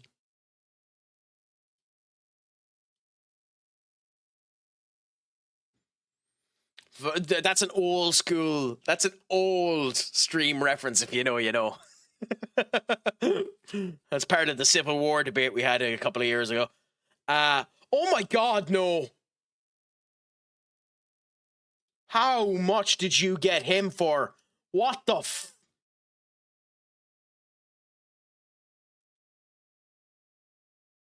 Oh no.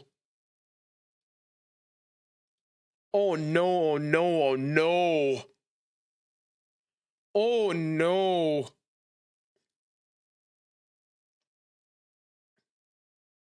Also, I love that Bradley and Milot Kirkes have been taken out for Gomez and Robinson, the two old bucks.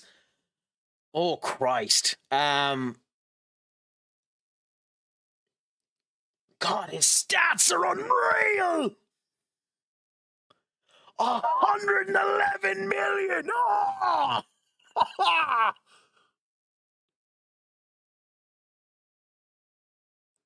Crikey. Oh my God. Fight Night Online match. We went into swinging against each other instantly for me to be cornered and knocked down in 30 seconds and for him to then disconnect right after. Absolute man. Did that mean you win? Sexy. I mean, it feels like it, but to be fair, they can afford it.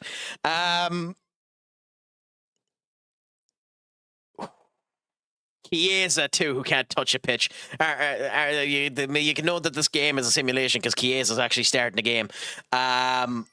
Matty, my friend, what's a crack-a-lackin'? The addict himself has returned for the joys. It's all going good, it's all going grand, it's all going delicious, my friend. You've come in to the biggest game of the stream thus far. Manchester United, Arne Slot's Liverpool versus Manchester United in Anfield. Can we get the victory against them? You come in as our deciding factor, as our creme de la creme, as our hopeful piece of good luck. And we see how we end up doing versus a mighty strong Liverpool squad.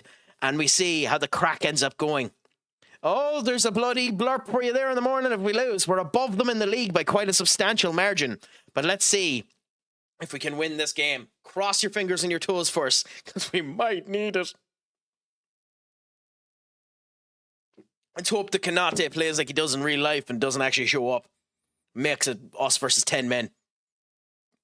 But it doesn't look like that's going to be the case. Oh, 5 minutes in and they're in 70% possession. That's not a good look. Okay. Bruno! Bruno! Oh, okay. I was wondering what happened there. Crikey, man. Doggo. Bruno. Bruno. Bruno.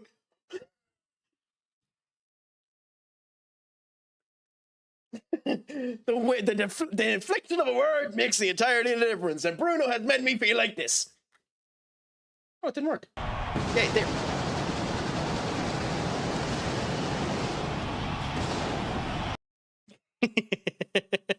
Oh, happy out. Basically, yeah, top bins. 1-0 up, first shot, first goal. He's been doing fantastic in that centre defensive midfield position since we've been forced to put him there since Gallo Stella ended up going off injured. How are you been enjoying the game? I've seen they've put out a good amount of updates and patches. It's much better now. I haven't had any non-responses today. And I haven't had any crashes. And in the couple of streams that I've done before this, I have had crashes. Now, to be fair, I haven't been testing it either. Beforehand, I would be impatient and be clicking accidentally. I've done it in FM24 as well, so it's me clicking while waiting for the loading screen to come down, and that causes it to be non-responsive. But I haven't had any issues today. It's been flowing quite well. The match engine has been doing quite well. I haven't had many drop frames, so everything has been working quite well for me. Now, the one thing with me is I mightn't be on the latest patch. As I read earlier on today, just after I went on stream, funnily enough, that if you still have allow access to beta set in the installation instructions of the game, it can oftentimes leave the game to be one version behind because it's still tethered to beta controls.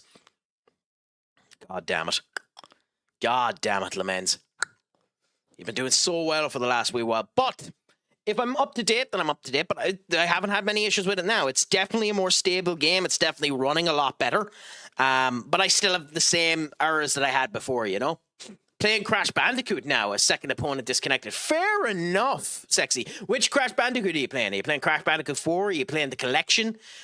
Which one are you playing? My favorite Crash Bandicoot is 2. So I've decided to hop off Fight Night. Oh, I don't blame you. If they're disconnecting and you're not getting bottom games. Insane Trilogy. So which one of the Insane Trilogy are you playing? I have it downloaded as well, so I love that. I love that game. Ooh, interesting. It's weird going back to the first one because it doesn't have elements like the slide jump. God damn it, guys. Sesko. I mean, yeah, but Isak is actually a genuinely good player. I just wonder if he'll end up scoring for Liverpool before Slot gets sacked. He'll probably score tomorrow. Oh my God. I'm glad that it happened for both of us. They're off the crossbar. We're off the crossbar. Wow. Yeah, the first one is a fantastic game. It is one of those games that I think you have to 100% do it in order to get the full amount with it. That's good. I haven't played this game in a while. Been waiting till it's fixed. I mean, it's in a much better condition now than it was, Matty. I have to admit that. Again, there's still certain things that haven't been fixed and probably never will be. So, like this, for example, is still a thing where there's no. I've shown this multiple times where there's no X button. You know. So, like, that's still a thing. But also, who's going to be doing that? I'm the only tit that would end up finding that bug, you know? So there are still certain bugs there that technically need to be fixed, but it depends on how much of a cantankerous arse you want to be. It's probably worth playing again, especially if you own it. I wouldn't recommend someone buy it. But yeah. I've never finished any Crash Bandicoot, even though I've played the Insane many times, never invested the time to finish them. Nah, fair enough. I can finish Crash Bandicoot 2 in one sitting. Now, that one sitting is 4 hours, but I can finish, not 100%, by the way, but I can finish the base game of Crash Bandicoot 2 in one sitting of 4 hours. Do we...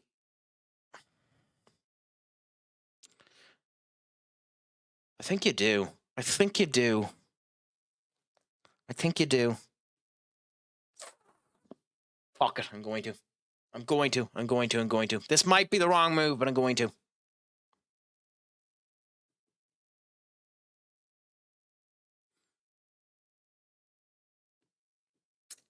Sesko's still motivated. Kunya's playing okay. Delict isn't performing great. Cornballer for Delict. We're going to make those 2 changes. I might regret swapping the goalkeeper, but screw it. I mean, it feels like squeaky bum time, all right, Al, I'll tell you that. But let's see how things end up going. Changing the goalkeeper is an interesting choice, but I think it's the right move. Ooh. They're going to score off of this. They're going to score off of this. You fucking knew it!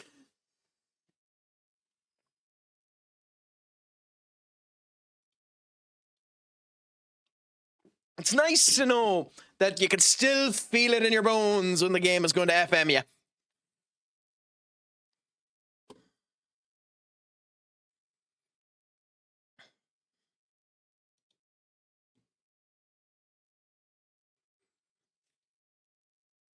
Beautiful to know that that's still a thing.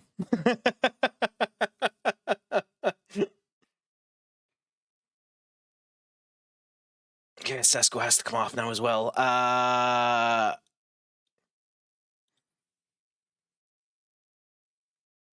The fact that we have 10 shots and only 2 on target is infuriating as well. This is just one of those games where the game just doesn't want to give us anything.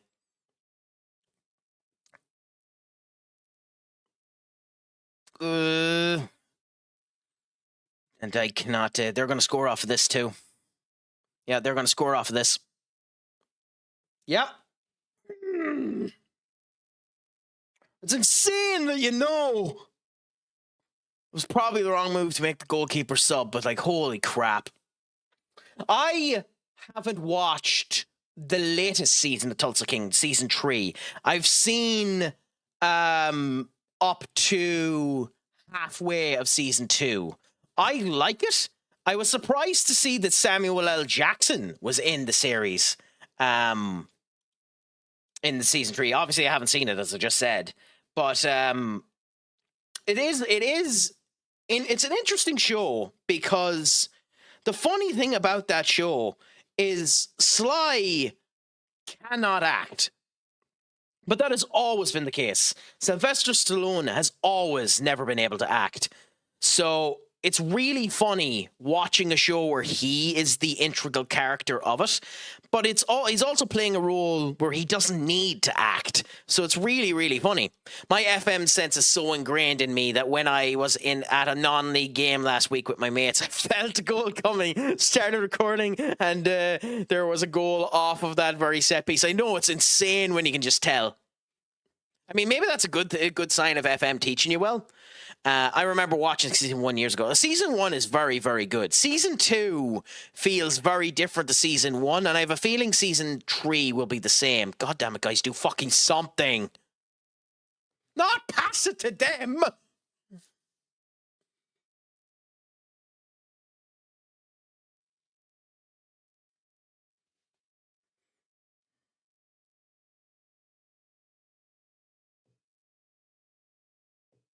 Half time at 2-0 is interesting.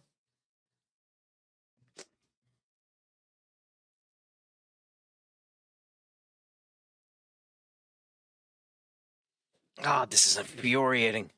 This is an infuriating result because it's literally just a showcase of every single forward player I have performing categorically shite. Every single forward player just played shite.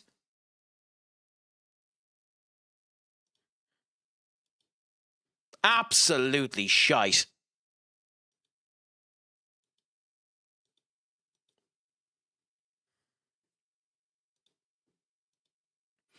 Like, both goalkeepers played bad. All of the forwards played bad. Like, that's fucking insane. I love it at the moment. It's a good series, to be fair. But that's the thing about it. Like, Sly is one of those actors. Sly is like Arnold Schwarzenegger. He doesn't need to be the best actor in the room. He just needs to be around good actors. And he makes the scene into the case. Now, there are actors that can do that, and there's actors that can't. I think, and it's not fair because he's actually a fucking phenomenal actor. But an actor that's like that is Ralph Fiennes. Now, he's a phenomenal actor. Let me get that right. Ralph Fiennes can kill a scene if he wants to. But Ralph Fiennes can just stand there and be intimidating and menacing and be the character you want him to be and not actually act at all and still be perfect for what's gone down about it. There's actors that are able to do it. I actually think another actor that's like that is Hayley Atwell. Again, another actor that's actually a very good actress. But like, Hayley Atwell just has a presence about her that when she's in something, she just stands and is really, really well. Another one is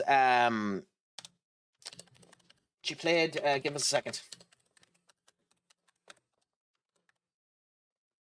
Emily Vandekamp, another actress that is a very, very good actress. But even when she's not acting and doesn't need to act, so long as she is around good actors, she can fill the scene when they're there. There are actresses and actors that have that ability.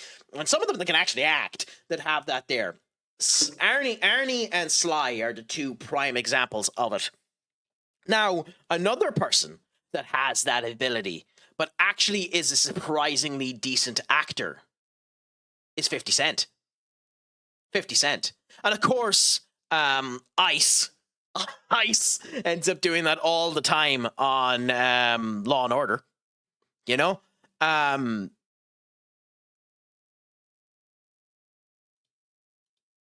games unbeaten, and then we end up losing. But hey, we're down. Where are we now in the actual league? It was, god damn it, game. You've done it to me here as well.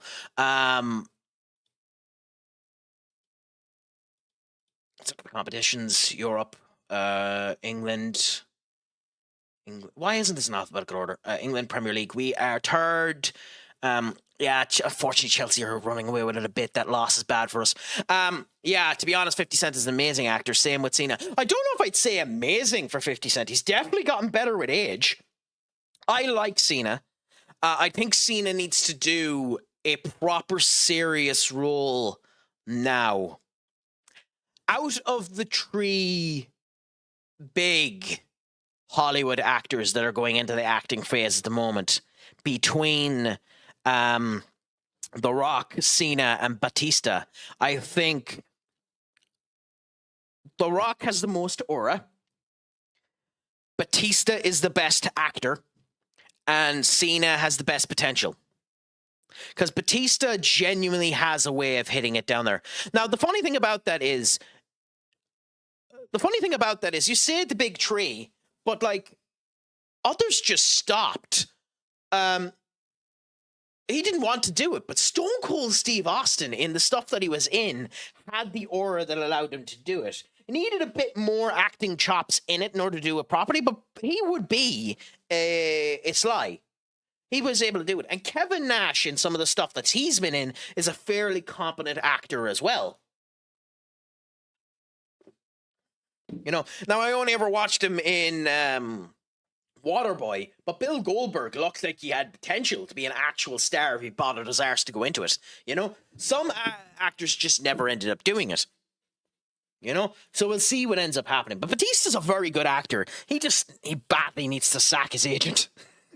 He badly needs to sack his agent. Some of the roles Batista takes is just, god damn it, man.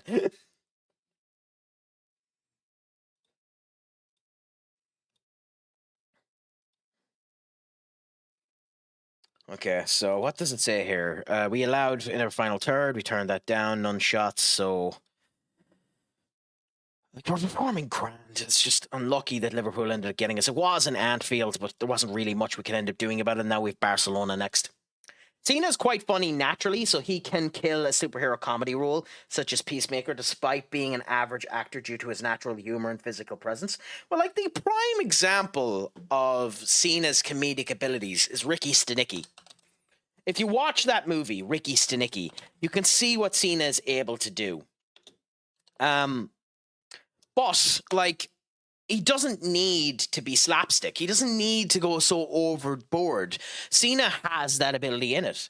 I think he needs a serious role. Now, I know Cena has signed up for a role where he's a villain. And I'm not 100% sure what movie that is. Let me see if I can look at his actual film creditations. Acting career, filmography. He has a role where he is a villain. Because obviously Peacemaker's a villain, but that doesn't count. Like in Suicide Squad, where he's actually being proper Peacemaker, proper villain, that's grand. Like another example there is he recently came out with the movie Head of State with Idris Elba, where he is the comedy United States president, the bumbling buffoon to Idris Elba's, you know, strong and strictly Prime Minister of England. That's a role there where he could have been serious. Probably should have been. But he does it phenomenally well and holds himself well with a very good actress in Idris Elba. But we'll see what ends up happening. It's also quite funny that he's in Coyote versus Acme as well. I know that's been done years ago, and I'm not sure who he voices. Buddy Crane, which is the Acme Corporation's lawyer, so that's going to be another comedic role. And then he's in, he just needs to do a more serious role instead of just sticking to comedies. Because he's grand at comedies, but all he's doing is comedies, and he's going to get pigeonholed into a type. Which, if you're happy with that, you're happy with that. But, like, he needs to do a serious role. I was going to see The Rock's newest film, The Smashing Machine. I didn't see it, though, and I heard he was better at acting in it than the other roles. Head of State is a film I do like a lot. So... his acting in The Smashing Machine is very good. The problem with his acting in The Smashing Machine is that script is fucking horrible. Well, it's not horrible, but it's not a great script.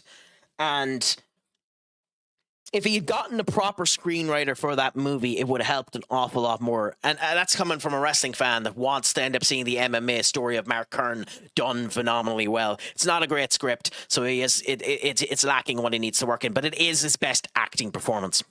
Go on, Katie. What is the joke? Is it my play style? Is it the fact that I lost to Liverpool? Is it my haircut? Is it the fact that I am morbidly obese? What is the joke, Katie? Let us know.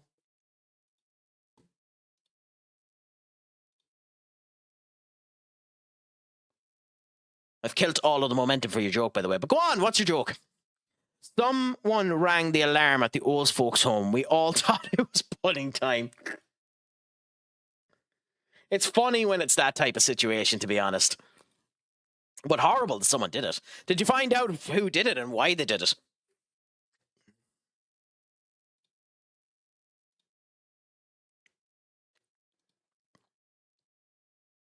Or is that just a joke that went completely over my head? Because I'm not sure if pudding time is meant to be an illusion for something, but it is funny.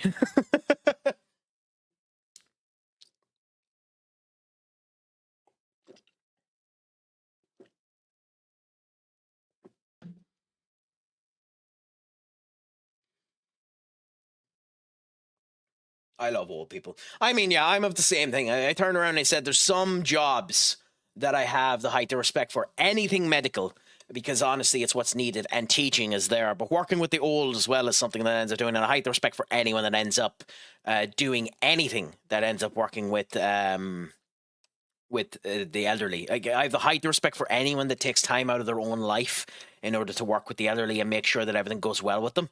God damn it, guys. Honestly, it's the height of respect I have for people that end up working that way is next level. And fair play to anyone that ends up doing it. Genuinely, you are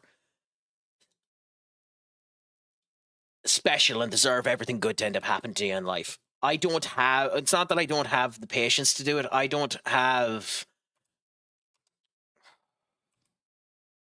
I'd happily talk to people and all that, but unfortunately I don't have the diction. I don't have the restraint in conversational point of views not to be a snide arsehole, not to make light of an awkward situation. I am quite a dry bastard. So like if I seen someone dealing with a horrible situation, I am quite a relentlessly dry prick about it. So I'm just not the right person for that type of role, but I have the height of respect for anyone that ends up doing it. I love talking to old people as well. They're so funny. Well, it depends on the situation. It depends on the person too. If you want the best stories, be a hairdresser. Oh, yes. Yes. Or a bartender that's actually good at your job as well. Like, there's an awful lot of bartenders who are just really bad at their job and don't talk to people. If you talk to the people you bartend, the stories you hear is unbelievable. But, like, there is... thankfully, people are starting to build that culture again of bartending, because there was a large period of time there where people thought it was a waste of time and wouldn't talk to their bartender and stuff like that. So there is a rebuilding of that relationship to allow you to talk to bartenders and all that type of stuff, and a rebuilding of the culture of communication. Like, I know an awful lot of bartenders now that are trying to set up a more... come in and have a chat. We'll play a wee bit of music, even if you want to sit in the chair and just talk and not actually get your hair done and just talk and do that way. And we'll set things up, because an awful lot more bartenders are changing to appointment only type of ways as well. But genuinely, it's unbelievable when people end up doing it. Now, I went to the shop back in my day. God damn this fucking rotation. Look at this. We went from 5th place Everton into Liverpool, into Barcelona, into City. God damn it. My mum is slowly getting into the black and Mayday phase. The sad thing is, I'm only reaching 30 in 2 weeks' time, and I'm fucking doing it. So...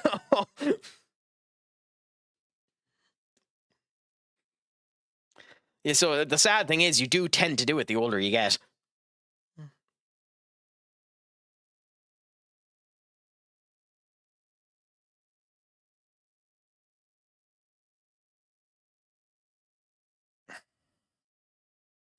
Still not fit. We'll put you on the bench, but you're still not fit, so we won't really be using you. Okay, cool. It is a Champions League game, so Dennis gets his go. We're going to keep with the good back line and hope that it does well.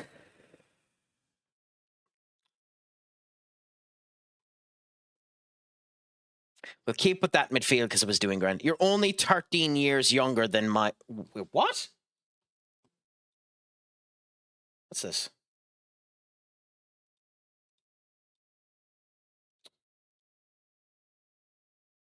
Sorry, give us a second.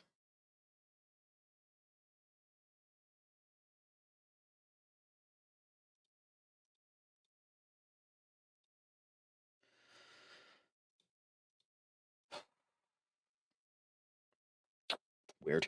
Okay. My mum was year 7 when you was born. Oh, okay, that's what you meant. I thought you meant your mother was 13 years younger than me. Crash Bandicoot 11s are easy, but I also run into silly deaths even when I shouldn't. Yeah, but that's typical as well in those games, especially in that first game where you don't have the slide jump and the whole lot.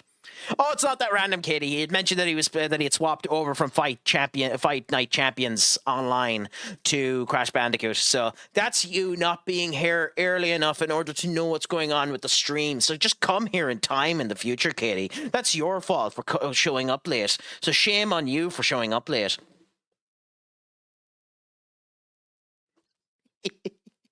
God, I'm an asshole.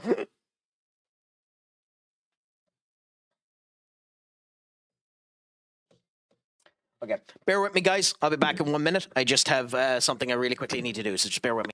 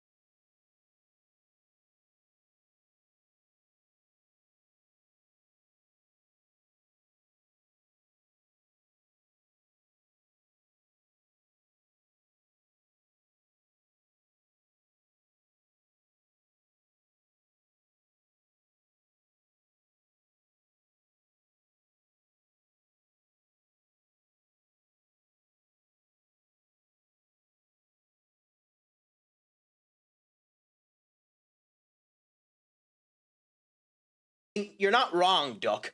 She has been missing a couple of streams now, so it is better progress. I will be a ick now. You screwed up when I was going to sub. Like you were going to sub, Katie. Although, if you do feel free to, if you do feel like subbing, just hold the phone there. Hold the phone there. If you do feel like doing it, you know, we can make you feel a wee bit better because we can change to this particular bar right here, and you can see the bar go up slightly more should you want to there. So you know, we'll move to that one. We'll leave it up for a bit just in case you want to incrementally increase that bar a wee bit, Katie. You know, we'll be nice to you there. We'll be nice to you there. But yeah. Obviously, it's up to yourself if you want to do that. I don't want to put pressure on anyone to end up subbing. As much as I'd like to end up trying to do more integrations to actually encourage bit usage and all that type of stuff, it's I don't want to be putting pressure on anyone, you know.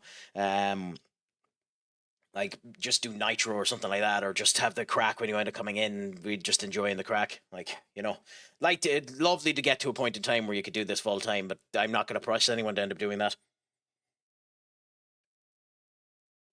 Like, as I said earlier on, I will, once I end up getting back to proper fitness and end up fixing this area behind me a bit to allow it to be easier, I will be including the likes of, we'll add push-ups for subs, try and do extra elements for bits and stuff like that. I will be adding them in later on as incentives to allow people to do it.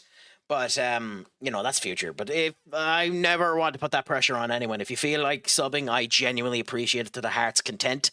But I'm not going to end up asking anyone to do it. And I'll never end up being annoyed if you don't. All I ask is if you do come in, just say hello or lurk. You know, just have the crack and just enjoy it, you know? Duck is amazing when it comes down to his names, even though he did end up losing his name for a while, so Duck God of Quack was lost for quite a bit. No, thank you. Too late. I do have €11 in my Twitch wallet. Oh, now you're just boasting at me, Katie. Now you're just being mean. Can I have a $5? Need to get Need for Speed 8 Deluxe Edition. Oh, the last Need for Speed game I played. Need for Speed. Yes. This will tell you how long ago it has been since I played a Need for Speed game. The last Need for Speed game I played was on the PS3. The PS2. And I played Need for Speed Carbon. Need for Speed Carbon. The one that was more drift-based. I actually really liked that game. Even though my favorite Need for Speed game is obviously Underground 2. Underground 2 is just a goated game, and I hope they end up making the remake of it at some point in time. I don't know which one it was. Need for Speed game speed attached to frame rate. So there was a Need for Speed game. Yes, Need for Speed Rivals. Need for Speed Rivals. If you owned that game on PC, it was locked at 30 frames per second. And if you went into the settings and uncapped the 30 frames per second and moved it up to 60, it would double the speed of the base game. If you moved it up to 120, it would quadruple the speed of the base game. There are legitimately people who played that game at 120 frames per second at 4 times the regular speed of the game. It's so fucking funny to watch. Because the base tethered the game for the frame rate to work on the speed of the game, which is something I've never seen anyone in game development do before because it's asinine. But it's so funny. So what type of games would you have liked? Would it have been hot? What is the game? Oh,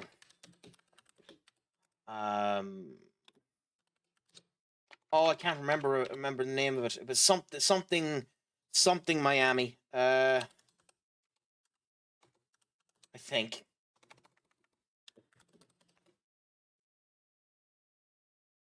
No, it was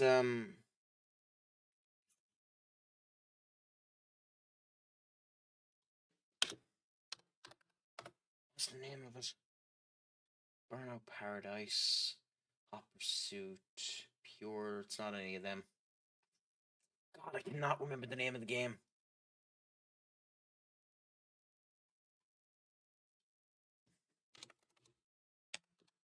It was definitely a PS3 game. I played it for a bit and I didn't like a minute of it.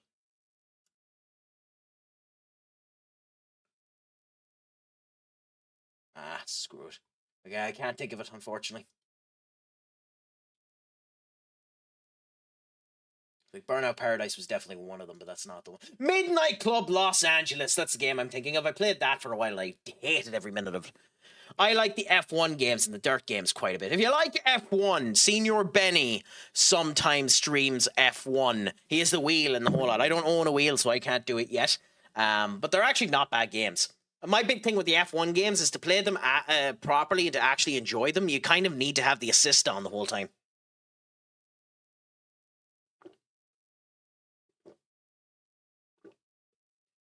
I don't mind it, but that's main. I don't mind. I don't mind F1, but that's mainly because of this man.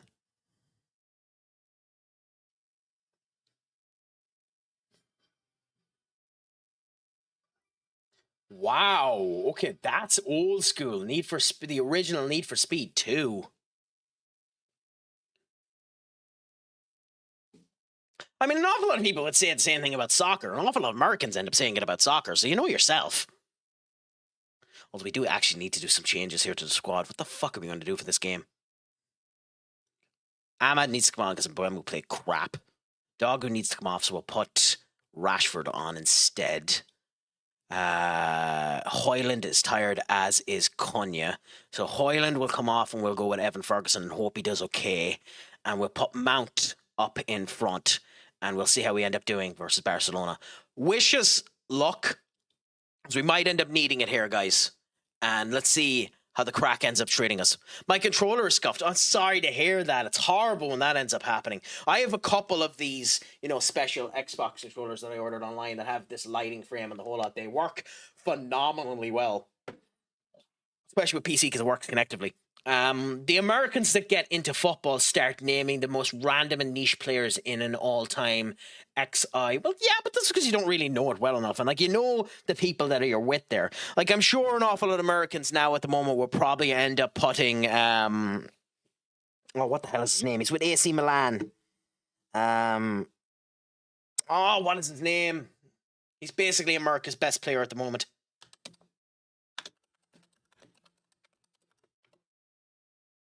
Christian Pulisic.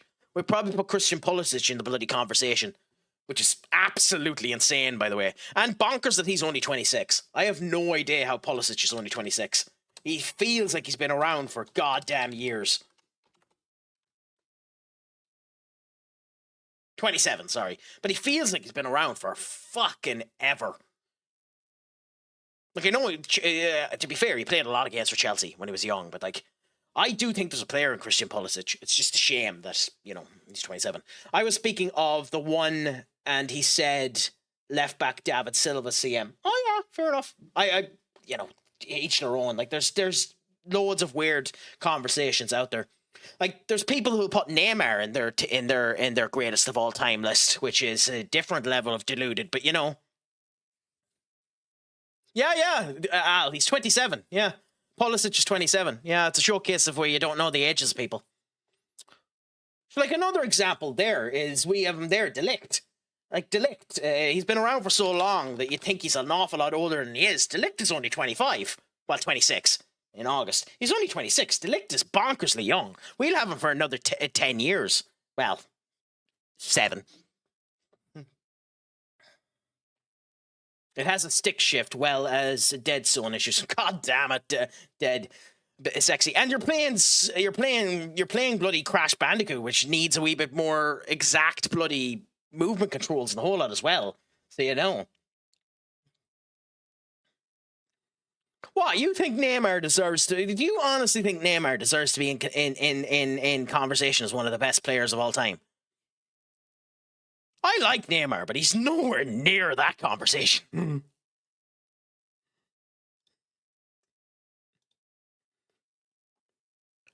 so? Really? You really think so? Okay, fair enough. I'm willing to hear why you think so. I don't think so.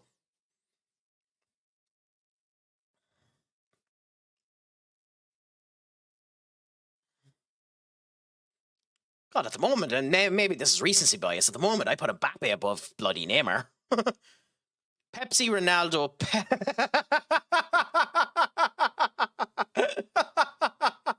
Really? You put Neymar as the fifth in that option? Huh. To each their own. God.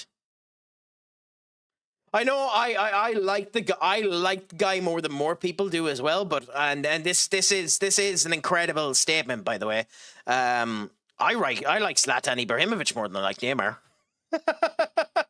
Yeah, well, that was the thing there. Ronaldinho as well. Like, there's been amazing players. Like, bloody Roy Keane was a phenomenal player as well. Wayne Rooney, one of the best strikers of all time. Frank Lampard, Steven Gerrard. Like, there's tons of players to end up putting into conversations about it. Go back even longer than that, you don't even know. Like, oh...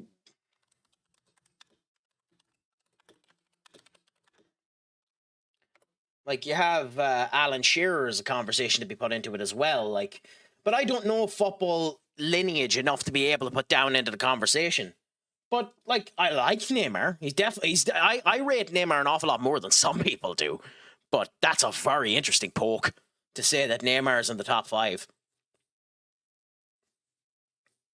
Ian Wright is better than Alan, just saying. Do you think so? I mean, I don't think... the funny thing about Alan Shearer, and I can't remember who it is, like, in terms of technically in the Premier League football goals, there is a player who has more goals than Alan Shearer. But because the Premier League was renamed, Alan Shearer was given that record. I can't remember who it was. This is where history ends up hitting me wrong. There's a player technically who has more Premier League goals than Alan Shearer because of the way that it ended up coming down to it. I just can't remember who it is. I don't think it's Dixie Dean.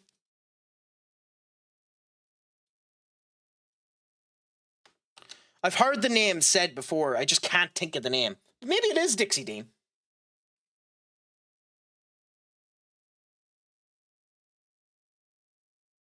I mean, it doesn't really matter, but you get my point. Like, everything is a whole way down in it. Football's been so long that we don't really know, and recency bias comes into the place as well. Like you forget how bonkersly good Ronaldinho was now that you're talking about... Jimmy Greaves, that's the name. That's the game. That's the name, Jimmy Greaves.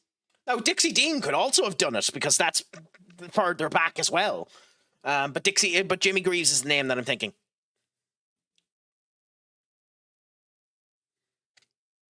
Out of all of the top 10 English scorers, English league, like less than 7 or 8 were UK. Oh, yeah. But that's a big thing now when it comes down to it. I think the amount of foreign players in all of the top 5 English divisions is something like 40% now. So there's far more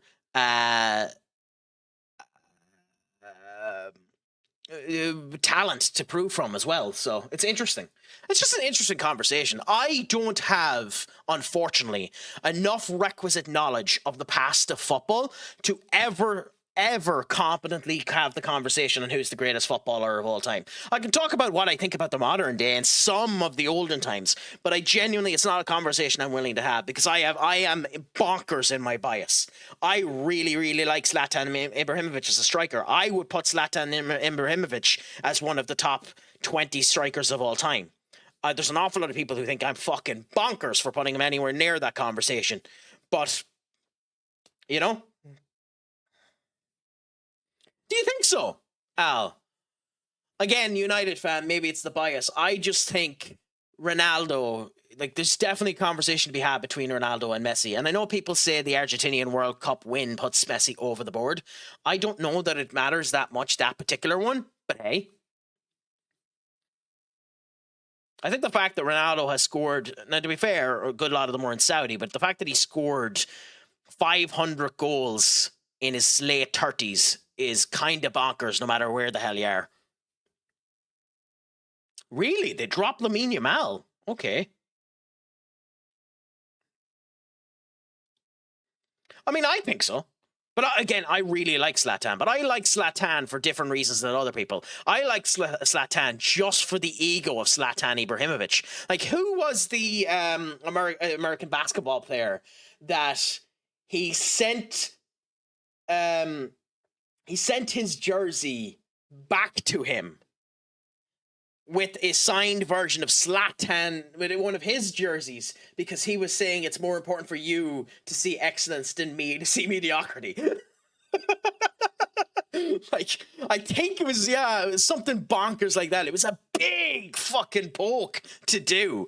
And that level of balls, that level of confidence is infectious and unbelievable. I love it. Like, I understand when he was in the MLS, he turned around and he said to a striker that was there at 26 or 27 that he was outscoring him in the MLS, and he was saying that he's a better striker than Zlatan at 34 years of age. And he said, when I was your age, I was in Barcelona. What the hell are you on about when you're in the MLS? Not to say that the MLS is a bad league. I'll disagree with Benny that it's top 5 in the world, but it's a good league. Needs more development of it. But like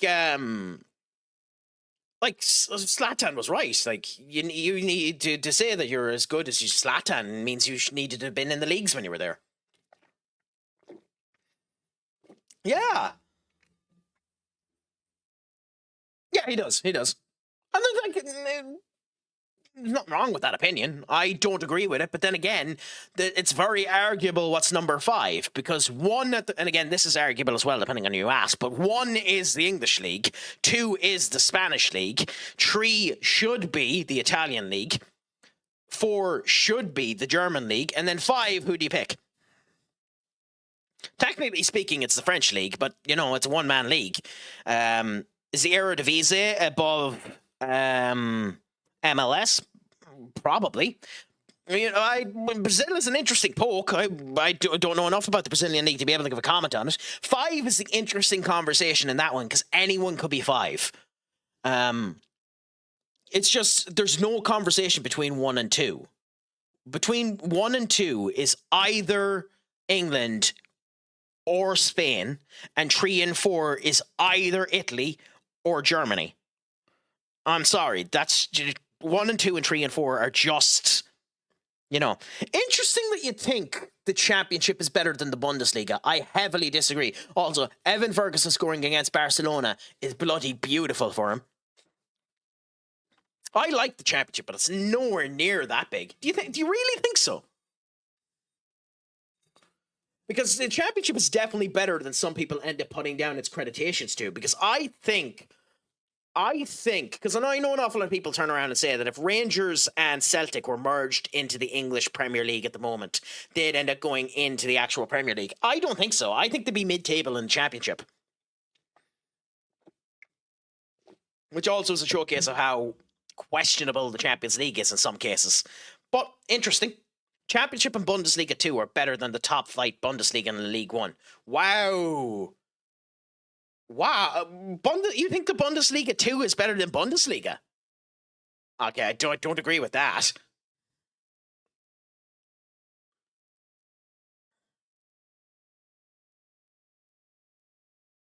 Yeah, well, Paku is a very, very easy boss, to be fair, Sexy. Paku is a fantastic, bonkersly easy boss. And actually a quite iconic character, considering he's been used in multiple games since. I love his scenes in Twin Sanity. Tell you how much of a nerd I am for Crash Bandicoot. I mean, I've never heard anyone say that before, and I know absolutely nothing about Bundesliga 2 to give a comment on it, Sexy. I suppose the big thing when it comes down to Bundesliga is the fact that Bayern Munich just buy everything in the Bundesliga. If anything in the Bundesliga does good, Bayern Munich just buys it, which is one of the reasons why Borussia Dortmund aren't as contentious as they used to be. So I suppose that's true. It's an interesting poke. Maybe Bundesliga 2 is better entertainment value. Definitely not quality, though. Well, yeah, again, I don't know. I can't comment on it. I don't watch it enough to be able to give a comment. Also, I love that Fernan Torres who was swapped for Lamine Yamal, and he's performing crap. But as we remember, 2-0 is the most dangerous score in all of football, and we have to... Shut up. Don't you forget, Here he goes. you ain't won Ooh, yet. I'm scared.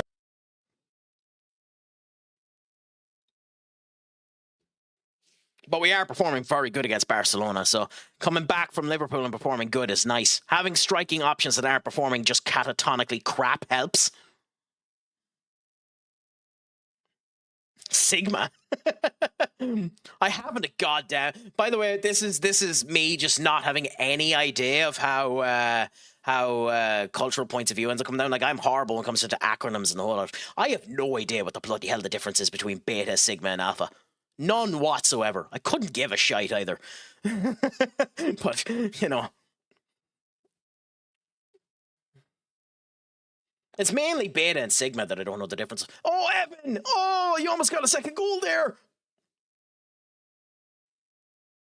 Swap my controller for an older Xbox. Well, yeah, of course. If you have bloody drift on your main one, of course it'll work better. You could almost end up using a bloody frying pan and it'll work better for you, sexy.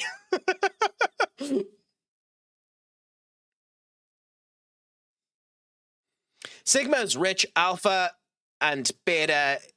Alpha and alpha is better than beta.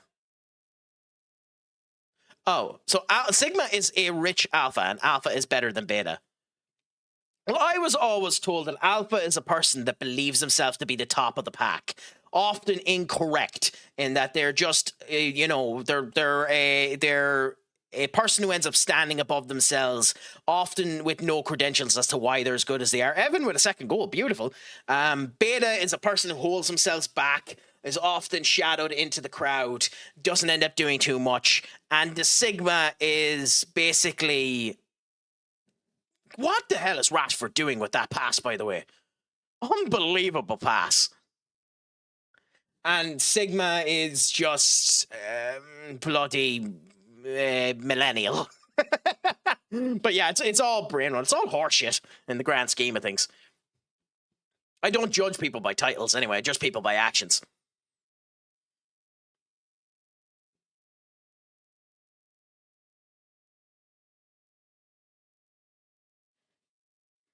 Fernan to Lewandowski, down to Torres to Fernan. Don't join the Discord. It's 18 and over, just so you know. Nice joke, Doug.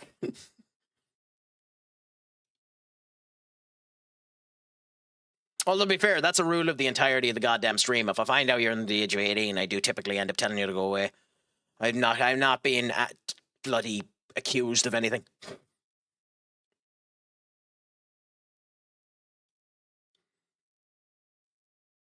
It's easier just not to deal with people underage on the internet than to bloody deal with them, to be honest. As much as I actually people deserve to have the respect with age and the whole lot, it's just better not to deal with them.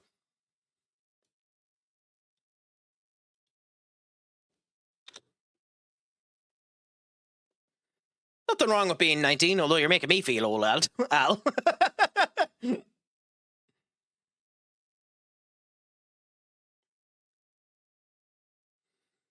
Aurelio.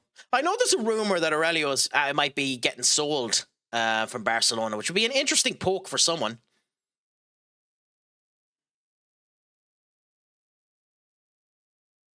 Oh, Camrada. Is Ferguson going to get a hat-trick? Ferguson got a hat-trick against Barcelona. Oh, my God, man.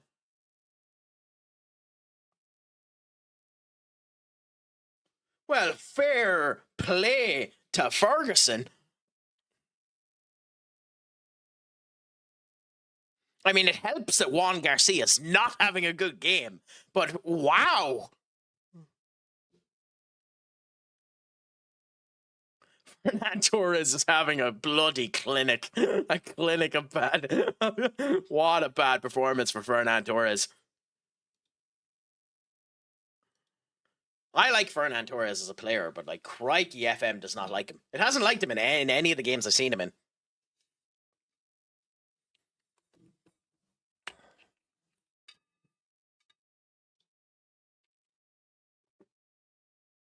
But I think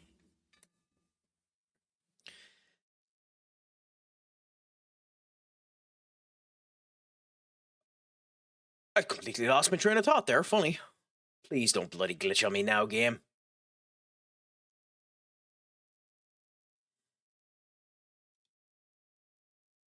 Okay, good. If you glitched while the Irish kid that I've been wanting to get goals is after getting a hat-trick, I would have lost my goddamn plot.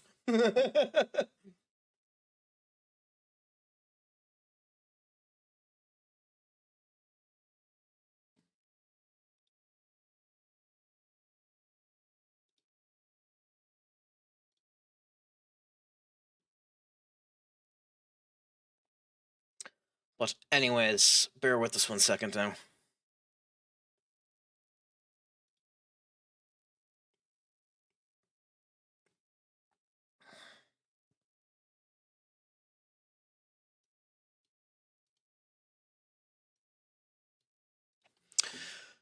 Okay, so we're here. We could say that.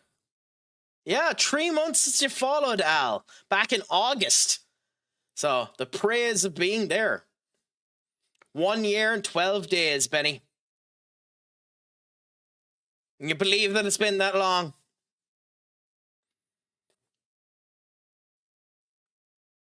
Yeah, my affiliate anniversary was a couple of about 2 weeks ago as well. So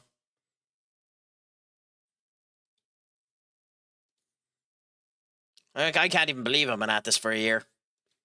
A year and 270 followers. I think that's good. I'm happy with it anyway. I know there's some people that have been doing less than that. Like, there's some streamers I know that have been doing it for a year and are almost at 1,000 and the whole lot. So, obviously, you'd like better numbers. But at the end of the day, fuck it, you're happy with the way that it ends up going. And I'm happy to continue to do it with all of you. And a pleasure to end up having you. And ironically, I can use that as a tangent for this next bit. Because, unfortunately, guys, after getting a hat-trick with Evan Ferguson, I'm going to end up leaving it there, my friends. Again, I'm not going to promise anything, but the plan is, if something ends up falling through on me, that I'll be live again tomorrow for the Manchester United game. Now, it'll be a shorter stream. It won't be bloody 5.5 hours like this one. Probably just be for the 3 hours, the 2.5 hours, 3 hours of that game, and then go on and do other stuff as well. But the plan at the moment is to come back with this tomorrow for that. Okay? But it was an absolute pleasure talking to each and every one of you. I'm going to leave giving a second one to the gent and the scholar that definitely deserves it. So just before I end up leaving, for those of you that haven't, definitely do give a shout out to Senior Benekage himself. Oh yeah, no, I know what you always do when you're just at it. But I'm enjoying having the crack here with everyone. So enjoying the crack, becoming an addict, and having the fun that ends up coming down. But everyone, thank you so much for coming in. It has been an absolute pleasure to have you. I'm going to set up a raid now, and I'm going to send you on to someone playing Arc Knight Razors at the moment. Dizzy D, good old stream there. Grand bit of crack. So when you end up getting over there, just end up saying Craic Addicts Attack. If you would end up helping me, it's a pleasure to end up having it. For absolutely every single one of you, just remember that I have been the wonderful, stupid, sexy Craic. That the Miles Group owns the Miles Lewis Skelly League, and that make sure that your crack is 100% 90. And as always, Shlongafol and Pogmahom, my friends. Adios, amigos.